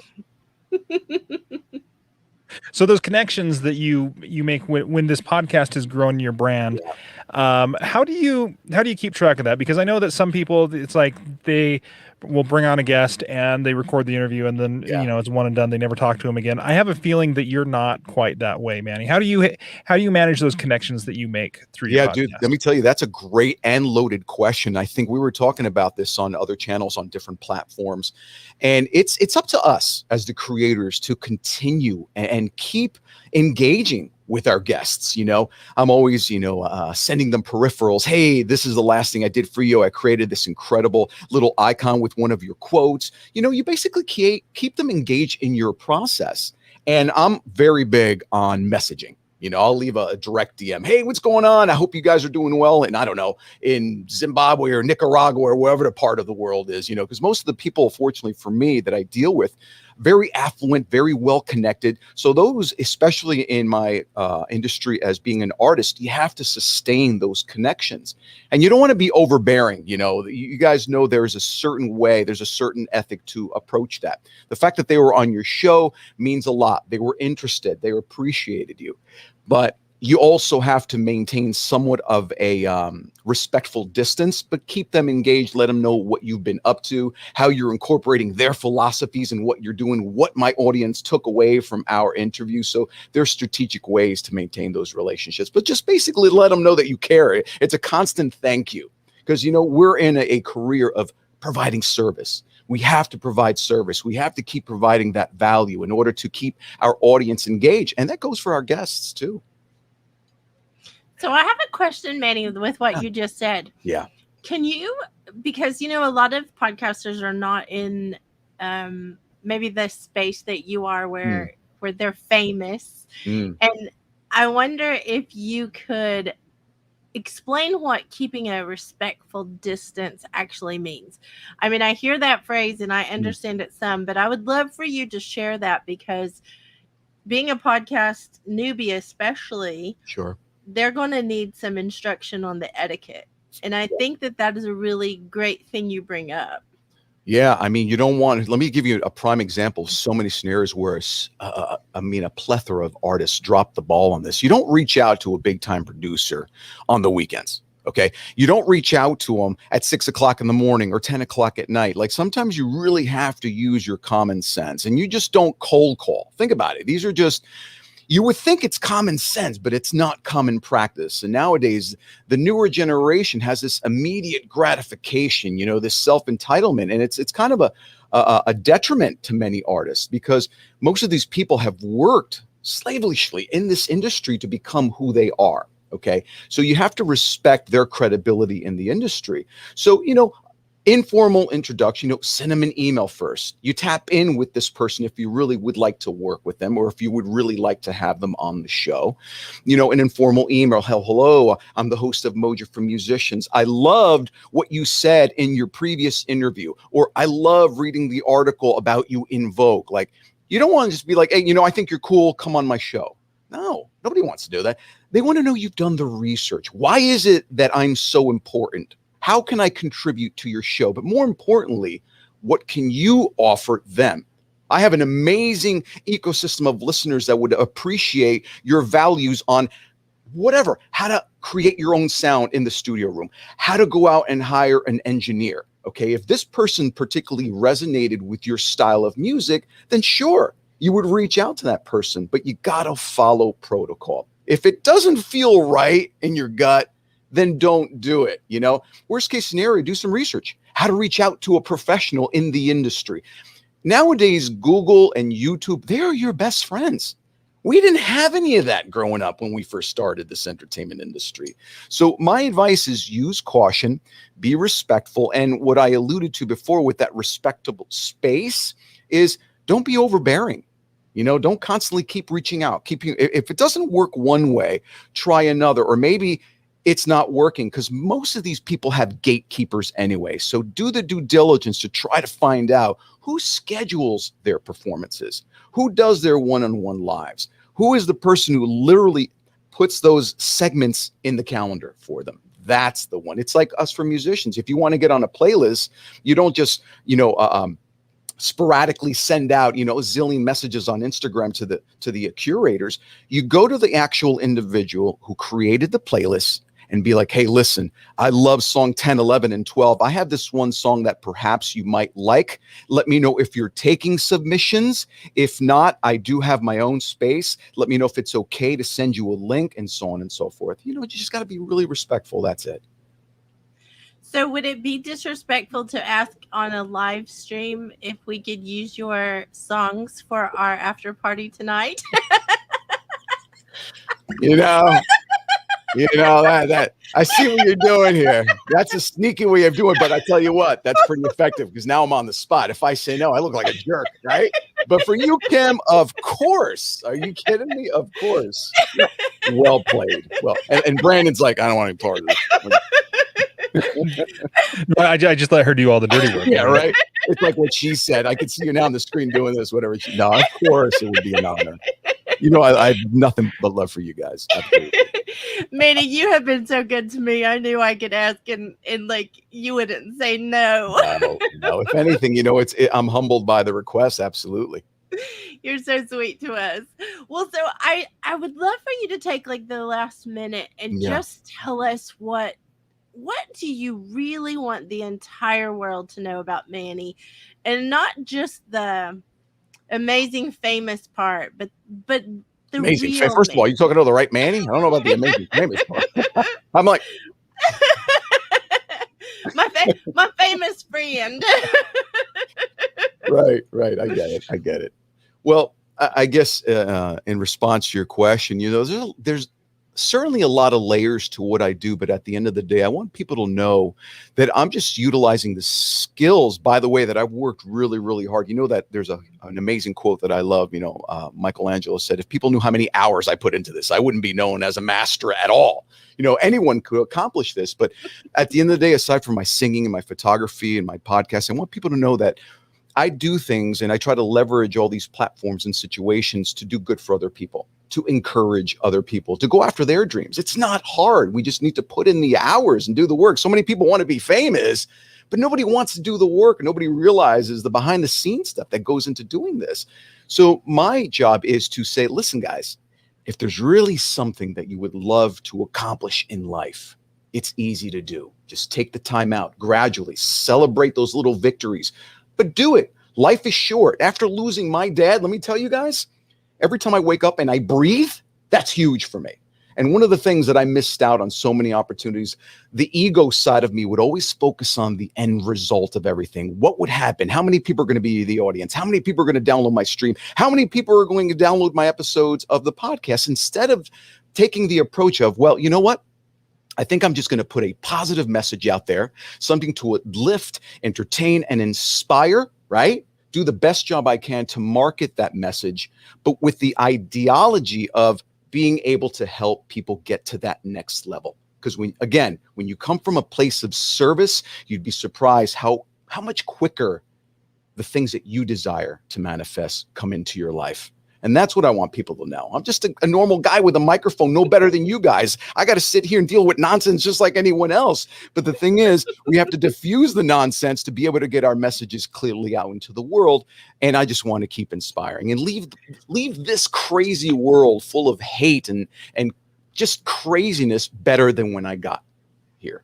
That's essentially it. No, there's no rocket science answer behind it. So Manny, will you just make sure that you clear up one thing? Yeah. I'm not the nonsense that you're dealing with.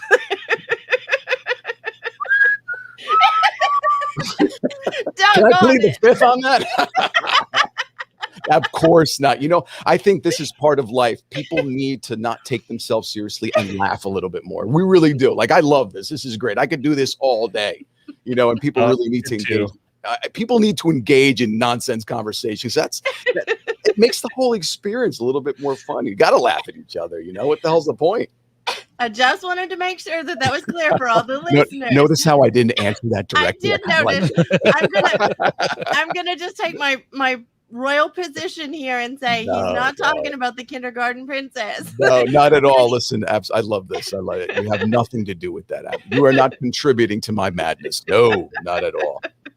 Manny, thank you for being our supporter as well, because you have definitely supported us, in the back channel and doing the things that you do to encourage this community. Yeah. So thank you for it. And I hope you come to the after party tonight. You know what? I took the day off specific for that. I would be in your rooms a lot more. The morning times is so difficult for me with respect, but I try to jump in there as much as I can. And whenever I can contribute. I think you guys are amazing. I think what you're doing is amazing. I think that you're affording this crazy community of incredible talent, so many more opportunities, so much growth that, it's really commendable. So kudos to both of you guys. And Pedro, who was just here. Yeah. Thank you, Manny. Absolutely. See you in a little while. Yes, you will. Thanks, Brandon. Be good, guys. Thanks, Manny. Good to see you. Always a pleasure. All right. I love talking to Manny. He's always so much fun. I think the first time I met him was in the sexy voice competition. He's a hoot. Yeah. Oh, I didn't think about that. We did not talk about that because, he might want to rematch. If I've got to defend a title, I've got to defend a title. All right. Well, let's jump in right into our next guest, John J. Wiley. You may know him as the Stash if you frequent the podcast morning rooms. John is the host of the Law Enforcement Today radio show and podcast. On that show, you can get a glimpse of the life behind the badge from real law enforcement officers. The podcast version of the syndicated Law Enforcement Radio Today show, and with 50 affiliate radio stations and growing. So this is a bi-weekly podcast that is best described as part true crime show, part cop show, and part human interest show, all rolled into one. John J. Wiley is a radio DJ and retired Baltimore police sergeant. And guests on his show are law enforcement officers, other first responders, military veterans, survivors of horrendous crimes, and their families. It looks like we were having a little bit of technical difficulty with him right there, and hopefully... I'm sorry. I just sent a message. He may need to, Mr. John, if you can hear me, you may need to hop off and back on. It's not going to let your voice come through. It had a glitch. Yeah, it was glitching out a little bit. If you refresh the page, a lot of times that will help. So hopefully we can get him back on because, John, one morning so I am not a morning person. Tanner talked about waking up and having all sorts of energy in the morning. I am not. I will wake up in the morning and begrudgingly go to work. But as I've been waking up and I've been trying to go into the podcast morning rooms, one of the mornings I was, I jumped in and everyone had mustaches on their profile pictures. And I was just like, this is crazy. The one who started that is coming up in the next hour. We will be talking about that. But then from that point on, I've known John as the Stash. So. Okay, let's see if Mr. Stash is like, hey, John. Hey there, how are you? Good. How are you? Good. I had to move to another part of the house. Sorry, I just knew you weren't going to be able to. We weren't going to be able to hear you. That's quite all right. I think it was me and my connection. So it's a pleasure to be here. Brandon, Kim, thanks so much for putting this on. Everybody behind the scenes doing all the work. Carrie, I love the little chat text notes. And Manny, always a pleasure to follow him as well. Well, let me just start by saying, Mr. John, I am super happy to see your sweet face with that mustache live. Brenda was just telling the story while you were trying to fix your tech that That's how he met you, was the morning of the stash. This stash has been like a blessing and a curse, and it's a friend of mine, Brimstone, says I should really make a concerted effort to brand this stash and figure out a way to make money with it.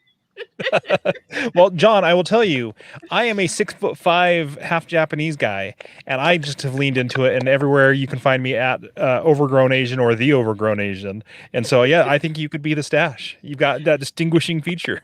I never would have guessed you were that tall, Brandon. That's part of the one of the drawbacks of just doing voice, and audio. Your voice doesn't sound that tall. No, yeah, I've gotten that too. And radio people may go, man, I thought you were younger. I thought you're older. I thought you were a different race. I've had everything in the world from the audio only format, which is great. Well, just to be clear, I'm taller than Brandon. I just want to say. He's a giant. Okay, maybe not, but I want to be. Mr. John, I'm going to ask you the same question. Why did you start your podcast? Well, there's two reasons. I've been in radio for almost 20 years, about 15 full time, and there was just one too many police suicides, and I wanted to start a podcast that would address primarily post-traumatic stress, first responder suicides, family members, things of that nature. And I wanted to take what I knew from radio and apply that. Secondly, and that's still a big part of my show. Secondly, it was, I love radio. I put my heart and soul into working for these stations. But you're an employee, I get that. But the moment you quit, you no longer earn revenue based off what you've done. So it's not like you're building anything that's a future. It's very short term. It's very short lived. And I wanted something that was a little more concrete that I could build the future on. That's a great reason to start. What have you learned in the process? Because you've gone through radio and podcasting now. What have you learned in this process that you wish you would have known when you started? I wish I'd known the mindset. There's a little negative guy that lives in my head. I know we all have them. It tells us I'm not good enough. I don't compare, whatever it might be. And I'll walk around the mindset of it's my little show, my little podcast. And I always say, if you act small, think small, people will treat you as small, and you'll never be treated any other way. So learning that while the show may start off small, it's a growing entity, and it's going to get larger and larger. And that you are, it doesn't matter, in radio I say, it doesn't matter if you're on a 5,000 watt station in New York or a 5,000 watt station in Jacksonville, Florida. It's an open microphone. It's your opportunity to do something with this. And the podcasting is our opportunity to reach a worldwide audience. So don't think small. I like that advice, Mr. John.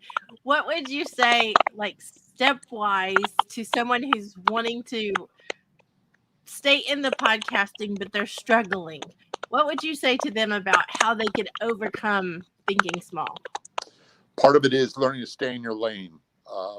In the radio world, you have different positions. Program director runs the show. You might have station manager, general manager, operations manager. They do the same thing.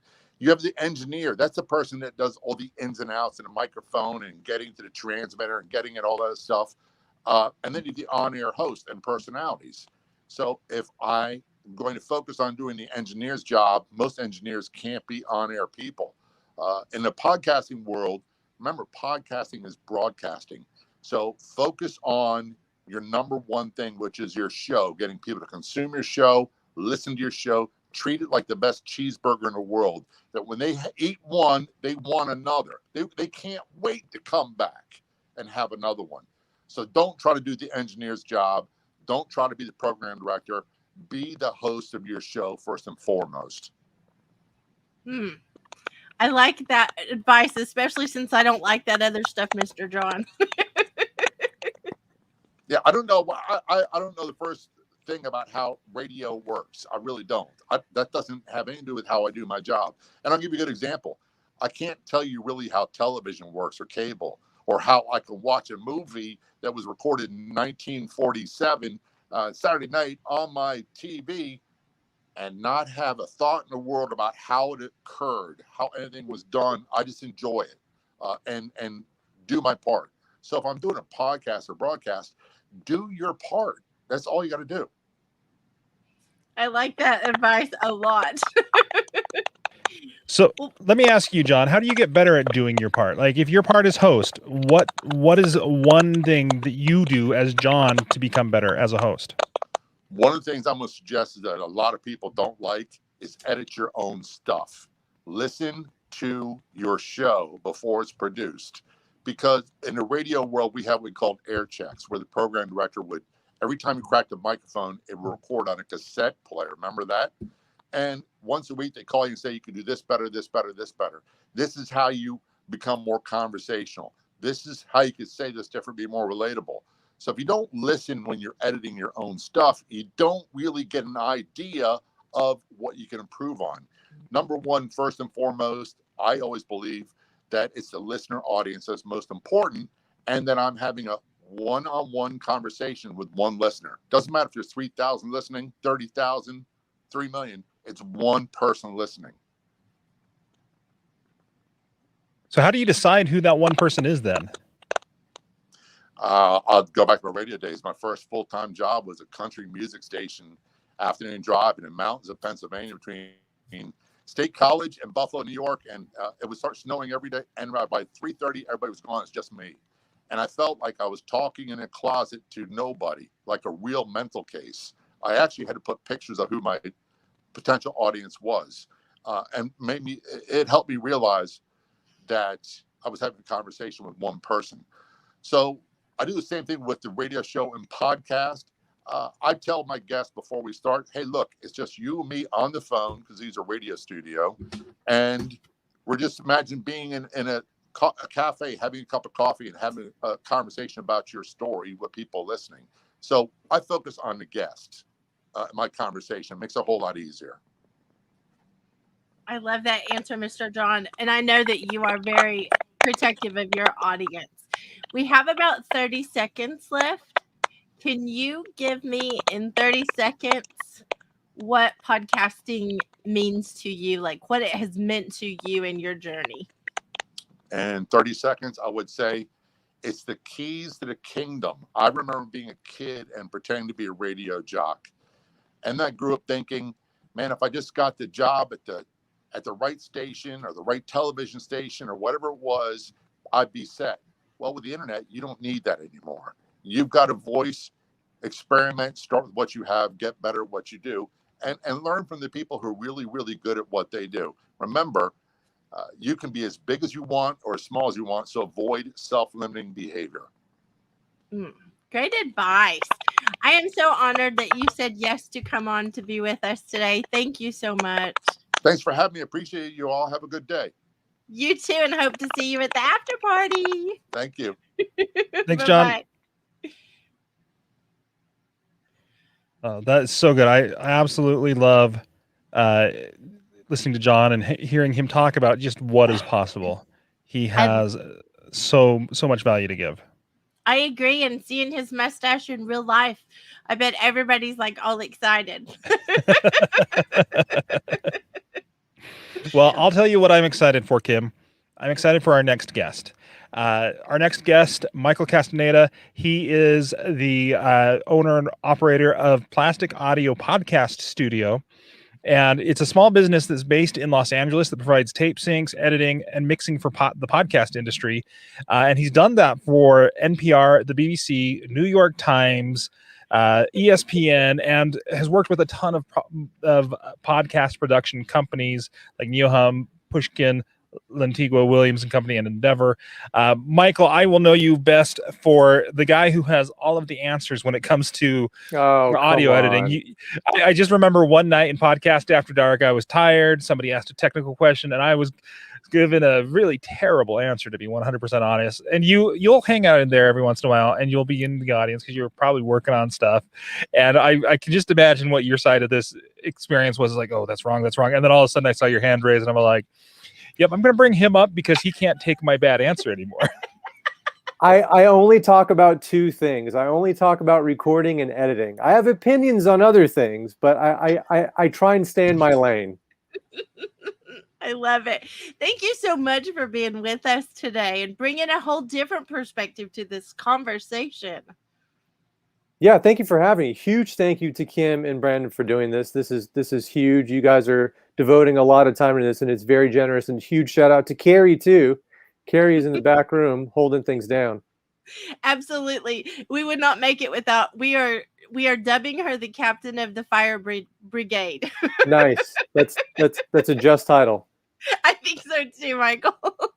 Well, I want to say that we're going to ask you a little bit different question, because it's not about why you started your podcast. It's why did you start doing all the behind the scenes for a podcast? Well, I mean, it was kind of out of necessity. I had a short career in reality TV, and it was great. It was fun, but I knew it was something I didn't want to do long term, because it is absolutely a grind.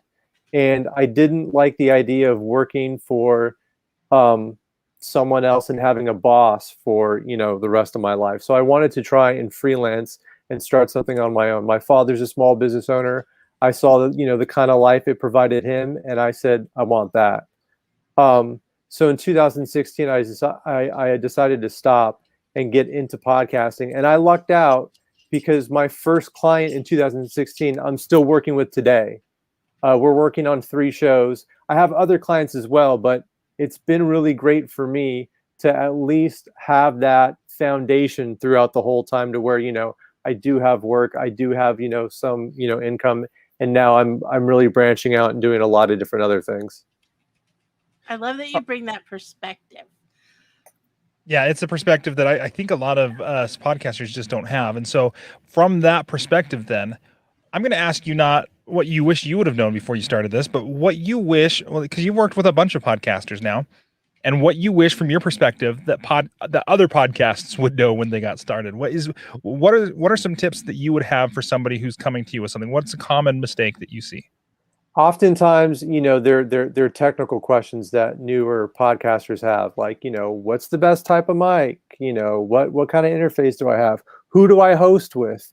Those are all very important questions, but they're kind of very specific to just one thing. I think in working with a lot of producers, working with a lot of different shows, getting a little bit of chance to produce, this is going to sound super cliche, and when I hear people say this, I roll my eyes, but storytelling is such a massive part of it.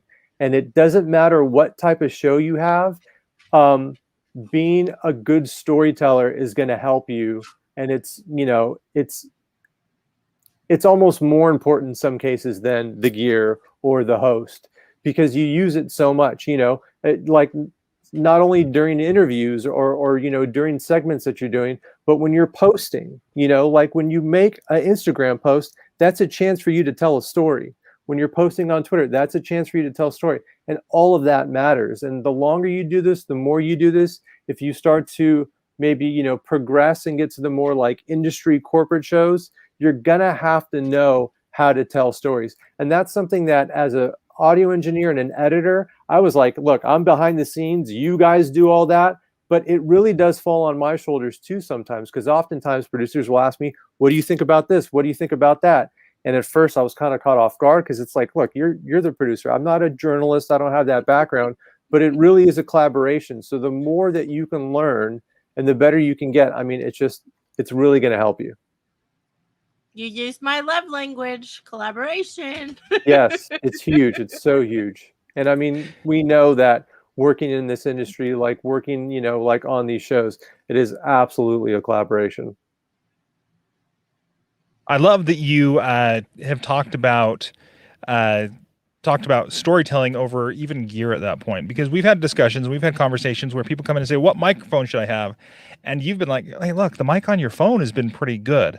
And it's to hear that from somebody who I just saw your Instagram post the other day about the new microphone that you had picked up, and you called it a library of microphones.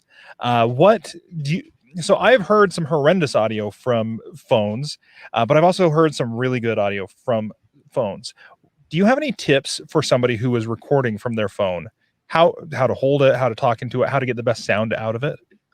Yeah, so I've actually changed my thought about this a little bit. I remember me and you were talking in a room, and I said that audio is the least important.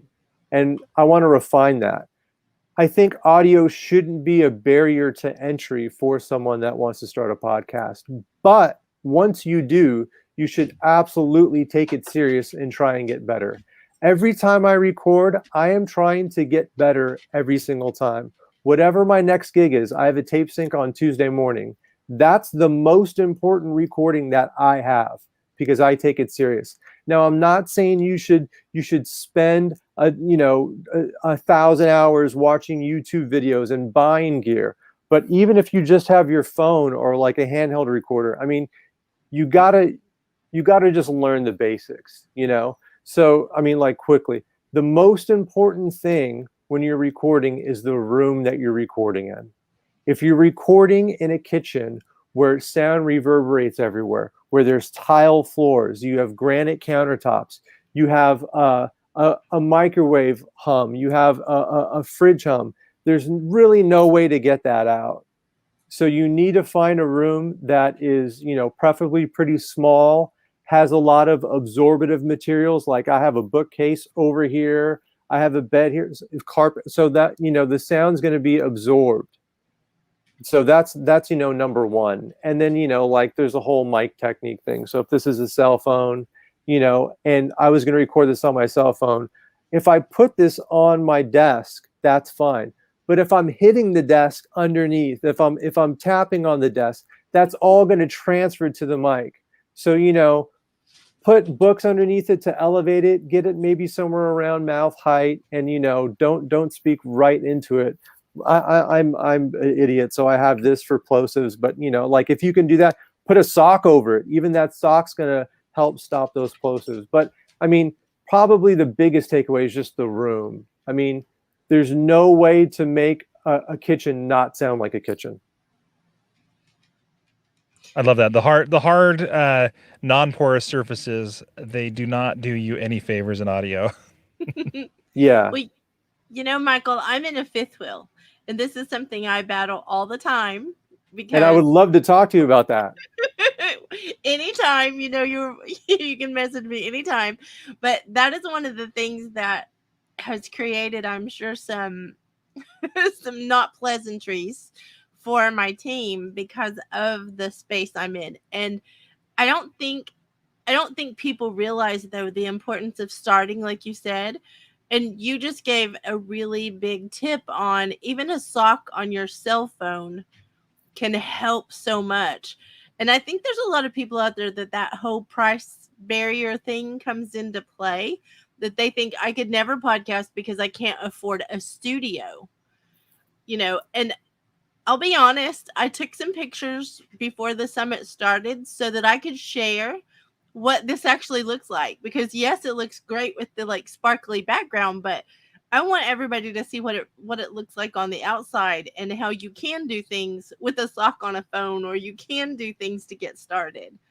Right. I mean, I'm like a little less of a stickler about, you know, I don't think a studio is necessary, especially for podcasting. I mean, look, it's podcasting, right? The vast majority of us are doing this out of their homes, out of their rooms. Look, I'm working on a big show right now with a huge company, big CEO, and he's doing it out of his you know, office. And the guests that come on, they do it out of their bedroom or their office. So I mean, it's like, even working, you know, with these podcast, you know, production companies that have a ton of money, that do these big shows, they're still dealing with the same problems that we are.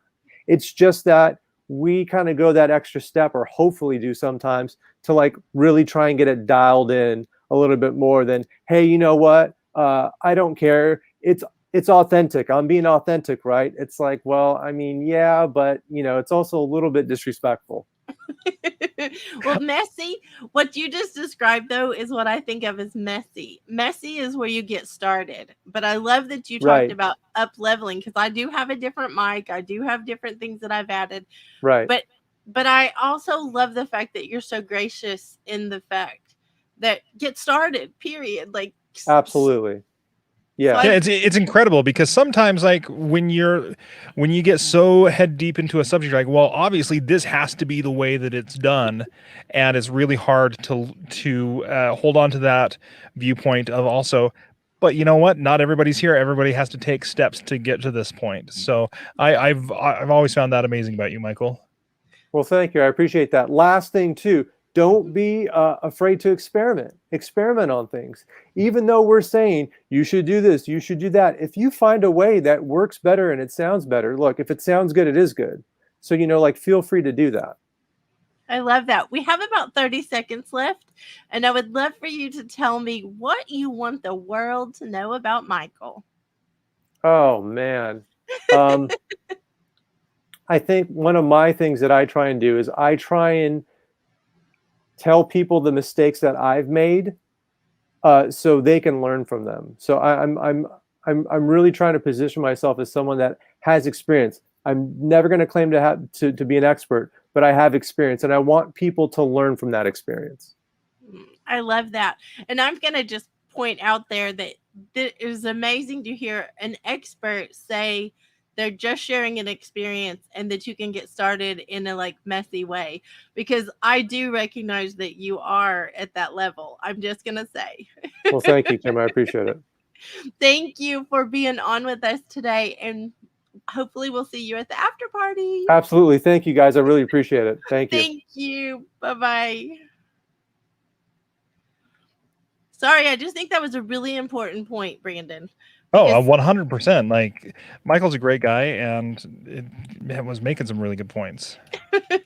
I think when we put those, those limits and those barriers to entry out there, I think that that's such a dangerous thing. And I want this summit to be something that inspires people to do the best they can where they are.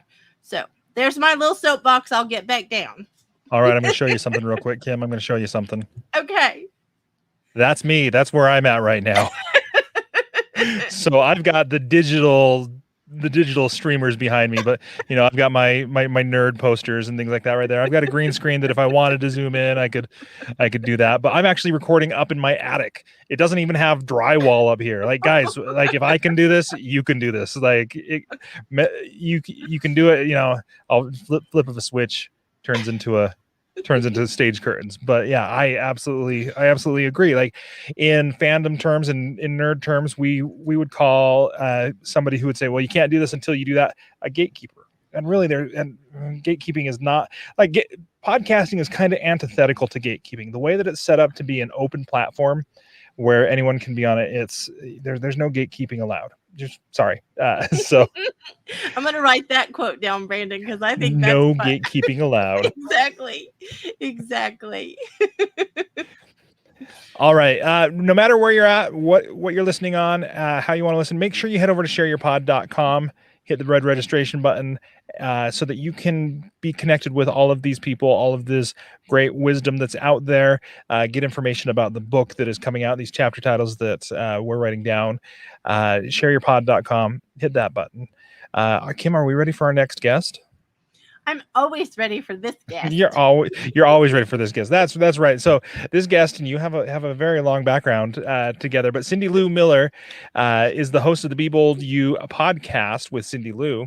As the creator of the Be Bold You personality expression systems, she teams up with us as we're entering into the new seasons of our lives, trying to figure out who we are and who we want to become, our strengths that we can lean on, and step into fully being the bold us, being the bold you, right? Through books, podcasting, coaching, clarity, and strategic consulting, and her signature Do It Now implementation workshop style environment. She works with you to get you started so that you stop spinning in circles and start moving down the road to make your dreams come true. She's from New Zealand. She with her beloved Kiwi, her husband that was born there, and she is just a ton of fun. And I can't tell you, I've learned a ton from you, and I've had a ton of fun with you. Cindy Lou, thank you for being up here. Thank you so much, Branden. I am super excited to be here. I'm excited you're here. And Please tell Mr. Robin hello from the summit. I want him to feel like he's famous too. He's listening in on the iPad. Oh, I got him all good. set up. Good. He's on Clubhouse. Oops. Cindy Lou. Cindy Lou, thank you though for honoring us and being here with us today on the Share Your Pod Summit. I would love to hear why you started your podcast.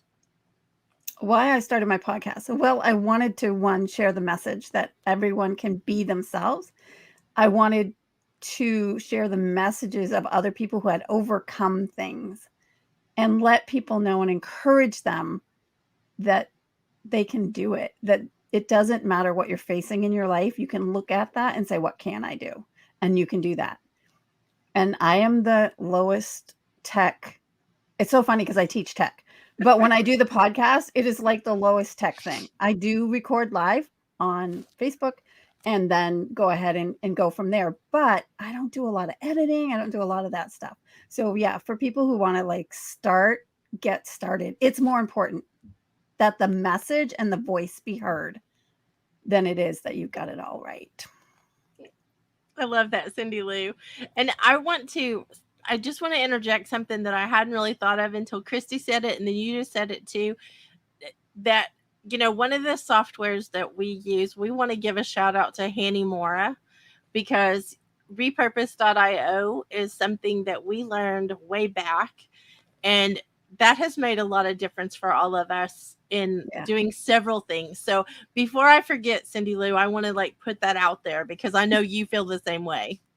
I do. I'm totally a supporter of his, an affiliate for the Repurpose, because it changed my life and made it possible for me to do it. So yeah, it's awesome. Love it.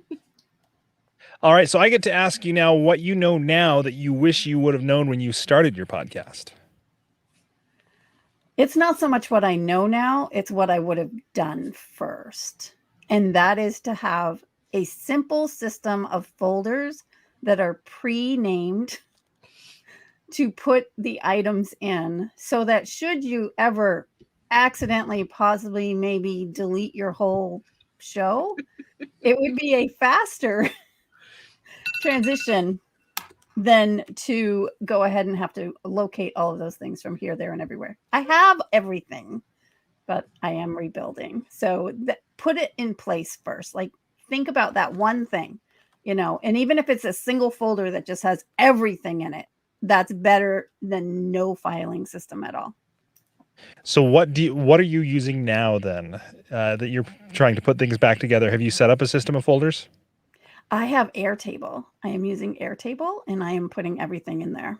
Yeah, I can upload, and I put the original link of where the recording was. I have all of that in Repurpose, and it's super easy to go get that. But what if Repurpose ever went down?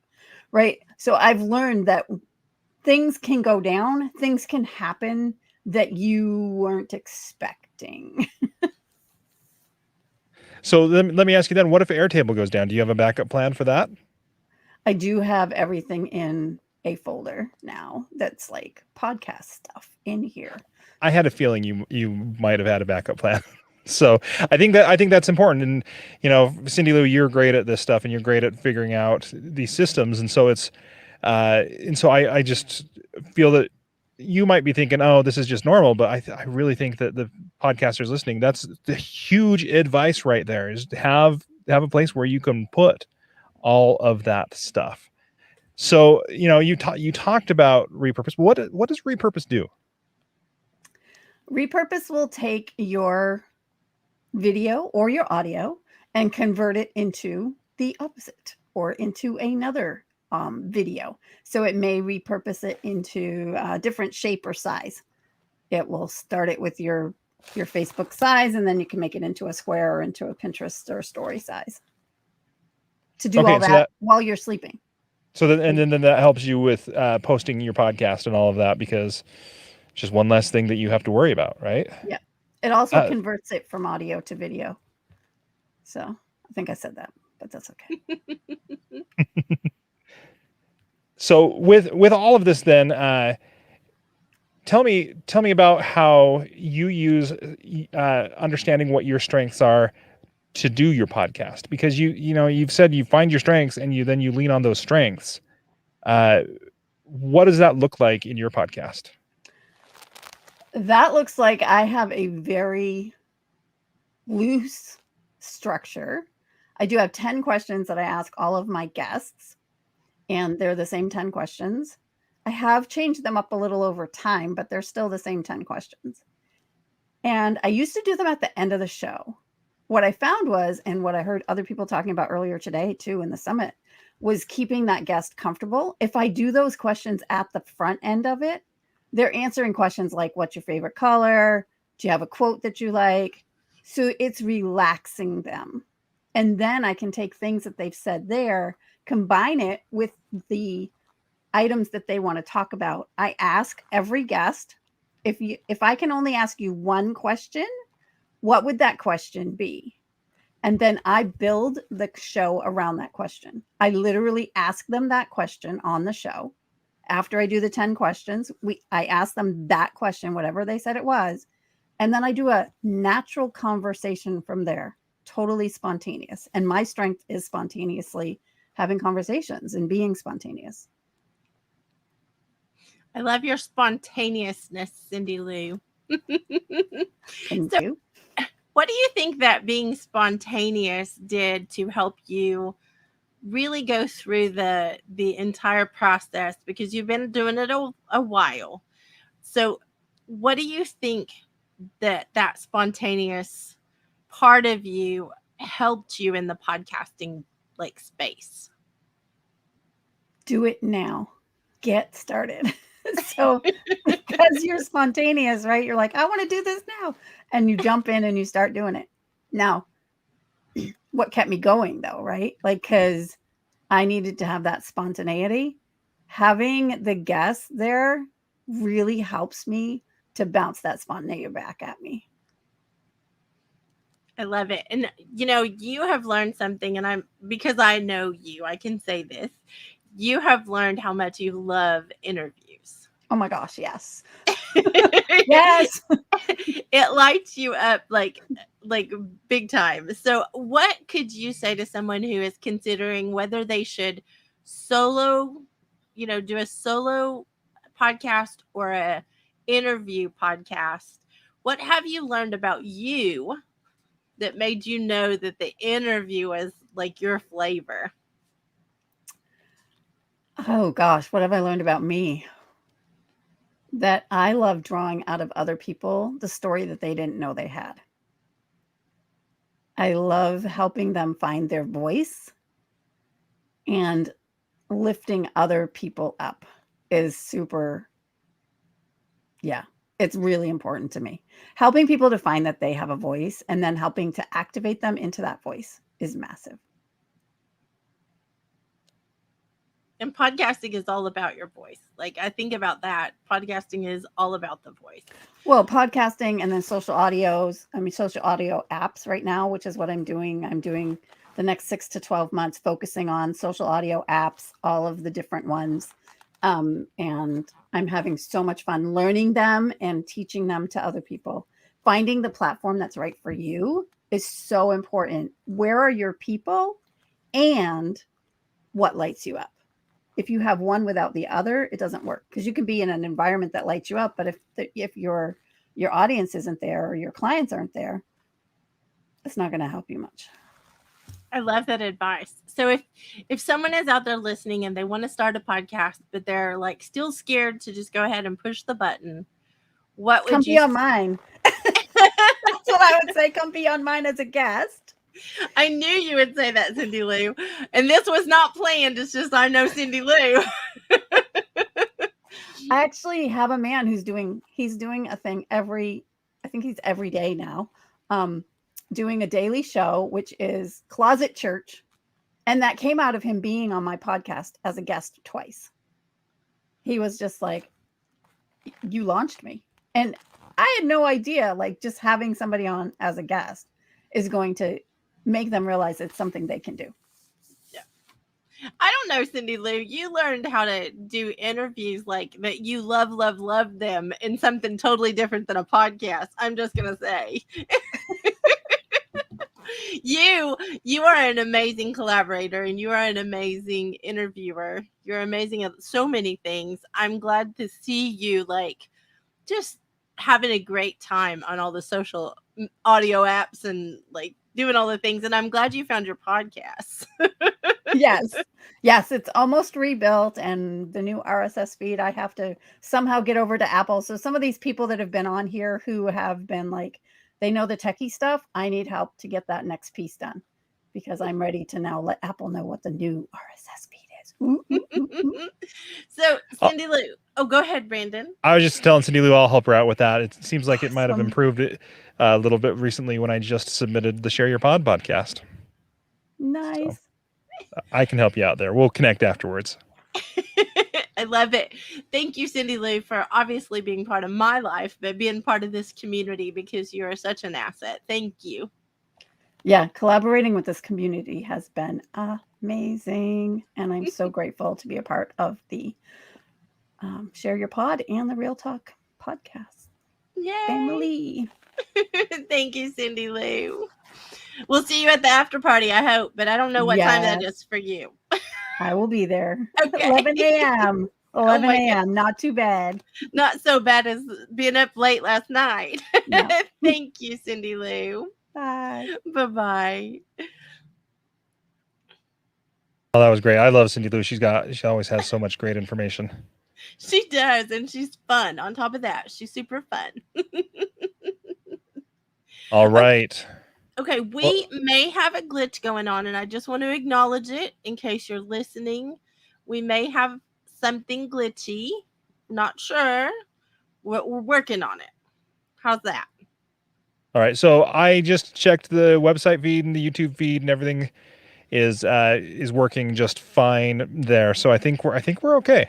It was glitching a little bit, but I think things have calmed down. People in places with comments, leave us a comment and let us know if it's working for you. But yeah, it has been good. So, Kim, day 2 of Christmas. I don't know how we ended up getting so lucky. 2 days of Christmas. I don't know either, Brandon, but I like it. Whatever it was, I want to do it again. All right. So do we have Mr. Isidro down there in the green room waiting for us? Yes, and it's Isidro. Isidro. Yes. Yes, that's exactly what it is. That is exactly what it is. So, all right. So he is the host of the 10,000 Tacos podcast, stories and experiences told by him, who he spent personally, not like combining a team, personally, more than 10,000 hours, not just making, but more importantly, eating. That's my favorite part. Tacos.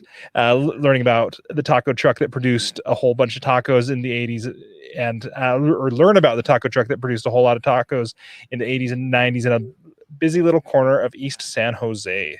The truck was run by immigrants from Mexico who, along with their children, were part of a growing movement to sell as many tacos as they could, not just to survive, but also as part of the American dream. So Isidro, he was raised in a taco truck. He's operations, safety, customer service. It all just came to him all naturally. So he grew up in Silicon Valley, and it was like adding the salsa roja to an al pastor taco. Isidro, you're killing me here. You did great. All right. Well, welcome up to the stage. I love talking with you, and I love hearing the stories of your tacos. So welcome. What an honor. I'm just blessed to be here. This is so cool. Well, thank you so much. We are honored by you being with us. And I just wanted to show off that I had learned to say it right. I appreciate that. No, and that means a lot to me. Hopefully we could get into that. But yeah, it does. Well, I get the privilege of asking the first question, and that is, why did you start your podcast? Beautiful question. I'd like to answer that in like 3 parts. First, I wanted to tell the story of my parents and how they started a small business, their early struggles as an immigrant family, an undocumented family, and then also the successes of running that food truck, right, in the 80s and 90s. And number 2, I wanted to tell people about our culture, the culture, not just the Mexican culture, but the food truck culture, how important food is to our culture, and more importantly, how to preserve that. And I thought a podcast would do that. And number three, I wanted to be like this bridge of like connecting. There's a lot of people out there who they don't know about the culture, the food, and especially the recipes, right? In Pinterest, they need a lot of help, but they're afraid to ask, right? And it's important that there's a person there to help bridge that gap. I wanted to be that bridge, because if they're afraid to ask, then somebody, and this used to be me, so I would criticize them, or I would like belittle them. Like, of course you got to warm up a tortilla in order to make a taco. And I found out that a lot of people don't know that, and they're afraid to ask because of people like me telling them bad. And so I wanted to be that bridge, and which allowed me to be a better person, grow, and help them connect that bridge. So those are the three reasons why I launched the podcast. I love it. And can I just interject in this little like space? I was the one that was in the room asking, how do you make tortilla? I can't even say it right, tortillas, Yeah. but how can you make them right? Because I've tried the non right way, the non good way, Yeah. and it doesn't work. So thank you for being patient with me in particular. It's a blessing, honestly. It's been a growing up for me as well. So I feel lucky to have not just launched the podcast to be a tribute to my parents, but also to help that gap. That's important, even more so now, right? People go in their little tribes. I'm like, tortillas connect the world. Good food always brings the world Yes, together. So, yes. let me ask you, what have you learned in your journey that you wish you would have known from the very beginning? That's such a great question, and learning how to do editing, right, which is important, and learning about sound quality. It's a lot easier to start a podcast today than it was 10 years ago, but it's still important. And I think that's where some people miss the dot. And I didn't want to miss that. I wanted to make sure that I got the audio quality right. And I'm still learning. But the audio quality and, but the other thing too, I wanted to mention, like, the storytelling concept. It's really, you hear that word storytelling a lot, but it's that salsa that adds to a taco, right? It just makes something a lot better. So storytelling is a skill that I once I started podcast, I realized, man, I should have honed in on that a little bit more. I should have done that with more intention. Look, I know what I know when I knew it, right? But the storytelling, it's a skill, and I wish I would have honed down on that a little bit better prior to starting. That's what I would have. So how do you do that then? Yeah, I was Sorry. gonna say, no. I was just going to comment that I think you're a great storyteller. So Thank please you. tell us how to get better. Well, that's a great question, right? For what I did actually was I enrolled in some storytelling classes at my local junior college, and then I enrolled in others in this night program at Stanford University, which was quite a bit of money, but it was worth it, because it wasn't just about storytelling. It's also interpersonal skills. And I've noticed that improvement as my podcast has gone on. And a little example of that is, a lot of people struggle with their their filling in a gap, which is something we all grow up with. But when you take a course in storytelling or interpersonal skills, it really does make you aware of these little things, and it just makes you a better speaker, which is everybody's goal in their podcast, right? It's to become a better speaker. And so that's what I did. But the other part is, I have this thing called a taco meditation, where I take my time to eat the taco, right? And it's grounding yourself. I stretch out before I do an episode. I do these little things that just help me get into the moment so that I could deliver the message that I'd like to my audience. So those are a few ways. You could sign up for my course. I'm kidding. See, here's the problem: is now I want some tacos. Now that you've talked about taco meditation. Oh, It's you know that we are trying really hard to like be good, and we're just eating cough drops all day long, and so now we want taco cough drops. I think like. I know it's unfair, right? I'm like, oh, the taco truck is here, which is me, right? And I'm like, oh, that's just mean because I just had a burrito. I didn't have any tacos. I just had a burrito. Well, I'm gonna put it out there. Just interrupting the interview for a second. I'm gonna put it out there. I may be in the neighborhood next week, and if I am, I'm gonna message you and your wife and see about getting some really good tacos. That would be awesome. We would love to welcome you into our home. Seriously. I just got my Colorado license plates. I feel like it's now complete. I'm like now a legal resident of Colorado. No more California plates, no more anything. It just, the transition's done. So you'll be our very first guest as a Colorado. I don't even know how to say I got a Coloradian. I love it. Well, thank you for the invite the other day. I only said it out loud because we had already talked. So let me ask you, Isidro, how do you? So you've taken those classes and you've paid attention to your ums and your ahs. How do you put together your stories? Because you, whenever I hear you talk, it doesn't matter if you're on podcast or on stage somewhere. I hear you talk. You talk in stories. That's what you do. Is that natural to you? You've taken these classes, so I'm assuming you've put some work into it. Do you have a structure in mind before you start talking? That's a good question.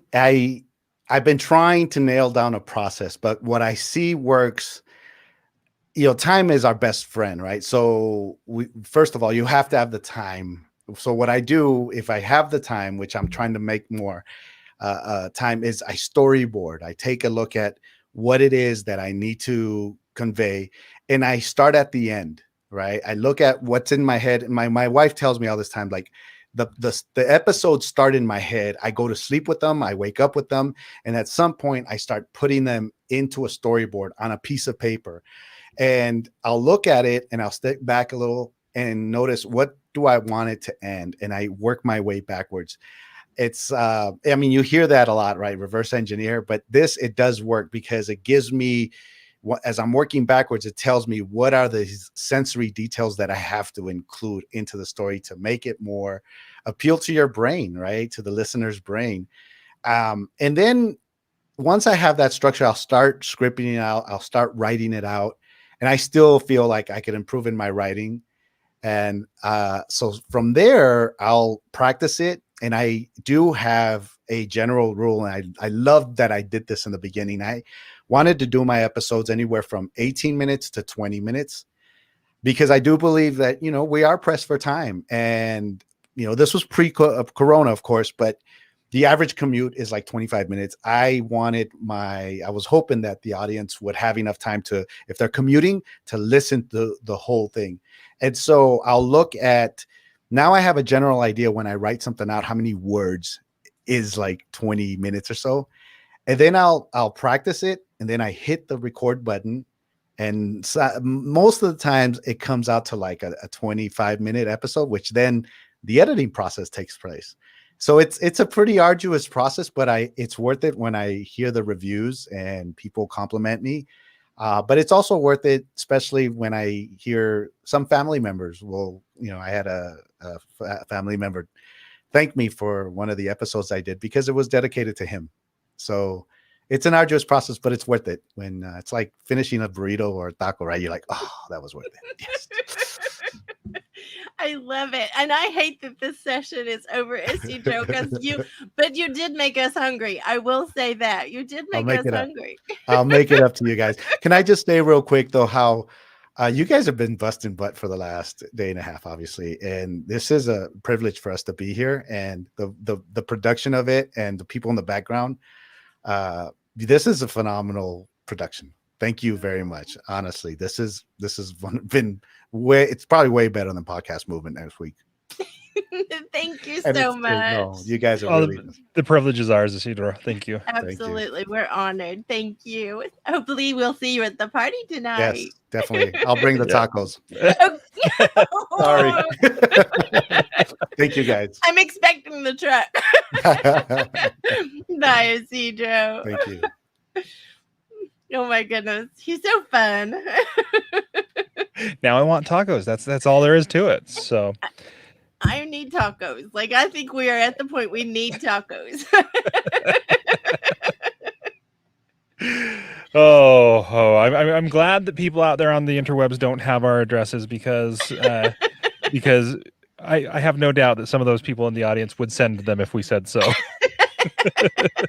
We definitely have an amazing crew. And, we need to just spit that out there because while Brandon and I might be on the screen, there are many, many people involved in this that are, quietly or not so quietly, either one, helping pull this off. So I don't want this to seem like this is the, Brandon and Kim show, because this is the Share Your Pod Summit where it took a village to to get this pulled off.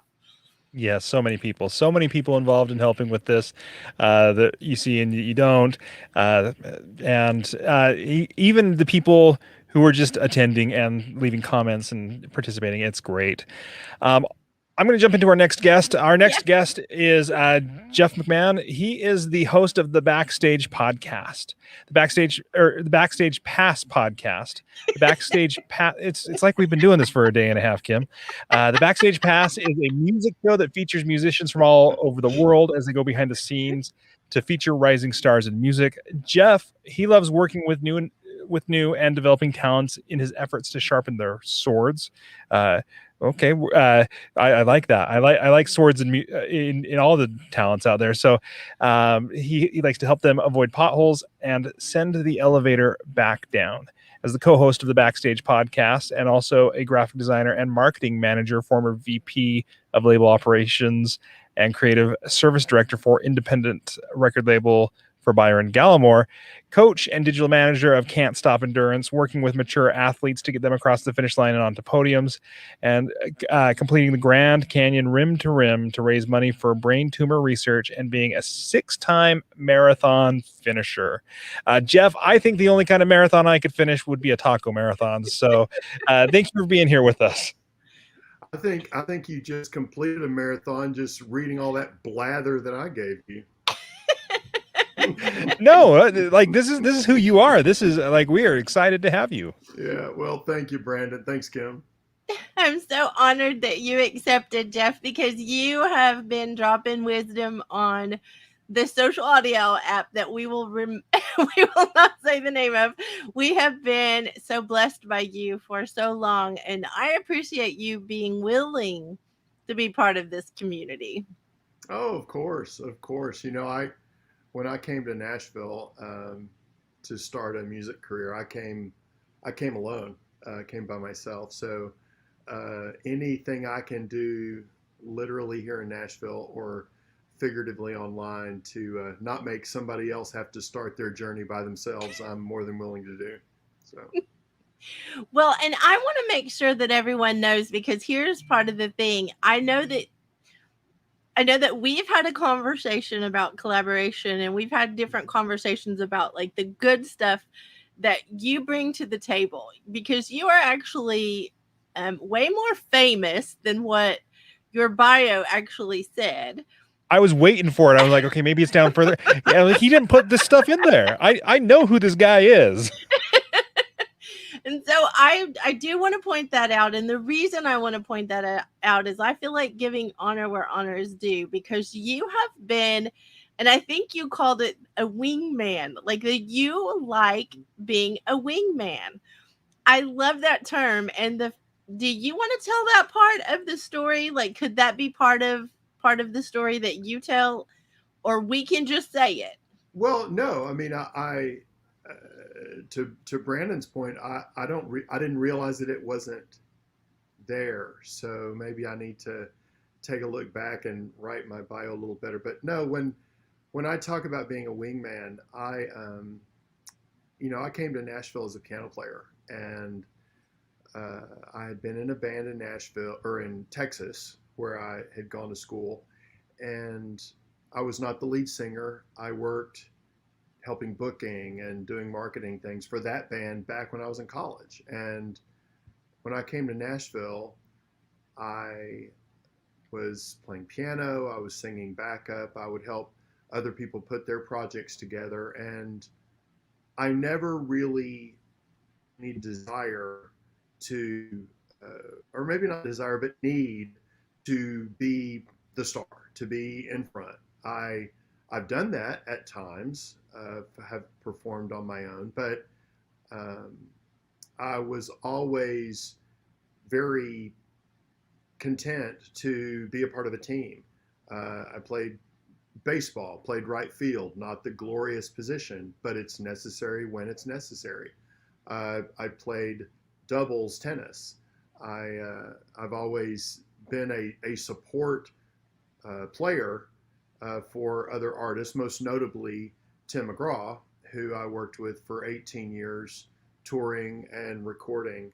And I think that's, I mean, not only does it have a lot of value, but I think it's more fun. I mean, if you win the game and you win it alone, who do you celebrate with? So I've always been a collaborator. I contributed an additional chapter to the biography for Tim's father, who passed away of a brain tumor. I didn't write the book, but I was able to make a viable contribution when it went into the second edition. So yeah, I've always found a lot of pleasure and value in helping other people accomplish things and being a part of that with them. Well, I want to point out that I think it's kind of humorous on my part. Okay, every time you would speak about stuff in a room, I was always drawn to you, and I've messaged you over time, like and told you, but I didn't even realize the other things. I didn't realize the Tim McGraw. I didn't realize all of that stuff. I was so attracted by the fact that you were just such a team player, period. Like collaboration, team. And so I definitely want to get into that. I'm going to get in trouble with Branden because I didn't ask the first question that I was supposed to ask. Uh-oh. But I want to come back to that because I want to come back to like just your attitude about it, because I think the whole community, the whole world could learn so much from your attitude. So let me ask my first question and then we'll go back. Hang on, I'm going to interrupt you now, Kim. Okay. Hey, I'm ready. Jeff, you've got that beautiful microphone in front of you, but I don't think it's selected in StreamYard. So if you hit the gear down at the bottom, just double check your audio settings, because I know the wisdom that you've got, and I want to make sure that we have it in full fidelity. Golly. I sure thought I did. How about now? Oh, that is beautiful. That is beautiful. Wow, and I've already dropped so much wisdom already. Gosh. Well, I mean, the content is there, and it's great. And I loved what you said before, but yeah, we'll catch the rest of it in this. Kim, go ahead. Oh well, that was all planned, Branden. That's why I didn't ask the question yet. I was trying to set this up, Branden, as an opportunity for you to be a team player and illustrate for us the importance of collaboration, even on something like this. See, people, this is just how good Jeff is at what he does. Mm-hmm. Yeah, and to highlight the fact that as a professional musician, my microphone was not on, so that's good. Well, okay, I'm going to ask the question now that your microphone's on and now that you all did all the team stuff. Yeah. Why did you start, like, your podcast journey? Why did you start? I wound up participating in the Backstage Pass. I did not seek to start a podcast. I didn't start the Backstage Pass. It was already in existence, and when we started this last year's tumultuous journey, they had their topics included music and sports. And as we all know, sports shut down significantly. So they wound up focusing a lot more on music. And I was also working a lot with independent musicians, just trying to keep people alive, for lack of a better word. We couldn't play live, so I was helping a lot of independent singer-songwriters get their music out, market their stuff, figure out how to do live streams, a lot of those things. So I noticed that a young lady that I had worked with was going to be doing an interview on the Backstage Pass. She had a live stream concert happening the next day, so I called the host and let him know that if he wanted to run that concert through his platform, I could set it up for him. And he was very excited about that, and he told me about some guests that he had coming on the podcast the next few days. And I said, oh, well, if you're interviewing them, one of them being Lindsay L. at the time, who had just come out with her, I think, second album that had gone #1. I said, you should ask them about this and this and this and this, because it's a big part of her new album. It's a big part of her journey. It would be great to ask about the interview, have your people look it up and do that. And he said, well, if you know that stuff, why don't you just come help me do the interview? So that started my journey as a co-host with the Backstage Pass, doing a lot of their interviews with new artists and developing artists, but I would also get slated to cooperate with him on interviews with artists that had major releases, a lot of artists that had maybe had touring experience that I was a part of. We interviewed Brady Seals, who was the keyboard player for Little Texas. He and I played clubs together in Texas before either of us were working on a high level. Skip Ewing, Bill Engvall, the comedian, who had gotten his start in Dallas in a lot of ways, which is the area I'm from. So I just wound up doing more and more interviews with him, and ultimately interviewing folks like ZZ Top and Johnny Gill from the New Edition and all of that. So taking a lot of the experience I gathered up over the years and having some of those conversations come back around. So it's been fun. I can't even imagine the value you would add to those kind of conversations, though, having lived that life versus just, talking about that life. Well, having lived it, but also I do a lot of homework. I mean, I don't know everything. I don't pretend to know everything. I may be interviewing a newer artist that's been out for 8 or 9 years, but when I ask her about the producer of her first album, because he was the bass player in the band I played with at Baylor University in Texas before we ever moved to Nashville, I didn't know that already. I went back and dug that up, and it's a great nugget to drop. It's like, oh, you're the producer on your first album. He and I were classmates and played in bands together down at the Melody Ranch in Waco, Texas, back in 1990. I don't know that already. I go back and do my homework. So, but yeah, it's definitely fun to see some of those stories come back around from touring days and stuff like that. It's fun too. So I'm gonna ask a follow-up question on what you just said there. You said you do a lot of homework. What does that look like? Does that mean like you're going and listening to their music, or are you reading on Wikipedia? What does the homework look like? It's a lot of it, Brandon, is kind of pulling threads. I mean, I will go to Spotify and look at their catalog and see what's new. A lot of times because I know the music, but I can't timeline it because I didn't pay attention to how it came out released. But I may also, like, if I've got a young artist that is based in Texas, I may Google that young artist, Branden. I may Google Branden, but I will also Google Branden plus Daryl Dodd, who's a Texas singer-songwriter who's a friend of mine. Because if they played a show together, I may call Daryl and say, hey, did you ever play with Branden? Give me something, tell me a story. We did an interview recently with a young singer-songwriter here in Nashville, and Jen Bostic is her name. She's terrific. and I was watching one of her music videos, and she was just kind of flailing around the room and dancing. And I looked at the way she was dancing in the room, and I thought, she's spotting. As she turns, she's spotting. That's what ballerinas do. And I looked in her bio, and I didn't find anything, so I started Googling Jen Bostic, ballet lessons. And sure enough, she had taken 12 years of ballet. She had taught for a while, and that lent itself to a conversation about discipline in the course of the interview. So it kind of happens in different ways. I did an interview this last week with William Lee Golden, who was one of the, he's the guy with the long beard in the Oak Ridge Boys. And I knew those guys back in the 70s. When I was learning how to sing harmonies, I was oftentimes singing his part in quartets that I was singing with my buddies in high school. Well, he had just come out with a book.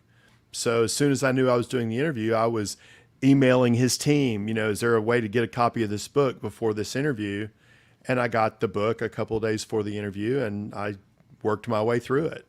And sure enough, in the course of the interview, he made a couple of comments that I was able to reference because I knew that he had said this. I knew he had been in this conversation with this other singer.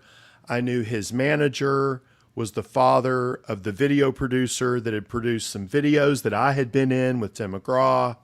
I wouldn't have known any of that if I hadn't read the book beforehand. So it kind of comes in different ways, but I'm very willing to follow things down the rabbit hole. And if I find a video and find somebody attached, particularly if it's a name that maybe I worked with somewhere along the line, which isn't common, but it can happen. It can happen. So, yeah, I don't know if I answered your question very well, but no, that was great. Yeah, those are some things I do.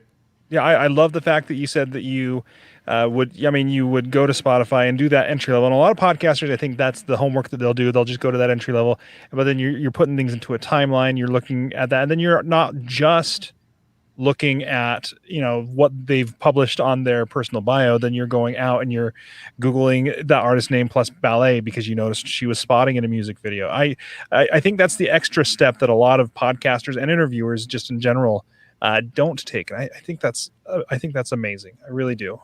So well, you have to put things in context. I mean, I interviewed Mark Farner from Grand Funk Railroad, and they sold out a stadium faster than the Beatles sold out the same stadium a few years later. And a lot of people don't know that. But one of the things we talked about was the fact that when they did that, they were just now starting to use PA systems because PA systems were just starting to be developed. So when they did that, they were on the front edge of how do you play a stadium and be heard. So that was a big part of their journey. Had nothing to do with Grand Funk Railroad, but it did have a lot to do with the evolution of sound equipment. So you kind of got to look at what else is going on around them. So yeah. I think that's great. So now I'm going to ask the technical second question, even though I added a couple. What do you wish that you knew when you started that you know now about podcasting? When I started podcasting,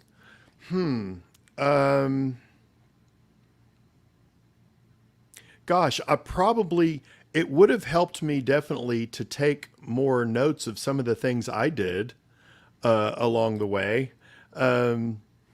Sometimes, we'll be talking to somebody that I was on tour with and maybe in an interview and they'll be asking, so did you ever play this place or did you ever been here? I was like, I think I did. I mean, we did 250 shows in 10 months the first year I played. So, if I had known I was going to be doing this, I might have mapped out some of the things I had done along the way and kept a better diary so I could reference some of my own experiences.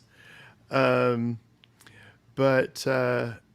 it's, then again, there's so much that happens, as I'm sure both of you know, when you don't overplan and you do listen to what's going on in those interviews, so you don't stick to what your plan was in advance. So I don't know, maybe it lends itself more to the interview that I don't have a very good plan, and I just listen and, you know, follow the string. I don't know. I do like what you said there, though. And I can't remember the guy's name. He's a Moth Grand Slam champion storyteller. And he talks about keeping a story journal where every night, you know, you write down something that happened that day and kind of the moral of the story. Like every day, like doesn't have to be a full page of anything, but then you can reference back to it so that when you are talking about something, when you're sharing something, that you keep that you have these stories to draw upon. Because I feel like I've had a ton of amazing things happen in my life, but the second somebody asks me, tell me one amazing thing that's happened in your life, I don't know.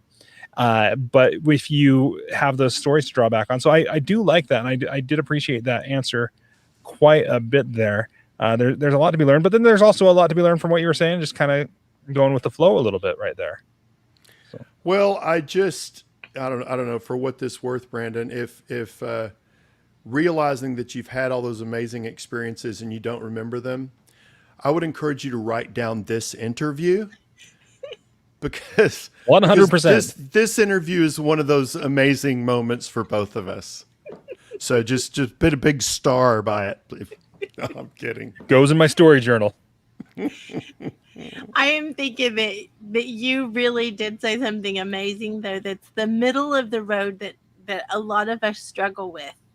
And that's the research so that we're prepared, but yet the listening so that we can actually hear the guest, versus being super scripted or nothing scripted. Right. So you just described what all of us have been trying to describe. You just did that. Well, here's the thing with homework.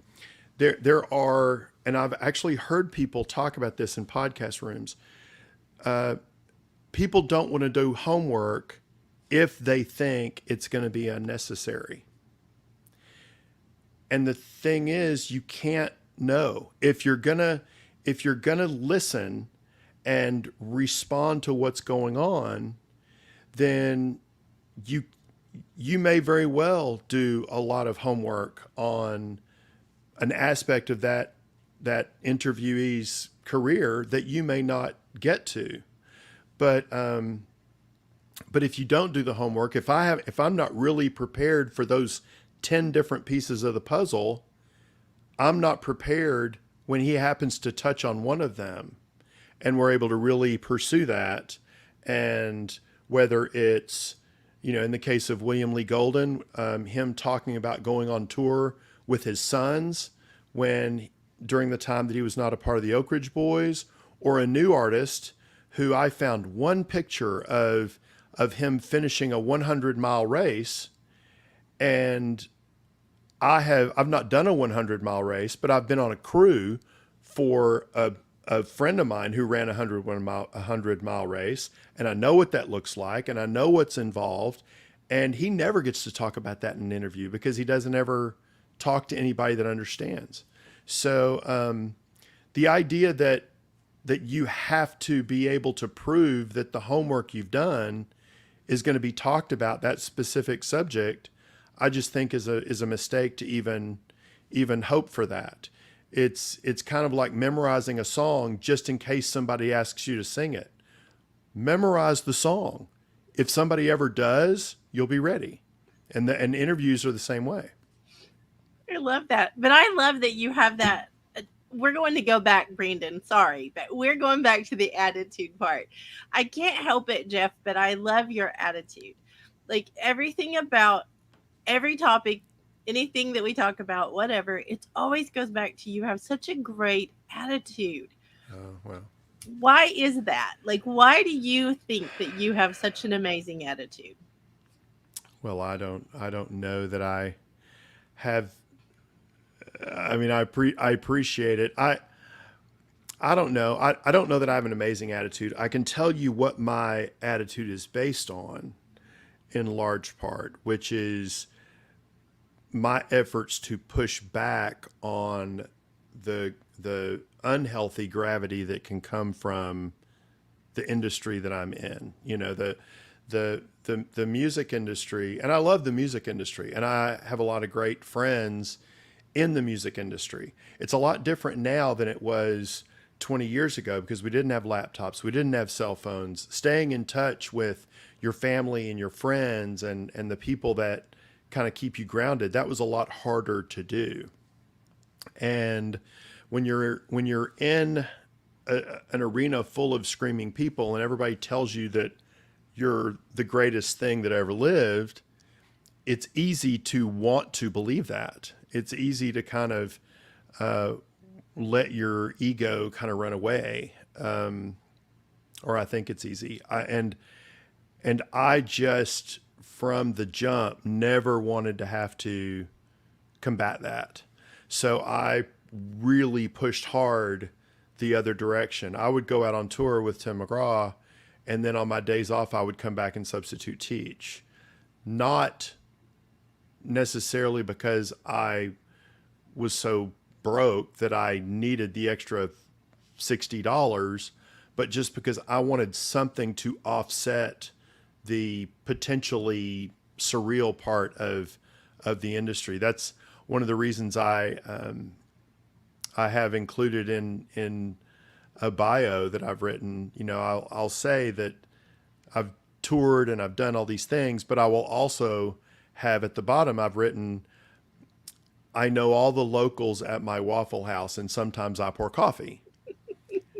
Because I do think there's a big part of my personality that is reflected in being a musician. But I also think that there's a part of my personality that is reflected in the retired electrician comes in and sits down and wants to know what's going on, you know, and he's talking about his grandkids and he's talking. I want to be that also, not necessarily instead of, but also. So, hopefully that kind of helps me from reading my own press and believing it all. So. Well, you know that I asked you that question on purpose because I knew you would not disappoint, and you did not. Oh, well. It's just, I don't know if it's true, but it happened to me. So. Well, I appreciate so much you being with us today, and I think you dropped some amazing tips on how we all can be better with being prepared and being flexible. Oh, well, thanks. I'm just a part of team collaboration like you guys are. So thanks for including me in this adventure. What a great thing you guys are doing to kind of celebrate all of us that are getting behind microphones and trying to help people do things. So kudos to you. Thank you so much. We're honored. We are very honored that you participated. Thank you. Well, thank y'all. Thank you, Branden. Thank you, Jeff. This was great. Hopefully you'll be able to come to the after party, but if not, we do understand. But I will not be at the after party. I will be riding shotgun for Miss Ashlyn Grace. She's got a show tonight, and I've been playing with her since she was in high school, but we're actually doing a show tonight, and I actually helped produce her last single that you can find, and we're working on a new record for her. So I'll be playing piano for her tonight, unfortunately. But fortunately. I was going to say, but fortunately. Thank you for sharing that, though. Thank you, Jeff. Thank you, guys. Bye-bye. Bye-bye. Well, that was great. That was great. Loved the wisdom he got. I got some homework out of it. It was amazing. No kidding. No kidding. And I'm just going to say our next speaker has been waiting patiently for me to stop talking, I'm pretty sure. You know what? He and I have a much deeper connection, I think, than either of us really realize. But our next speaker is James Scott from Across the Pond Sports Network. Yes, there's a podcast, but it's a whole network now. It's really grown. It's been amazing to see how this passion project has grown into a huge project that he's doing. He's bringing on and talking about professional sports from NFL to NBA to WNBA to MLB, all of it. And apparently it started back in 92 when he was watching the Dream Team and seeing a little guy. And I've stood next to this guy. He's not actually that little, but his name is John Stockton. John Stockton played for the Utah Jazz, which is my home team. And James saw that and just, you know, he wanted to be taken to Utah as a child to visit, and so apparently you've been in my backyard, James. Just saying, you've got this whole network now though of football and basketball and everything. James, I can't even describe how much you're doing. And on top of that, I hear that today is a special day. Yeah, man. Thanks for having me. Yeah, today is a special day. It is our 1 year birthday. Wait. I can't even blow it. Before we started today, Kim was like, I've got this for when James comes on because it's his 1 year anniversary. Yeah, this time last year, I was launching an episode, and it was our first episode. So, and it was solo. It was a monologue. It wasn't that interesting. It sounds a bit boring. However, I've improved since then. And obviously we have more shows now. But yeah, man, I was a jazz fan early on. Big jazz family and friends in Utah. And John Stockton, yeah, he was 6'1". I'm only 5'7". So yeah, he is compared to the rest of the Dream Team, he was kind of small and scrawny. To me, he's like, you know, Goliath. But small, scrawny, and wore short shorts, all of that. Yeah, I never went that short. I'm going to be honest. Like when I played, oof, no one wants to see that kind of real estate. Okay, I'm going to bring it back in, boys. If you have to. I'll get to this. James, I am so honored that you're here with us today, though. You know how much I adore you and how much I appreciate all the conversations that we have in that social audio app. And so I am honored you said yes to being with us on the Share Your Pod. No, I was happy to do it. And I think when it came around, I jumped at the chance because I thought it was a really great event. And, you know, I've heard from so many podcasters that, you know, I kind of sometimes talk to on a daily basis. So actually to see them in real life is a bit strange. We had a little bit of a a privilege. We had a little bit of a before because we've done an interview before. So I love that I already knew. I feel like I'm special somehow. Just by having me. That's all it was. Exactly. That's what I'm saying. So tell me why you started your podcast. So funny story.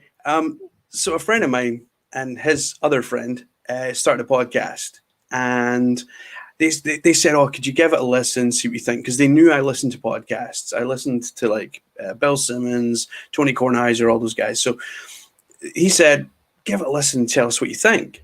And so I listened to it, and it was about British soccer, Formula One, and then they did like an American sports segment. And it was quite clear to me that they had no clue what they were talking about. So I kind of hinted that, you know, I might start my own podcast. You know, I mean, I like to talk about American sports. I could start my own podcast. In other words, will you please invite me to do your American segment? And they never got the hint. So I ended up just setting up my own podcast on the back of that. And they lasted 5 episodes. And I think I'm about, with our main podcast, our sports podcast, I'm sitting at like 90 episodes. Wow. So it's been a blast. That's really incredible. Like that is a huge undertaking right there. That's great. What have you learned in that process that you really think that, man, I wish I would have known this when I started? Because we've all been there. We've all done it. We've all been like, man, how did I not know that? But what have you picked up in this time? So I think more than anything, I've learned about myself quite a lot. And in this process, I'd never done any kind of media. I'm a crappy writer. I just, sucked. So when I started the podcast, it was more about kind of getting into it and starting to be able to talk into a microphone, which I'd never done before. And in actual fact, I hated public speaking. Like, I hated it with a passion. I would avoid it at work. I would always kind of pass it on to someone else just to avoid it. And what podcasting has kind of brought to me now is that I'm a lot more comfortable in a public forum speaking. Like, a year ago, if you asked me, I'd be on Share Your Pod live, I'd be like, hell no, not going near it, not with a 10-foot barge pole. So I think for me, I've learned more about myself over this last year and actually what I'm capable of. Because I just wouldn't imagine myself a year ago sitting here talking to you guys. Well, I know that you've done some really amazing things with the Across the Pond Sports Network. And no, Kim, I did not say across to the pond. I was waiting for it. And to be fair, James, he may not have said that. That's just what I heard. Oh no, he said it. I heard it too. You know what? High five, James. He's got high five, James. Like, Don't encourage her, James. Don't encourage her.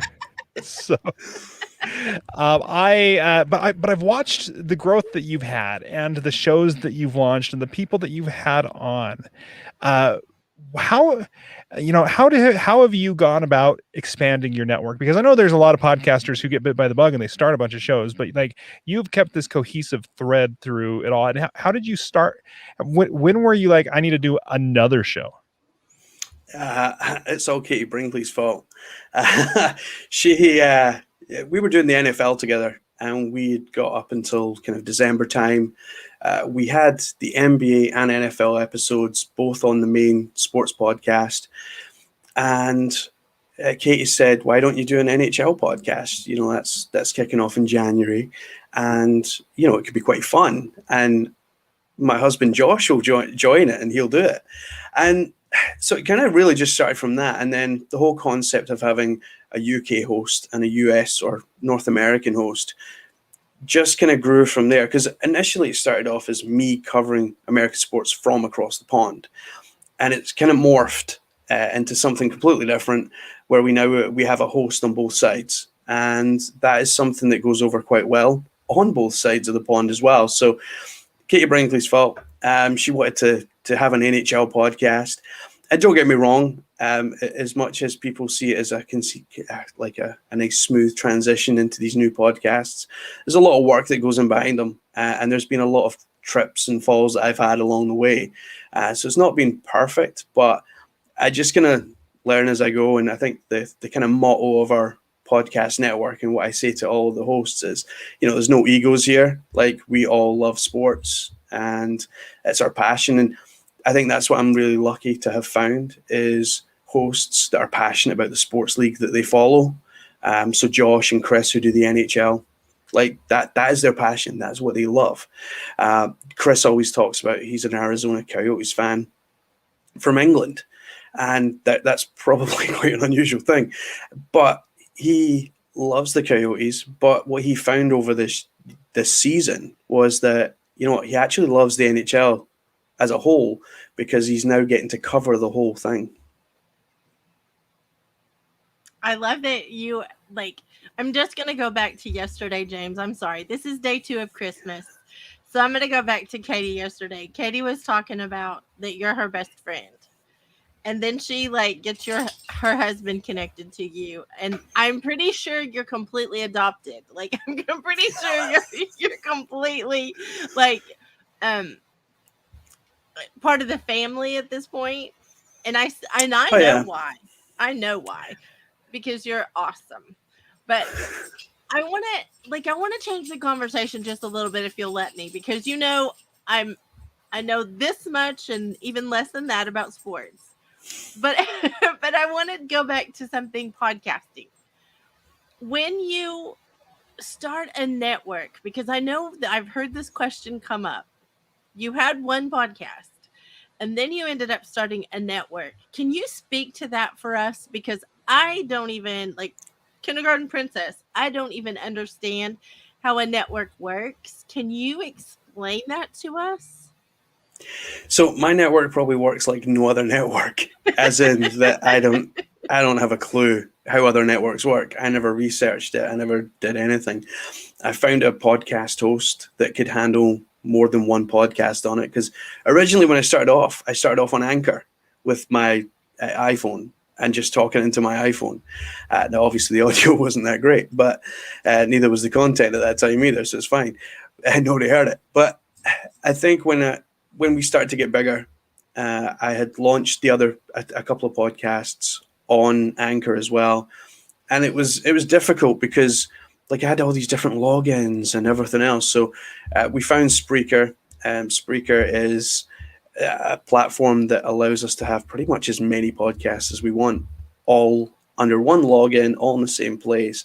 And it just makes life easier. They all kind of go out in their own feeds and everything's connected. And I think for me, with the network, it just makes life so much easier. Now, there are bigger networks out there like The Ringer, ESPN have got their own network. I believe I've got one. So there are networks out there, and to be perfectly honest, they probably all do it in a different way. But they probably have their own network services and servers and all this kind of thing as well. But you know, we're just we're small and we're growing, and that's what I've seen is across our network and across the shows that we've launched, we're seeing just a growth in listeners, and it's not like going up like this, but it's kind of just trending up the way, and that's what makes us know that we're doing a good job. I mean, the WNBA podcast is 7 episodes in, and we have actually seen that kind of climb, and you know, over time that will kind of level off as we kind of people get to know it more. But I think a lot of that has to do with Michelle.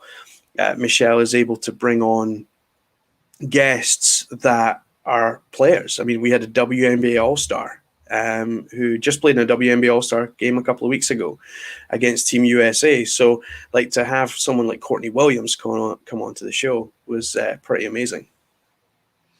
Well, we have 1 minute left in this already. Slot. I know, James. You and I are bad. We could talk all day long, but you have 1 minute left. I want to say something, and then I want you to tell the world what you want the world to know about James. But I want to back up for just 1 second and acknowledge the fact that you not only created a podcast, you created multiple podcasts, an entire network, all while working, having like different issues, and having babies that have special needs. Yeah, I think a big part of this big thanks and has to go out to my wife. My wife allows is the wrong word, but it's probably apt to do the projects that I want to do, and to allow me the time. So like there was one episode with myself and Katie where we had a guest on, and 20 minutes in, Carter, our middle child, was having kind of meltdowns and stuff, and I had to step away from recording, and Katie just took over, like naturally just kind of took over. That episode got done, but Rachel is like there for me 100%, and I couldn't do this without her. She's kind of an unsung hero behind the network, because without her, yeah, it'd be pretty impossible to do this. I just want to point out, I knew you would say that. I love that. Teeing me up. I did. I'm sorry. But I think she needed a shout out. That's what I was. And I knew you would. So. Oh, no, she definitely deserves it 100%. And I probably don't tell her enough, to be fair. You know what? You just told the whole world, and tell her I said thank you for sharing you with us so much. Well, I think she's watching, so she'll hear you. Oh, good. Then I'm going to say hi and thank you. How's that? That's awesome. Thank you, James. Thanks, James. Thank you. Thanks for having me. Hopefully we'll see you at the after party. And Rachel. Oh, she's in Glasgow. She's not even here. She's off. I can send her the link. Tell her to call me. Bye, James. James is such a good guy, and happy Pod's anniversary. Is happy Pods Day? I'm not sure what word to mash that in with. I don't know, but my little fun thing was broken. You were so excited about that. I've been waiting since, what time was it this morning? 8 o'clock this morning. I've been waiting to do that. And oh, well. Oh, well.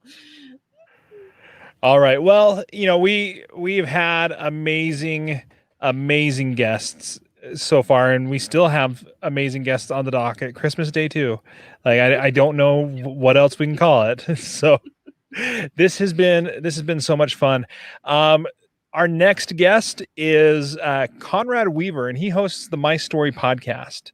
On this podcast, they feature interviews with leaders, entrepreneurs, and influencers that are all interesting people that Conrad has connected with along the way. They share their stories, their life lessons, and the show has featured people like producers and directors from the movie industry, business executives, television stars, and authors.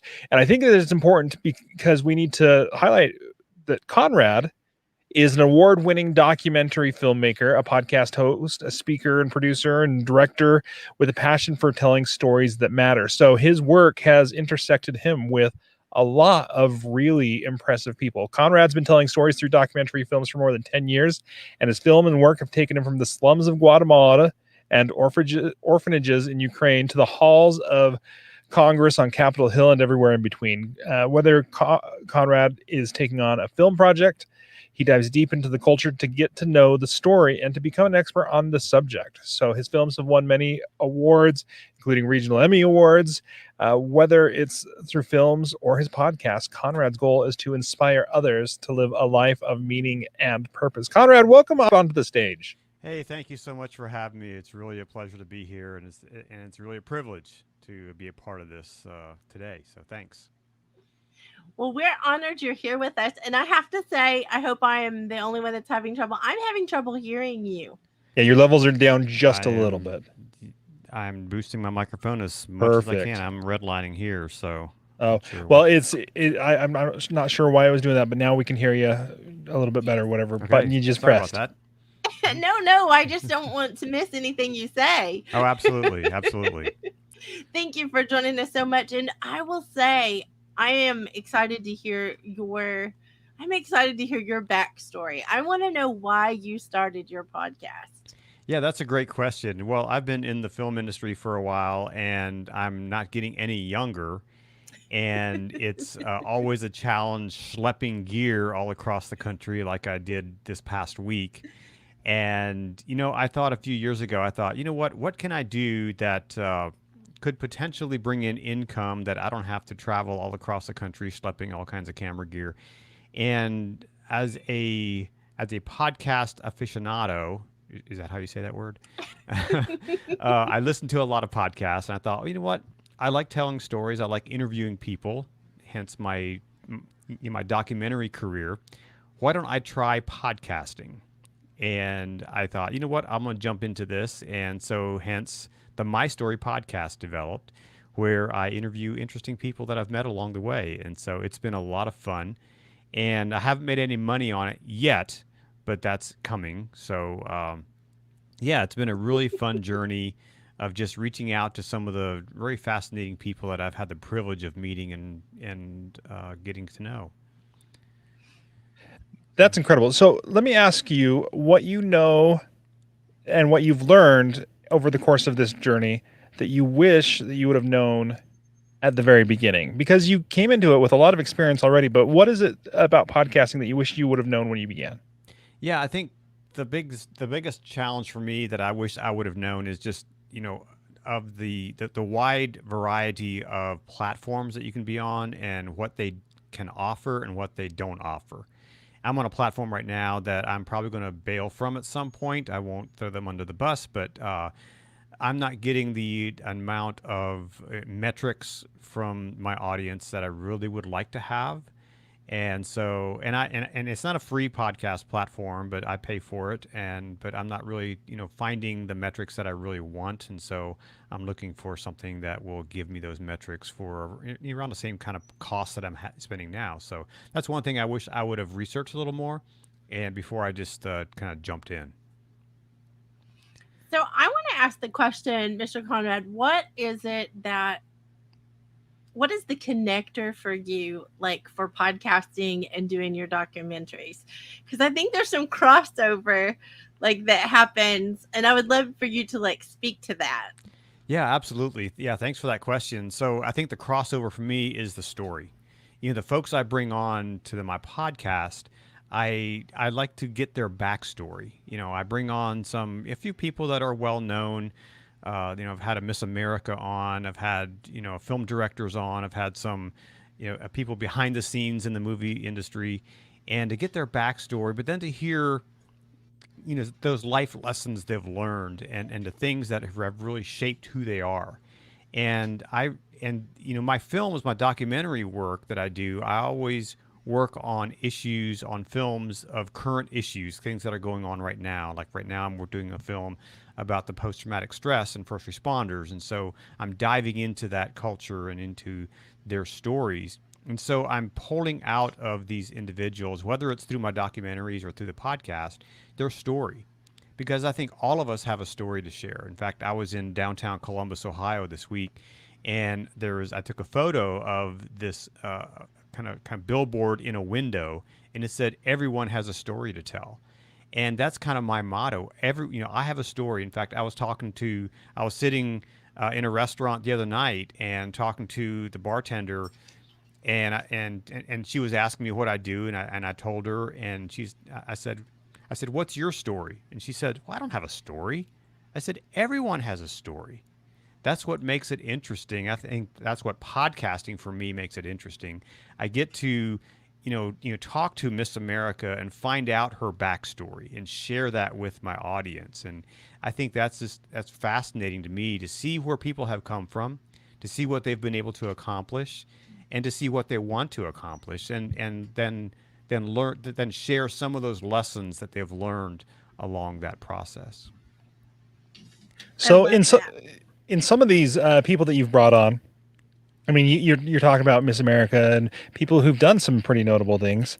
Have you ever run into anybody who's just been like, I don't have a story, I don't have anything to say? And if you have, what have you done to draw that out? No, I've interviewed some people, and the episode hasn't gone up yet, but I've interviewed one guy that has a fascinating story, but he didn't think he did.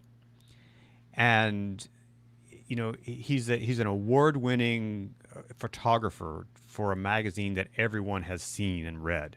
I mean, literally, it's been around for 100 years. And he had a cover on that magazine. And, he was like, I don't have a story. I don't have much to say. But, it was a little bit of a challenge to pull it out of him. But, we spent the better part of an hour talking, and I was able to pull some of those nuggets out of him and his story, even though he was a little bit unwilling to do that.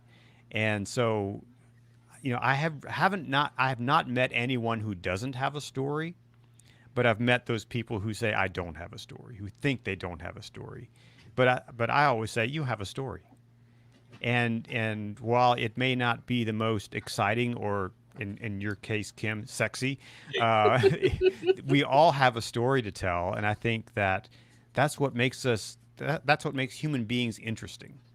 We're all different. We all come from different backgrounds and different experiences and life experiences. And to share that with the world, I think sometimes it's scary, because some of us have dark stories that we don't want to share. But sometimes those dark experiences, for example, in the film I'm working on right now, there's some dark stories that I'm working on of post-traumatic stress and people who have attempted suicide or thought about suicide, and so those are some dark places to go. But I always say to see the light, you have to go through the darkness, and so, everyone, like I said, and I don't want to beat a dead horse here, but everyone has a story to tell. And it's my job to pull those stories out and to share it with the world. I love it. So I appreciate the fact that you are beating that dead horse, because I think that is really important for podcasters to hear. And I think it's specific to podcasters. Like, as a podcaster, you have a story to tell. And I think that we sometimes find our ordinary, like what we think is so ordinary. Again, I think that's where the extraordinary can be found, is in our ordinary. Absolutely. So will you speak to something that's a little bit off topic, but I know I've heard this question come up, and I am curious of your answer since you are the expert at this and you have so much experience at this. How does a podcaster actually have the ability to go to doing something like a documentary, or how can they cross over to something that's maybe in a bigger arena? Mm-hmm. Yeah, so I kind of went the other way. I went from producing documentaries that have been, in theaters and on television and other places, and then you come to this medium of, and my podcast is audio only. I dabbled in doing video, but I do that as my day job, and I thought I'm just going to do the audio side of things for now. And so I think to move to or an audio podcast to do a full-on documentary or a movie type of experience, first of all, it just takes the desire to do that. And anyone can these days can shoot video, and everyone has one of these things, and we can all go capture a story and put it out there, whether it's on YouTube or on whatever platform you decide to. I mean, TikTok. I mean, those little short little snippets are short little documentaries of what you've experienced. And I think it doesn't matter what medium or what platform you go to. Yeah, some of us end up in theaters and TV and other places like that. But if you have a story to tell that's compelling, that you feel you will have an audience who will watch that, do it. Get your iPhone out. You don't have to, buy a $10,000 camera and have, the most expensive editing suite to edit your video. You can edit stuff right here on this little device that we have in our hand. And so go out and tell those stories, capture those little scenes. In Columbus this week, I was staying at this amazing hotel downtown. And so I just captured a few photos, not even video, little photos of the hotel. And in that way, on Instagram, I told a short little story just through those still photos. And, I think those are some things that all of us can do, whether we're an audio podcaster or whether we're just a fan of podcasting. We can all tell a story in a way. And again, it doesn't matter what platform it's on. If we have an audience who wants to see that, go ahead and tell that story and just try it. I mean, it doesn't hurt to try it and put it out there and take that step. I love it. And so we only have about 30 seconds left, Mr. Conrad, but I would love to hear what your most important thing that you want people to know about you as a human being with a story.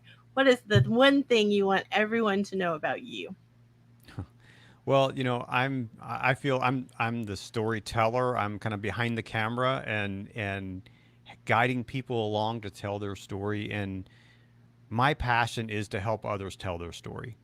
That's really what I'm about. And whether your story is going to change the world or move someone or inspire someone to do something great, that's what I hope to do. And whether it's my story or your story, I think we can all work together to inspire someone else to live a life of meaning and purpose. And that's really what I'm all about, is helping others live a life of meaning and purpose through the stories that I tell.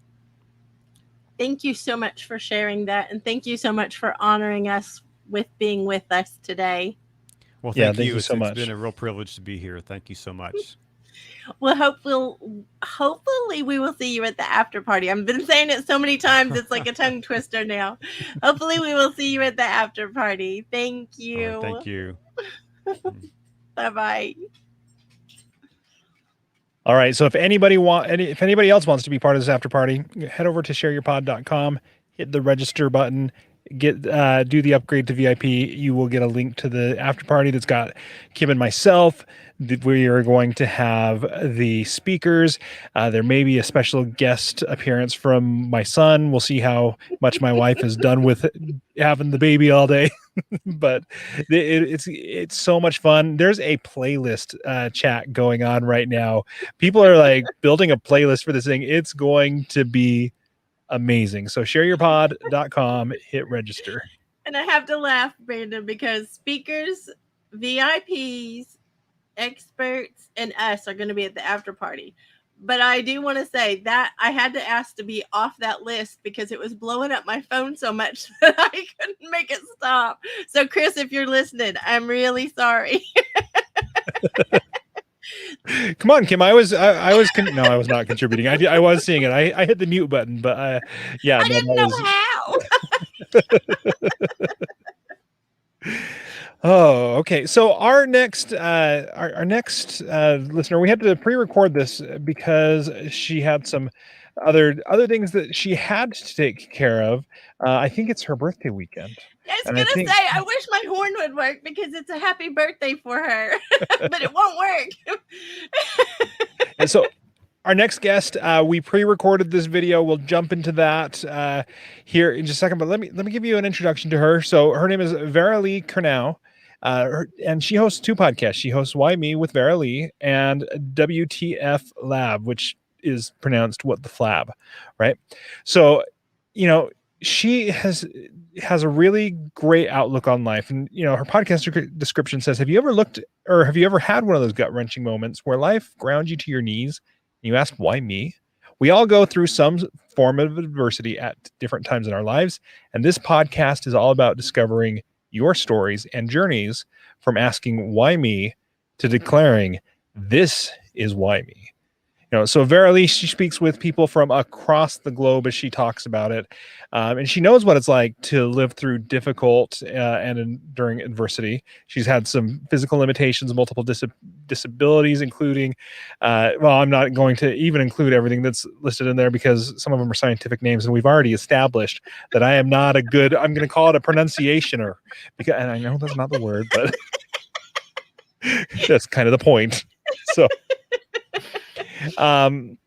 But through all of the struggles that she's had, Vera Lee has remained optimistic and inspired others in their own adversity to take advantage of it as a unique opportunity. And through her work as a visual artist and photographer, combined with many years of experience as a consultant, leader, coach, and international speaker, she now offers the Embrace services to help others learn how to make the most out of their life experiences. So really excited to have Vera Lee on. Kim, you are going to have to make me big, and I will switch over to I will switch over to the camera. So that Okay.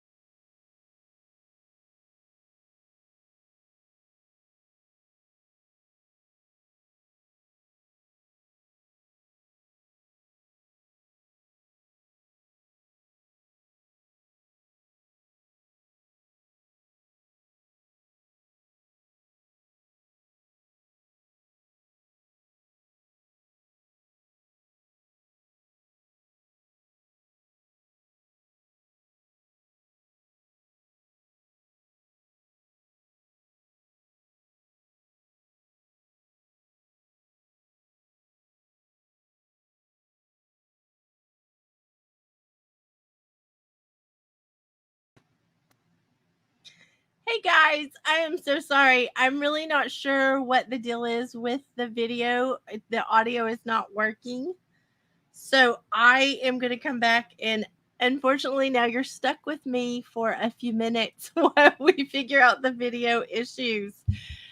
I I hate it that we're having this trouble, but I will say it's been quite an awesome 2 days with everybody for Christmas, as I call it, because we haven't had that many tech issues. So to have it now at the end, I'm relieved that it's not going to continue. And I think I see Branden back. So Branden, I'm not sure what happened. It worked flawlessly yesterday for our video. Didn't change a setting, but that is my luck. it didn't have sound. Like, could it be that you just had it on mute on your side? It wasn't muted on my side. No, unfortunately, I don't think it was, but I may have just found another setting. Let's see. Yes, I just found it. So, all right. It just took a second for me to click all of the buttons. Sorry, Branden. No, this was my fault. I was not as prepared on that one. So, are we switching back over to that, Kim? Severely, yes. All right.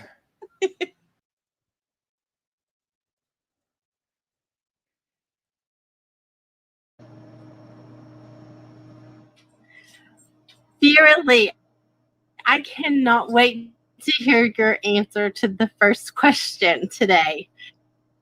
And that is, why did you start your podcast? I actually know you have two, but I would love to hear why. Yes, well, if I start with the Why Me with Vera Lee podcast, that was the first one that I launched. And the reason I started it was because it was a natural way for me to extend the Why Me movement, which I founded. The Why Me movement is all about helping people who have had one of those moments where they've said, why me? Why is this happening to me? Or why is this happening to me again and again and again? And what I've experienced through my own life is a lot of adversity, a lot of chronic illness. I've had disabilities. I've gone through domestic violence, sexual assault, all sorts of things in my own experiences. I've asked why me so many times I've lost count. The thing is, I learned through my experiences that there is always opportunity. Within adversity, there is always an opportunity to learn from our experiences in life. The good ones, the not so good ones, and even the ones we're a little bit indifferent about. And so the Why Me movement is all about helping inspire people, have people feel connected, and to empower people. And for me, creating the podcast and interviewing people about their own Why Me moments and how they've used those moments to further develop their own growth and help their community as a result was a natural extension of that movement. I love that. Great answer. What do you wish you knew? Because you've got a lot of experience with this podcast now. What do you wish that you knew then when you started that you know now? Oh my gosh. This is a question that I would call a loaded question. There is so much that I wish I knew. And there is so much that I'm glad I didn't know, because I've been able to go on this journey of discovering, which I love. Again, this is what life is about. It's about experiences that we get to embrace, we get to soak up, we get to learn from. And so for me, some of the things that I wish I'd known was the importance of a calendar scheduler. That was really important. The importance of, with the promotional material, having, again, a scheduler, so a social media scheduler, that made a huge difference to my life. And I think the biggest thing, I had no idea how much this was going to consume my life, because it's so addictive. I absolutely love being a podcaster. I adore the podcasting community, and I really have found my way in that this is probably one of the best ways that I can help to spread that inspiration, connection, and empowerment. The people that I get to meet, yourselves included, I absolutely adore the whole process. And if I had known that, and I say I wish I had known that earlier, I would have started years ago. honestly. It's been one of the best decisions I've ever made. And leading into my second podcast, it's yet another way that I've been able to reach people that I'm used to helping. I've been doing what I do for a very long time, just not in a professional capacity as a podcaster. So it's been a really great decision and something I absolutely love. And I wish more people just understood how amazing podcasts are. There are so many out there. Do you agree? 100% agree with that. That is a great answer. That is something that the people are in podcasting are amazing. They're amazing, and not just the hosts. The thing is, the amount of people that I've had as guests, these are people that I probably would never have connected with before, would never have connected with possibly after. But the fact is, through the podcast and them having a really interesting story, through that conversation, through that connection on those interviews, because my Why Me is a long form interview. And so some of these people I'm talking to for 3-4 hours, and we really make a deep connection. We're talking about all sorts of really intimate moments in their life. You end up being friends. And I would never have had that opportunity. And that's always reciprocated. I absolutely love when my guests say, oh my gosh, I've never been on a podcast like yours before. This was amazing. This is what I liked about it. You know, I loved connecting with you. Let's stay connected. It's a wonderful thing.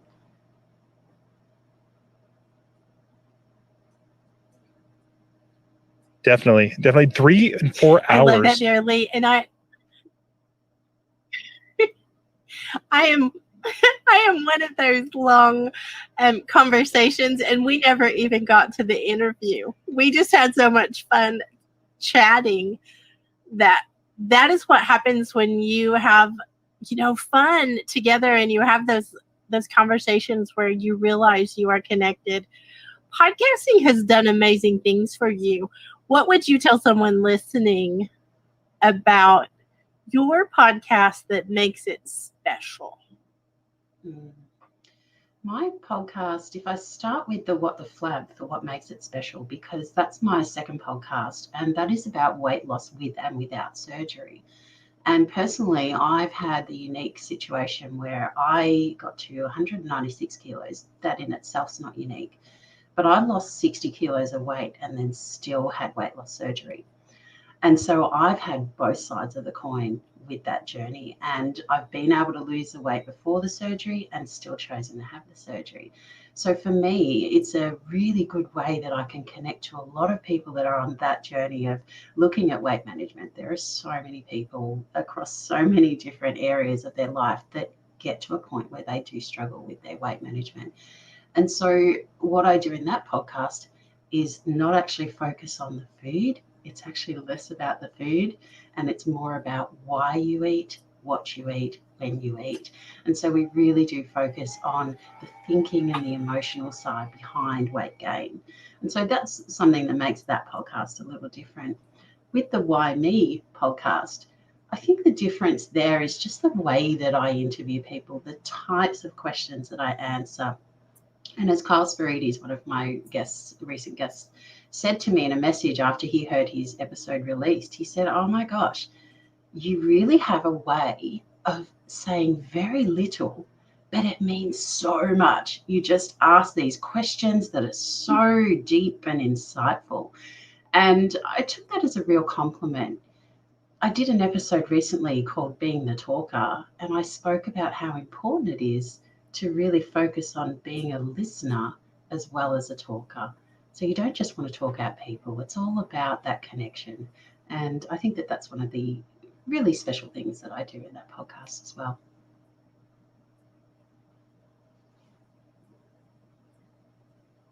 I love with the way that podcasts work, how international this is. What portion of your guests do you think are international? Yeah, it's a great question. About 80%. So I live in Australia, and yet Australia is probably my second or third on the list. Definitely America, the US, that's my highest consumer area. And I'm in over 20 countries across the world, which for a little Australian girl like me, that's quite mind-blowing. And I think it's really cool. And it's something that I actually now put on my promotional stuff because it really is loved and trusted in over 20 countries. And to think that this podcast is only about 7-8 months old, it's pretty cool, pretty amazing. And again, if I hadn't have made that decision to just go ahead and do it, I wouldn't have realized that there are so many people out there that want to hear these stories. I've always said everyone has a story if we're willing to listen. Now I understand the rest of the world is willing to listen to and to share, which is awesome.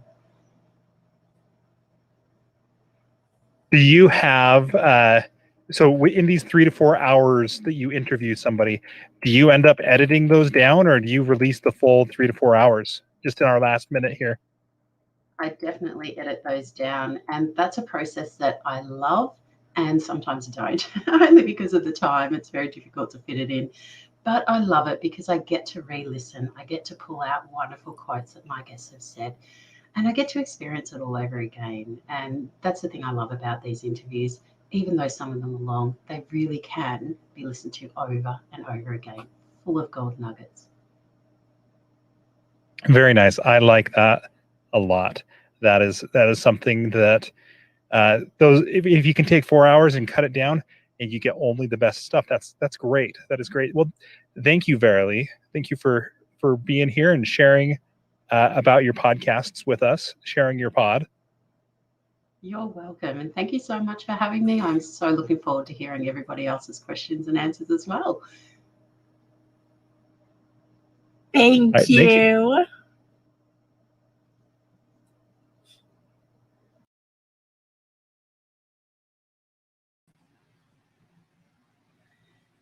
That was awesome.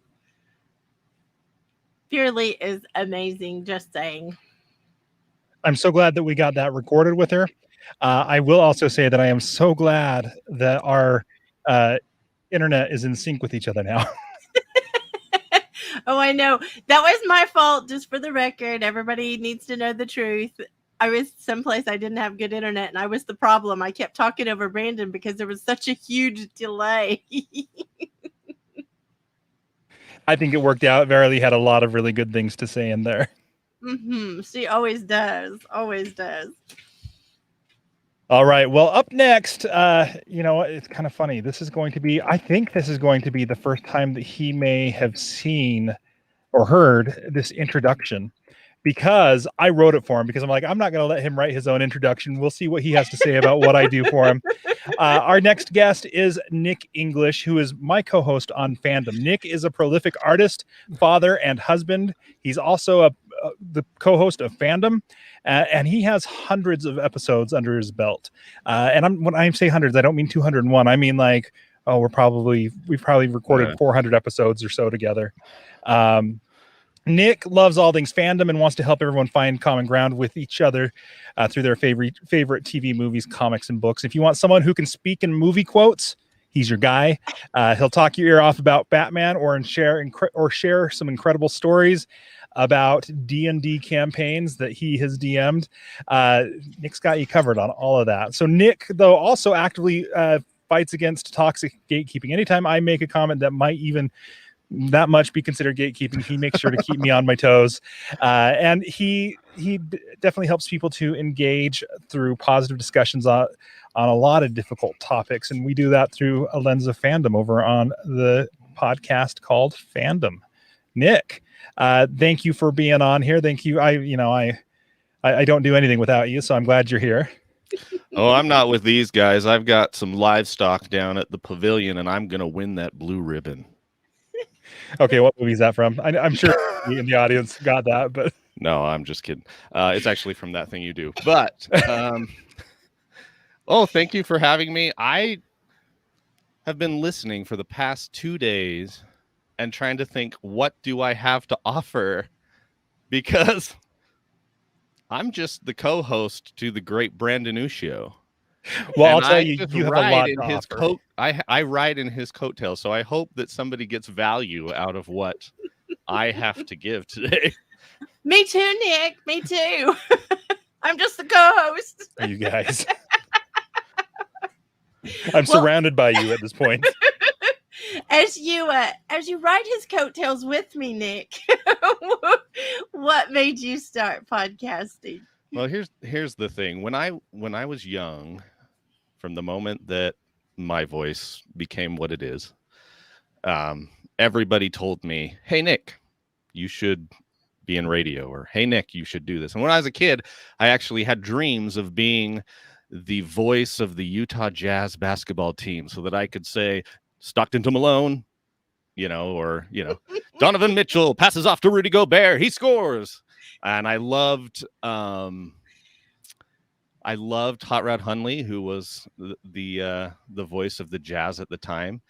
And those aspirations, I would sit and announce and do silly things like that when I was young. I mean, I would do it at our high school basketball games.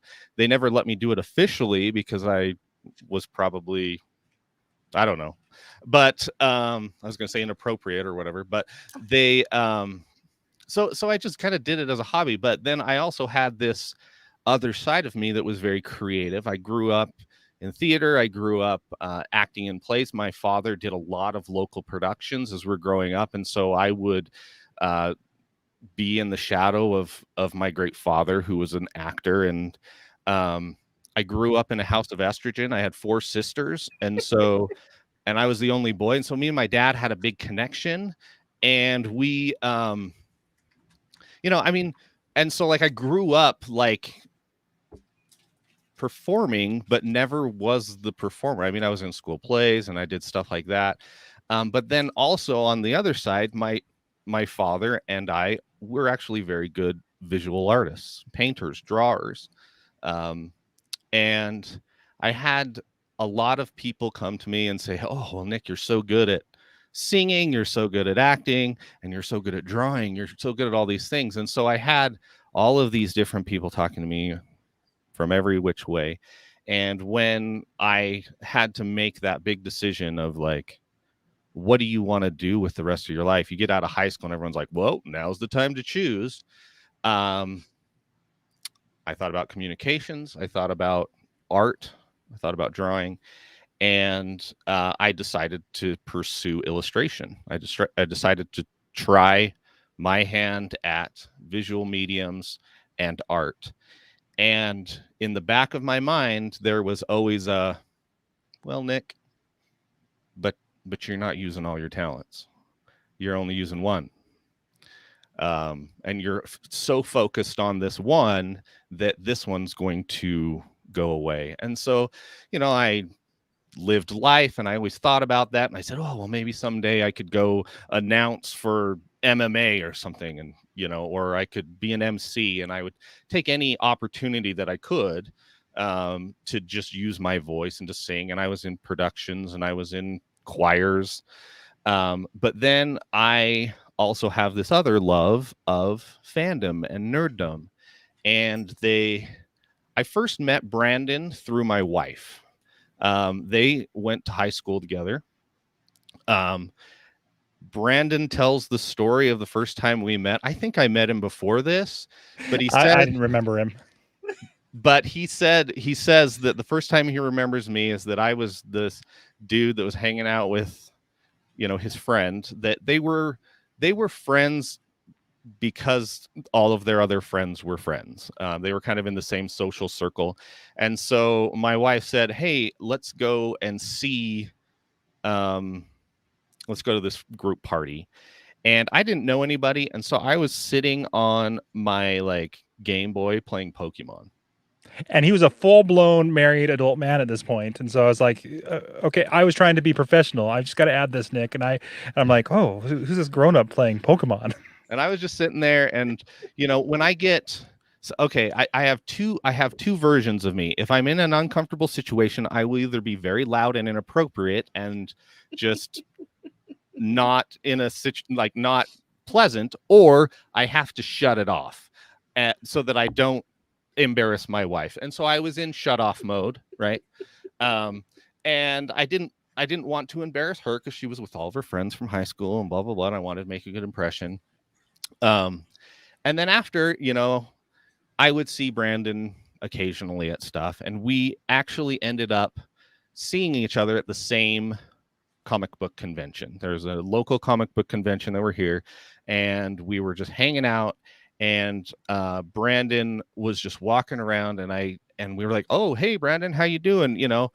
And he said, "Oh, well, I'm doing this podcast, and That's this is exactly how I sounded cool." too. And this is my impression of Branden. This is exactly how I sound. But thanks. But the thing is, that's Branden's. No, but I had started getting more into podcasting and things like that, and so that little thing ticked in my brain that was like, well, I should be on your podcast because I have a great voice and I have things to say. And I think I even said that to you. I think you did. I said, you know what? I should be on your podcast. You should have me on because, like that's something that would be cool. And you were just like, okay. Like kind of and like, then I promptly whatever. did not call him back. Yeah. Like I don't think that this would be a good union or anything. And so I followed the podcast and I listened to it, and it was much like most beginning podcasts where there were audio issues and there were people, and it was fledgling and stuff like that. And I just supported Branden. I listened to it and I liked it. And then they had a contest, and you can tell this part, Branden, if you want. But there was a comedian, Chris Hardwick, who actually contacted Branden and said, we want to give away tickets to my comedy show to local podcasts. And so we're going to give you tickets so that you can promote the show on your podcast. He also paid me for it too, just saying, like, it wasn't just a giveaway. And to be completely honest, like the fact that Branden's podcast got that was pretty cool because I mean, it wasn't that big of a show, but it was really cool. And I was just like, cool, I'll sign up and try to do it and try to win. And I did. The secret was there were only about 10 people who had signed up. So they see, and that's just how big it was. And so I went to the show with Branden, and I was talking to Branden, and he said, hey, why don't I have you on after the show so you can talk about the show, talk about going to the show. And after that, I've never stopped recording. And we're here 7 years later, or however long it's Something been, like 7 or 8 years later. And so my story is shoot your shot and get really lucky. And then find a really, really good, amazing person that will be able to like do most of the stuff. And then you can just kind of be there and well, I'm going to rebut that, but I might wait till you're off stage to do it. I'm just saying, Nick. No, but let me ask you my second question here, Nick, because we podcast together. I know we can be on here for 2-3 hours. We've done it before. What do you wish you would have known when you first came up to me and were like, dude, I want to be on your show? What do you wish you would have known then that you know now about podcasting? About podcasting? Well, I wish you wouldn't have said that, because my response would have been, at that point, I was going to have one of the best friends that I've had in my life, because I really do consider you an awesome friend. And that's really one of the things that I've gotten the most from podcasting is relationships with people that I absolutely love.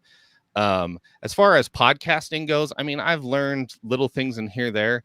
But the thing that I would say to myself is, number one, you don't know everything. Number two, being a co-host is just as important as being the star.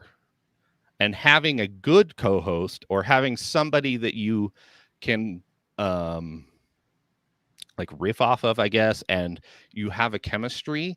Like, at first I wasn't a very good co-host. Like, I wasn't a very good, like, I don't know what the right word is, like Andy to Conan, right? Like I wasn't that good of just the sidekick. And that's just because I had the ego, right? Like I was just like, yes, I'm awesome. And so the thing that I learned, and that I have learned from being with Branden, is number one, like, always be willing to just try new stuff and do new things. But also, the principle that is a very comedic principle is the yes and principle.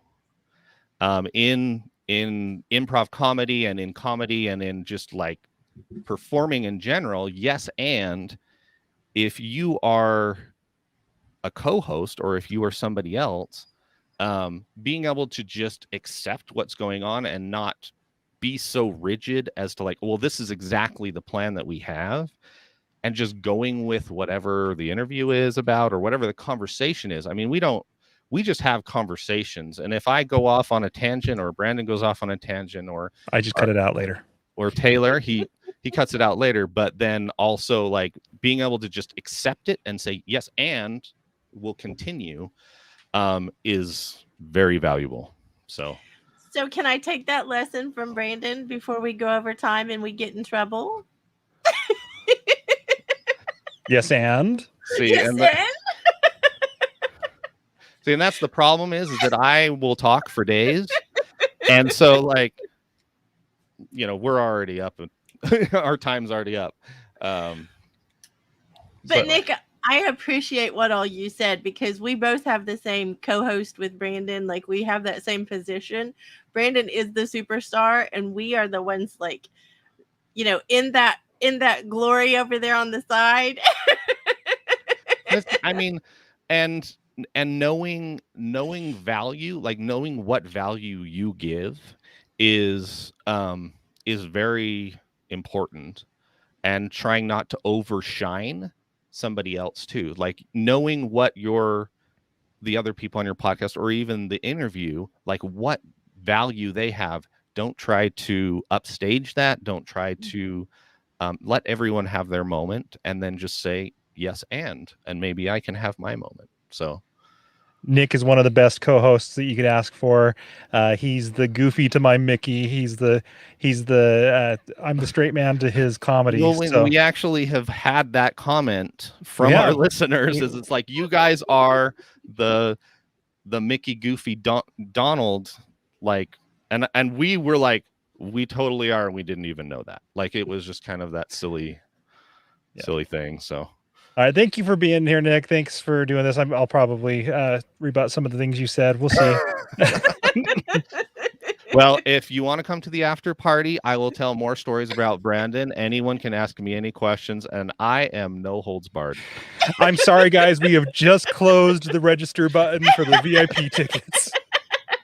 It's suddenly the link is broken, right? It doesn't work anymore. Sorry, guys. I mean, if you wanted to, you could try clicking through, but I don't think it's going to work. I'm just going to say, Nick, I got you, because I hold the keys to the link. Sounds great. Thanks for having me, guys. Oh, See thank you you, in Nick. a little bit, Nick. Bye-bye.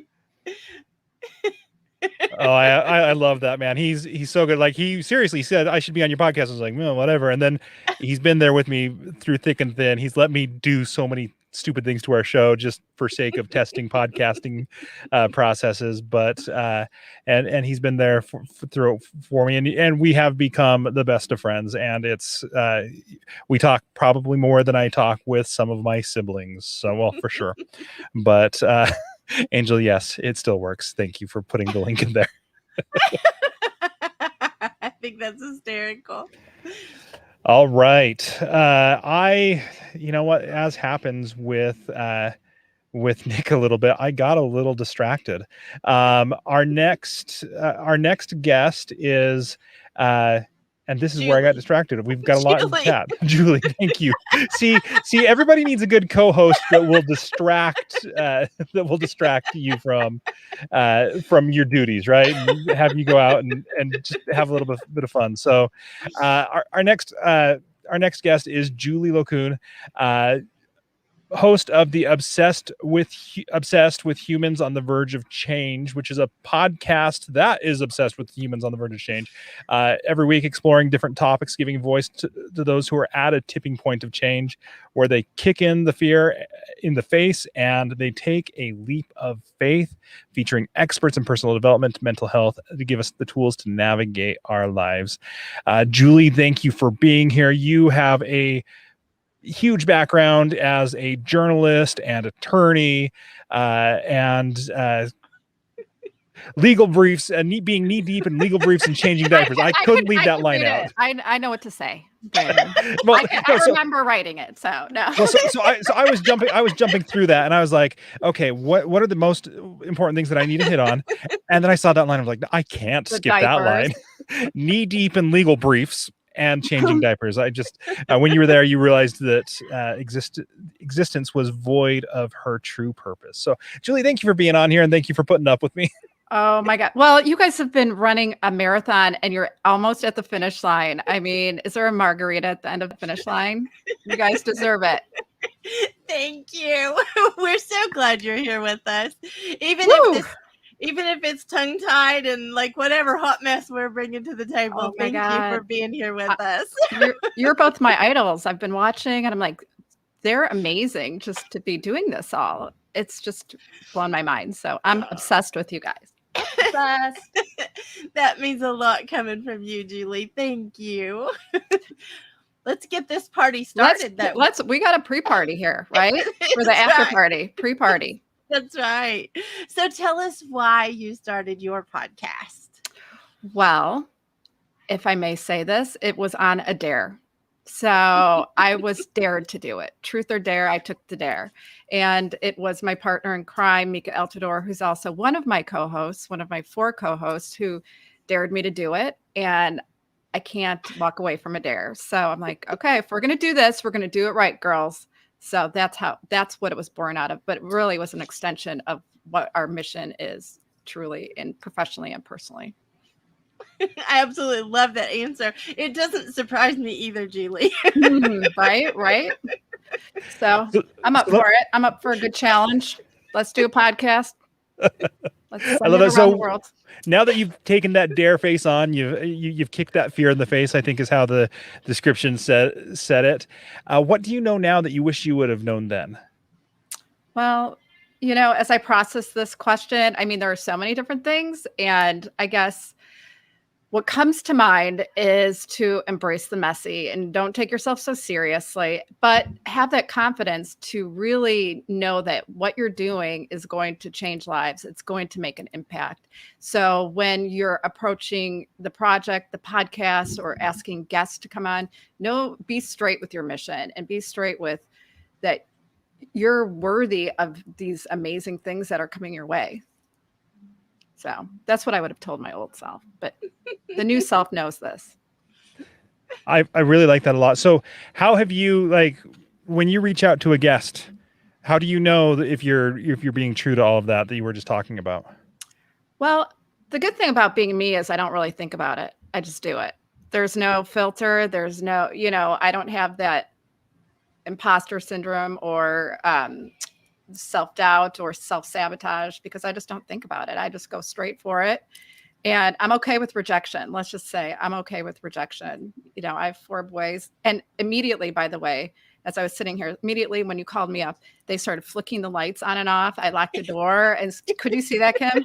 And I'm like, did you hear me screaming too? I was screaming. I'm like, guys, it's time. So I get a lot of rejection and people not listening to me. I've been conditioned by the fraternity of children I have in this house. Well, I'm a boy mama too, so I totally get it. Oof. Oh my gosh. You ask for 15 minutes and they give you 15 seconds. So if. The scarier part though is when you don't hear them for 15 minutes. You're like, wait, Right. What are they up to? Right. Something's being set on fire. That's for sure. That was our rule, Julie. Don't interrupt if it's not fire or blood. Those were the 2 conditions. I've got to get my notebook out. I got to write that one down. That's good. And our family rules, fire and blood. So, Julie, so in your bio, journalist and attorney. Yes. That takes a lot of work and a lot of dedication. How have those things helped you in your podcast, or have you thrown those by the wayside and been like, you know what, I've done that, I'm past? Well, I'm a good negotiator. So that comes from my legal background. And I mean, it's good to know how to read, write, and do arithmetic. And my journalist background, obviously, I love writing. So it makes it easy to do the show notes and to write the emails. But it really is all encompassing. It's a skill set that you can use anywhere. So kids, journalism, law, you can do anything, really. It's an expensive route, though. So make sure you want to do it first. Is that the trifecta, though? The reading, writing, and arithmetic, or the the kids, the journalism, and the legal. Yes. As you can see, I kind of I'm always shooting for the stars. I'm always trying to brighten my light so I can be of service to others. And I'm hoping one day, honestly, and I told my kids this, that I'm doing this podcast. When I tell you to be quiet, I'm doing this so after I'm dead, you can listen to Mom and just see all the good advice she had. And they weren't listening to me when I said that either. So they didn't want to listen the first time. They're No. like, don't threaten us with that, right? Speaking of that podcast, though, what is it that made you focus on humans on the verge of change? Because that's a very specific time. It's lots of different things can be changed, but I think that right there tells us a lot about what goes into making a good podcast. So why were you focused on the verge of change?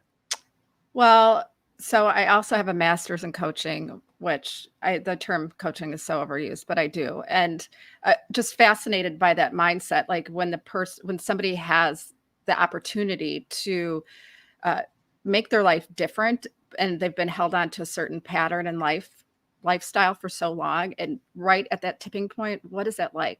What is that mental agility that is weaving through their brain at that point? And I always said before the podcast, I'm so obsessed with humans on the verge of change. And we had some crazy names for the title. So I have 3 co-hosts. I have a therapist, a nutritionist, and a self-esteem expert as well. So You bring in the big guns to that show. I'm bringing, and it's kind of morphed into some, you guys are podcasters. It morphs into something unexpected that you never could believe. And you're like, what the heck just happened? But I just love that tipping point. Back to your question, love that tipping point where you're just ready to do it. You're sick and tired of being sick and tired. So it's kind of changed since then, but that was the original thought. So when you say it's kind of changed, how has it kind of changed? Well, thanks for asking, Brandon. We never plan on interviewing people, but let me loose into the universe, and I just start asking people. And we've had some pretty amazing guests, and it's kind of become more of an interview format. It has become. You do a great job at that, though, Julie. Thank you, Kim. Okay, we have about 30 seconds left. And I know. You're right. This does go fast. It does go super fast. So 30 seconds. What do you want the world to know about Julie? That you too can survive 4 boys and do a podcast. You can do anything you want to. Just do it. Stop overthinking and just do it. So thank you so much. I love that advice. Thank you for honoring us, for guys. being here. This is amazing. And it's like I'm here with you guys in person. You guys are doing good work. And I think we have one more, and then the after party. partying. The after party. We're waiting. We're all invited. That's right. And don't forget to stick around for the recap, because I'm hoping that we have all the chapter titles. Oh, how fun. And thank you. Thank you guys. You're beautiful humans. And I am obsessed with you too. So thank you so much. My honor. Oh, thank you, Julie. Thank you. Bye-bye. I'm thinking we're on the verge of change, Brandon. We're about to change to the party. That's what she was saying. I mean, I'm ready for it. I've got to get myself pumped up just a little bit more. So I think we can bring on our next guest. Yes. Stacy Sherman is the host of Doing CX Right, which customer experience which is called CX, in case anyone didn't know, is a brand differentiator and fueled by engaged employees. There's much to learn from leaders who are intentionally doing CX right and the lessons that customers have to share with brands too. Stacy is bringing both sides together to inspire better experiences so that real human connections can exist, or connections and happiness can exist, because you got to have both of those. So, Stacy, you are like dove right into the CX world and the experiences. What you do, you've got a proven heart and science framework that accelerates revenue, customer loyalty. Welcome up to the show. Like I'm excited to talk to you. Thank you. Except I'm the one that's in the way of the after party, so I'm not sure this is. I better You are talk the party. fast. You are the pre-party, is what you are. I like that. I like that. I'll go with that. Pre-party away. That's what I say. Yes. So, Stacy, tell us why you started your podcast. Oh, someone wants to chime in. I'm so sorry. I'm going on mute now. So I started my podcast because I believe that business is so process, it's so non-human. And I believe we can bring the human side to profitability and revenue and growth. And so I know that if we do customer experience right, it's a brand differentiator. You know, I don't know if people like Starbucks, but if you don't, it's okay. The principle is people don't buy on price. They buy on experiences. And I certainly could get a cheaper cup of coffee, but I go to Starbucks from beginning to end. It's a great experience. So the reason my podcast is really to help educate and let people know that if you apply the principles of doing customer experience right, which also includes employee experience, because happy employee, happy customer, they go together, you can really make a difference on a global scale. I love that answer, and I love that that's your mission. It is, yes. So what is it that you have learned in the process of doing CX Right podcast that you wish you would have known when you started? Progress over perfection. It has been a journey where there was in customer experience terms, we call about low level of effort. How easy or difficult is it for someone to buy, to get help? Well, it was a big level of effort for me, especially because I work full time, head of customer experience at a global company and doing CX right by night. So I needed to really, so I also hired, I didn't have a good customer experience when I started outsourcing some of the work. So bottom line is just do it wrong quickly. That's actually the name of a book, and keep progressing. You know that you and I have that same opinion, because I think messy is beautiful. I love that saying, yes. And when I first met you on a different platform, it was, we spoke the same language. I love messy because it just shows signs of progress. And I think that you have shown a lot of progress, because, you know, all of us together have, I almost feel like we have grown up together in the last 6 months in the podcasting world.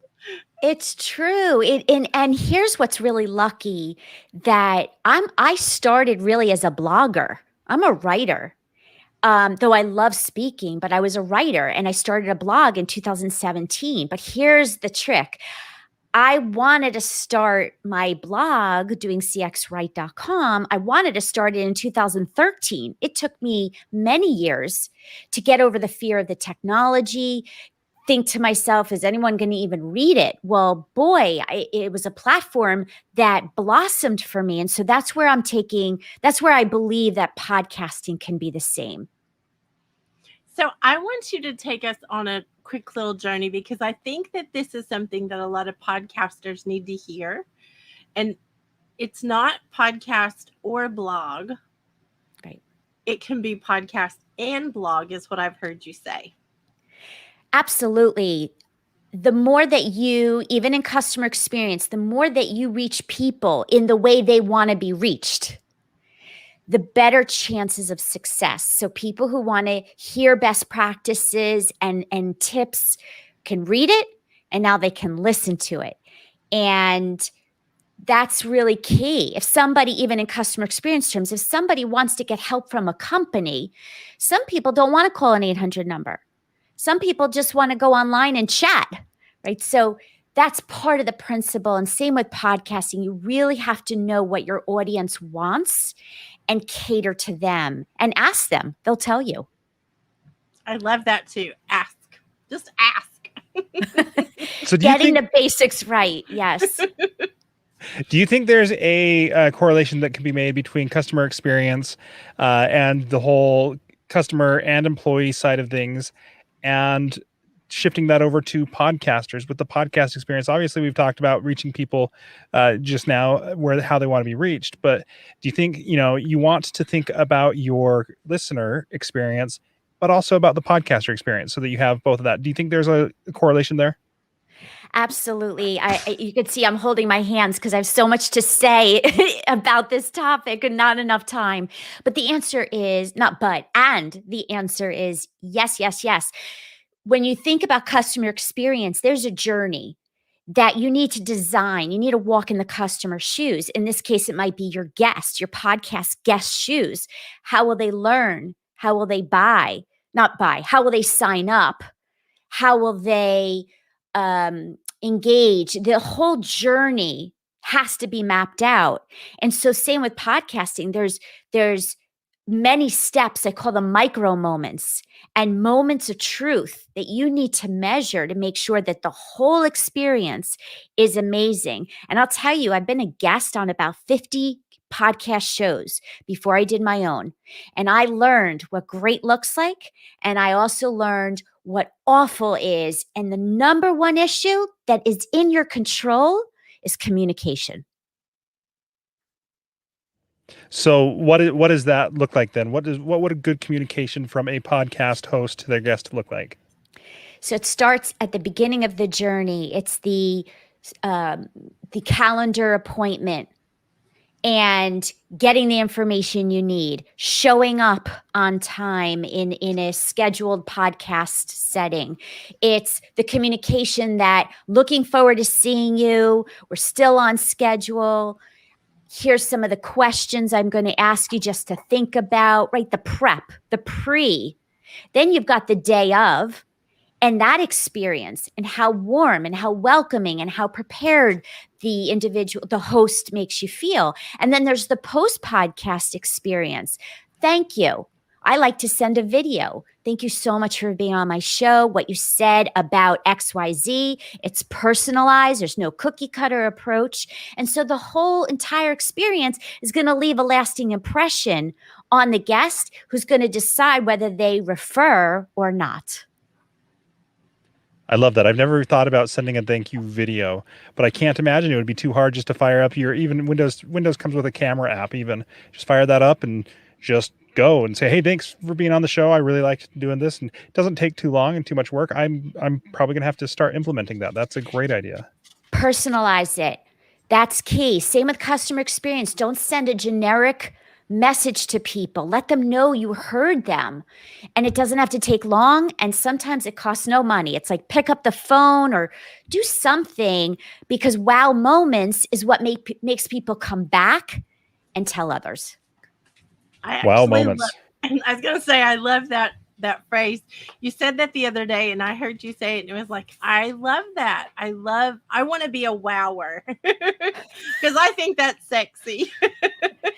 It is, and it's in our control. And that's what I talk about, these moments of truth and what you can do, and get the basics right and measure, ask people. So there's a heart and science component, not enough time today to go into all of this, but anybody can do it, whether you're an entrepreneur or a big company. Thank you so much, Stacy, for joining us today and being our grand finale. How's that? Yay! Brandon and I are going to do a recap, but we won't be able to compare to what you did. Yeah, I mean, Stacy just won. She's won the show. Well, me against me, but no, thank you. I mean, I've joined your show over the past yesterday and today in various different times, and you've done truly an incredible marathon. Talk about wow moments. You really have done it so well, and I look forward to being part of your future successes. Thank you so much, Stacy. That means a lot coming from you. So thank you. Thank you. Thank you. We'll see you at the after party. Yes. Yes. Bye-bye. Oh my goodness, Brandon. Can you believe we're I'm so used to saying our next speaker is. I can't do that. I don't know how I feel about that. I don't know how I feel about it either, because I'm like, we're at the end of day 2. We're at the end of the Christmas party, but we're going to have an after party. So don't worry. New Year's is coming in just a little bit. But I do want to, like, just for the record, I don't know if anybody can even see this. Can you see all the scribbles on this page? Yes. Those are the scribbles of the chapter titles. We've taken pages and pages of notes. Like, I want to say that again. Everybody that gave us feedback, thank you for the feedback, because we didn't think about our heads down being a sign of not listening. We were completely listening and taking notes. So I want to say that again, that the pages and pages of notes we took, you all would be proud if you were our teacher in the front of the room and we were taking this good of notes. It might Furiously writing. might not have looked as good on camera, but you know. So Brandon, final thoughts from you, and then I do want to go over our chapter titles. You know, I think that the final thoughts for me on this summit is that there were so many good bits of nuggets that were dropped for us that it's hard to have a final thought. But I do want to highlight that so many people talked about just doing it, like not letting yourself get in the way of you, obviously with a plan, but don't let yourself stop you, because you're the one who's going to do it. Nothing else is going to stop you. We had a lot of people talking about that. We had a lot of people talking about the power of community, and then the power of storytelling, and whether it's your story or other people's stories. It's been an amazing couple days. I can't even highlight everything that everybody said, but you know, I think back to yesterday with what Jeriel said with signing your own permission slip. If you're listening and you haven't started a show yet, please sign your own permission slip. If you need help, all of these people up here are great podcasters who can help you. You can reach out to any of us. This is something that I think has just been helpful to me. I've been podcasting for years now, and you know, when John was saying you can be as big or as small as you want to be, it's like, oh, that's on me. That's my decision. Guys, this has been a great experience. I'm excited that I have the replays on all the different platforms that I can get to, but not just the replays. I've got the podcast, so we'll slowly drip feed this so that you can digest the information a little bit better. We've got the book coming up. And then for those of you who do interviews on your podcast, the speaker directory, like all of these things that we've put together, Kim, I am sure glad that we had that opportunity to talk to realize that there's a lot that we do that are similar in our core values, but completely different in the things that we do, which is another thing that has been brought up multiple times, having those co-hosts that accentuate the parts that you are not as strong in. And because I haven't done, I run events, but I have put off online events until I talked to you, and we found this, well, I say I found you, and you found this way to provide value for everybody who is attending, speaking, and running the event behind the scenes. So this has been an amazing event, and I am so glad that I've been able to be a part of it. Well, I'm going to finish off one more thing, Brandon, because thank you for saying that. But you are an amazing collaboration partner. I want to say that for the record. Anybody who has ever worked with you, Nick said it. You are an amazing person to work with. So you make all of us look good in this, and I want to say that out loud. But I do want to add one more story to our why we began a podcast. And that is why the Share Your podcast is so important to both of us. You said it, and I'm going to just repeat it. But this community is such a blessing to both of us and to our our podcasting journey. I'm the one that's way back here, and Brandon's the one that's way up there, hundreds of episodes. But here's the thing, it impacts us still. It impacts us greatly. And for us to be able to do the podcast, it was another way for us to serve this community. It was another way to give back for all we've been given. So I think the podcast is going to be super sexy. We can't tell you the timeline. So before anyone messages me and wants to know what day they're going to come out, we will let you know as we go along. Please be patient with us. There's a lot of work behind the scenes. And there's a whole team behind us that made us look good the last 2 days. And I want to say that out loud big time. Whatever you saw that was wonderful, that was because we had an amazing team. That was because they made us look good. The parts where we were stumbling over our words and all of that, yeah, that's all us. But the parts that really came together, it was because of the community. It was because of the people supporting us. And I just have to put that out there, that I am so grateful for this community. Yes, I can't agree anymore. This community is the whole reason that we're here today. When we were talking, we've got to highlight these people. They're amazing, and I think we've proven it through hearing what they've said, but also just even looking at the comments and how everyone has been all in on this. And I try not to say names because I always leave somebody out, but I will say that I have been super impressed. I've seen the same names all day, both days, that have been sharing amazing takeaways and quotes and things like that. It's been a great summit. Well, and we are going to name drop a couple of names just to be I'm going to let Kim do it so I don't forget someone. Well, if I forget somebody, please forgive me right up front. It's been too long Christmas Day, so give me a little bit of grace.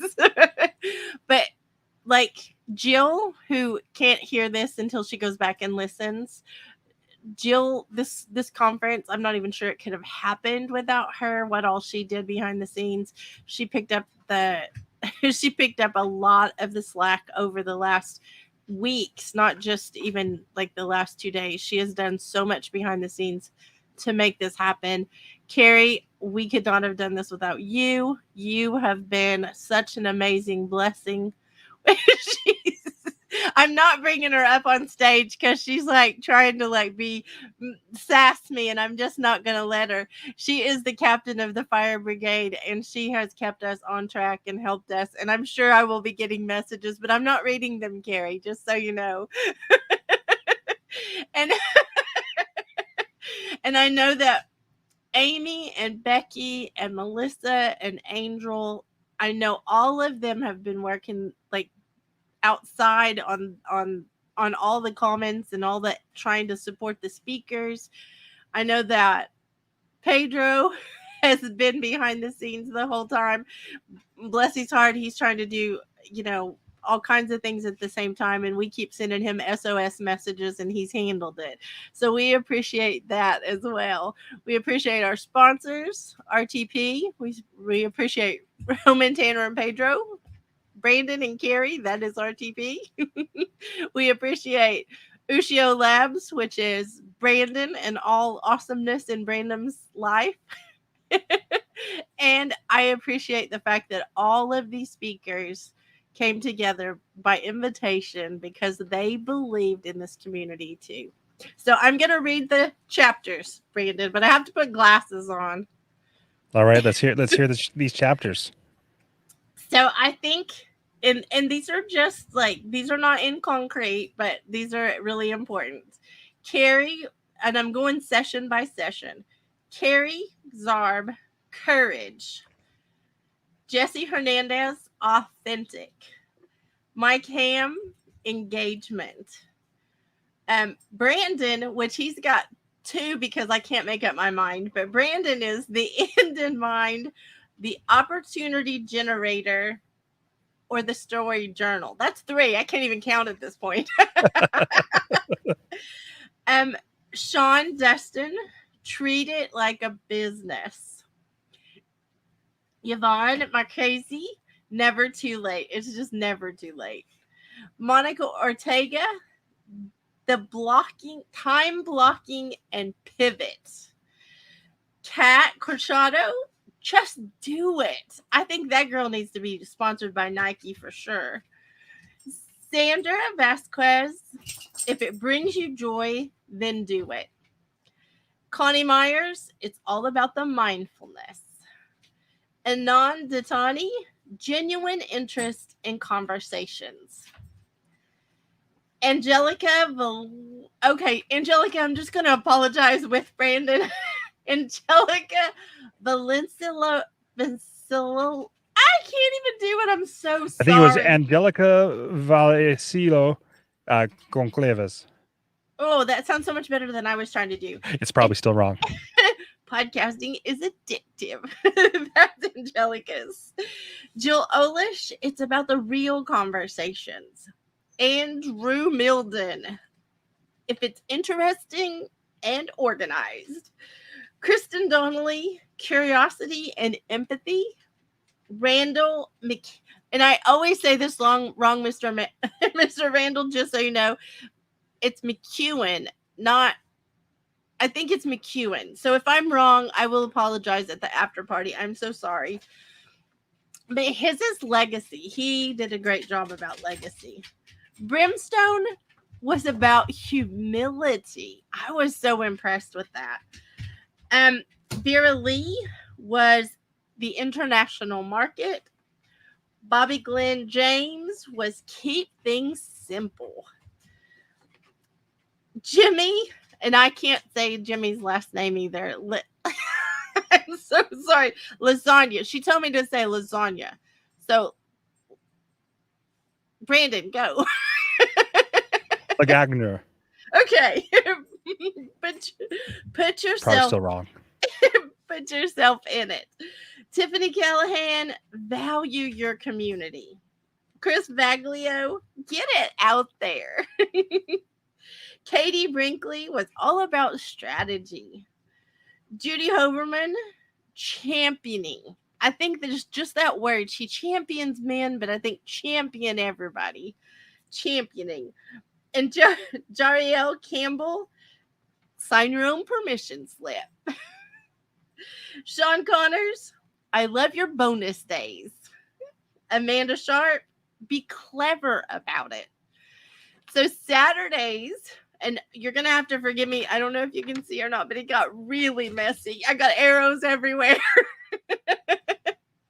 So Phil Brown, imposter syndrome, and be upfront. I love the be upfront part a lot. Connection before content. Sid Meadows, sooner than later, and protect your community. Carrie Zarb again, options and get comfortable with yourself. Johnny Pica, backup plan for the backup plan. Christy Bridges, learn as you do. Clarity and necessary expenses. Linda Bonney, forever changing.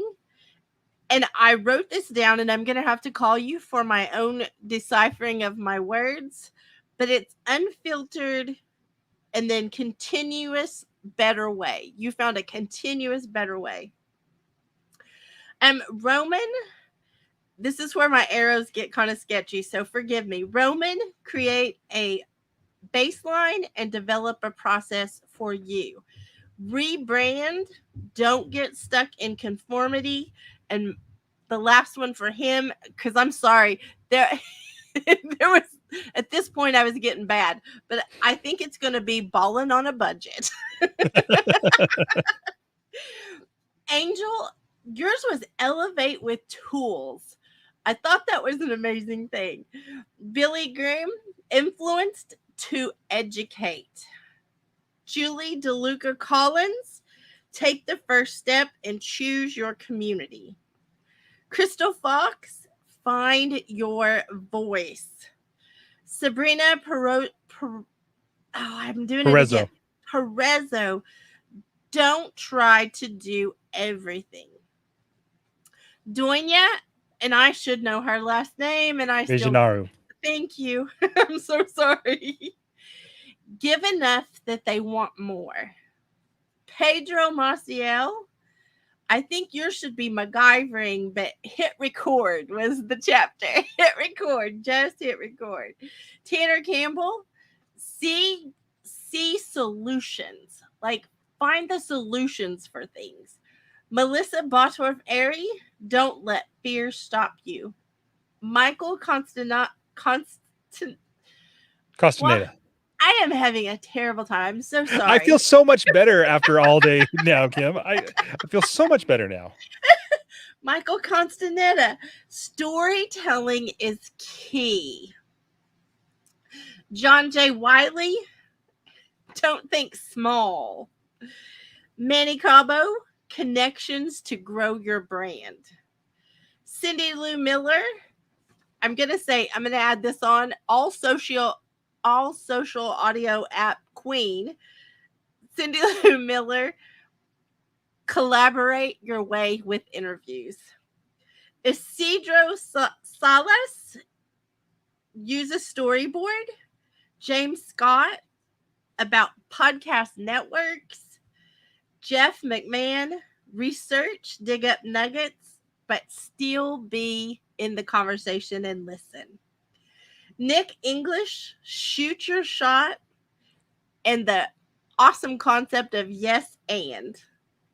Conrad Weaver, everyone has a story. Julie Jost Logan, embrace the messy. Stacy Sherman, progress over perfection. And I'm just going to say, for the record, this was the most amazing conference ever. Hey, Kim. Yes. Before we wrap this up, I do have a question for you. Well, please don't tell me I have to read that again. No. It would not be that. I want to know why you started a podcast. Doggone it. Is it Carrie in the background feeding you this information? No, but I'm just like, Kim has put everybody else on the hot seat. And now I think we need to hear from our kindergarten princess why you started a podcast. I thought I was slick. I thought I was going to the after party sooner. You know what? I'm going to make it quick because we do want to get to the party. But why I started it was I needed a sexy way to answer FAQs. I needed a way that wasn't like everybody else's. I guess I had not met Stacy yet, but I understood the wow factor. I wanted a wow for how to answer the same questions over and over, and I thought a podcast was a sexy way to do it. That's a great reason, and I've listened to your podcast, and that's what you do. They're not long, they're short and they're sweet, but they get the point across, and you get to know Kim through that. So, Kim, second question: what do you wish you would have known then that you know now? I have one word that'll sum it up: everything. I am pretty sure Pedro is going to get me for saying this, but I'm going to tell you, I'm pretty sure we had the jankiest podcast on the block until we came into this community. And really, honestly, this community has rocked my world in more than just podcasting, but in particular podcasting. So I think we are in such a better place. And, we have to go back, Branden, and give kudos way back in April also. No, it's before that. It was March.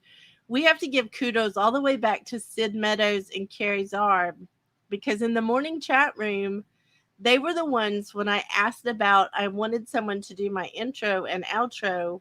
They were the ones that suggested that we do this, voice contest, which Amanda Sharp came in and like modded the hours and hours that we did this. It was so much fun too.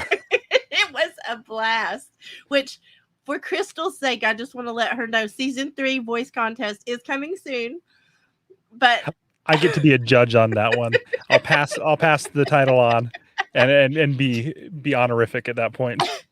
For anyone who does not know, Branden Ushio is the sexiest voice on Clubhouse. And I will say it at the end of it because they'll only throttle us at the end.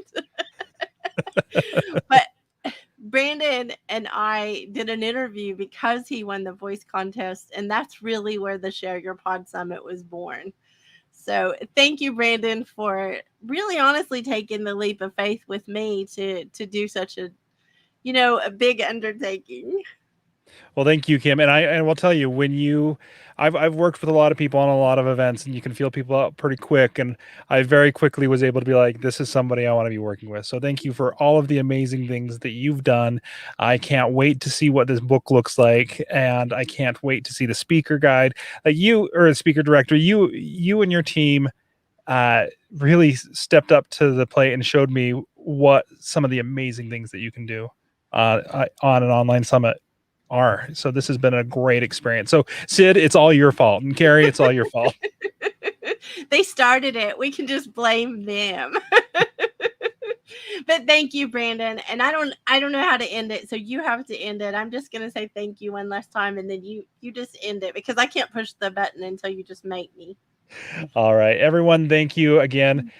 Even we're at the end of this, you can still go over to shareyourpod.com, hit the register button, get the free gifts that we talked about. If you hit the upgrade to VIP button, you will get the link to this after party that we're talking about. And Kim, I know you are ready with some fun decor for the after party, but the parties I go to are kind of nerdy parties. So this is what you do when you go to a nerdy party.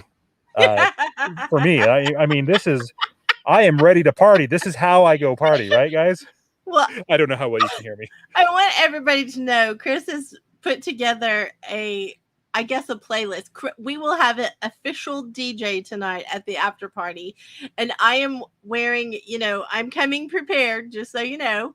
And at the after party, Chris is going to be breaking it down with the playlist that he created from all the requests.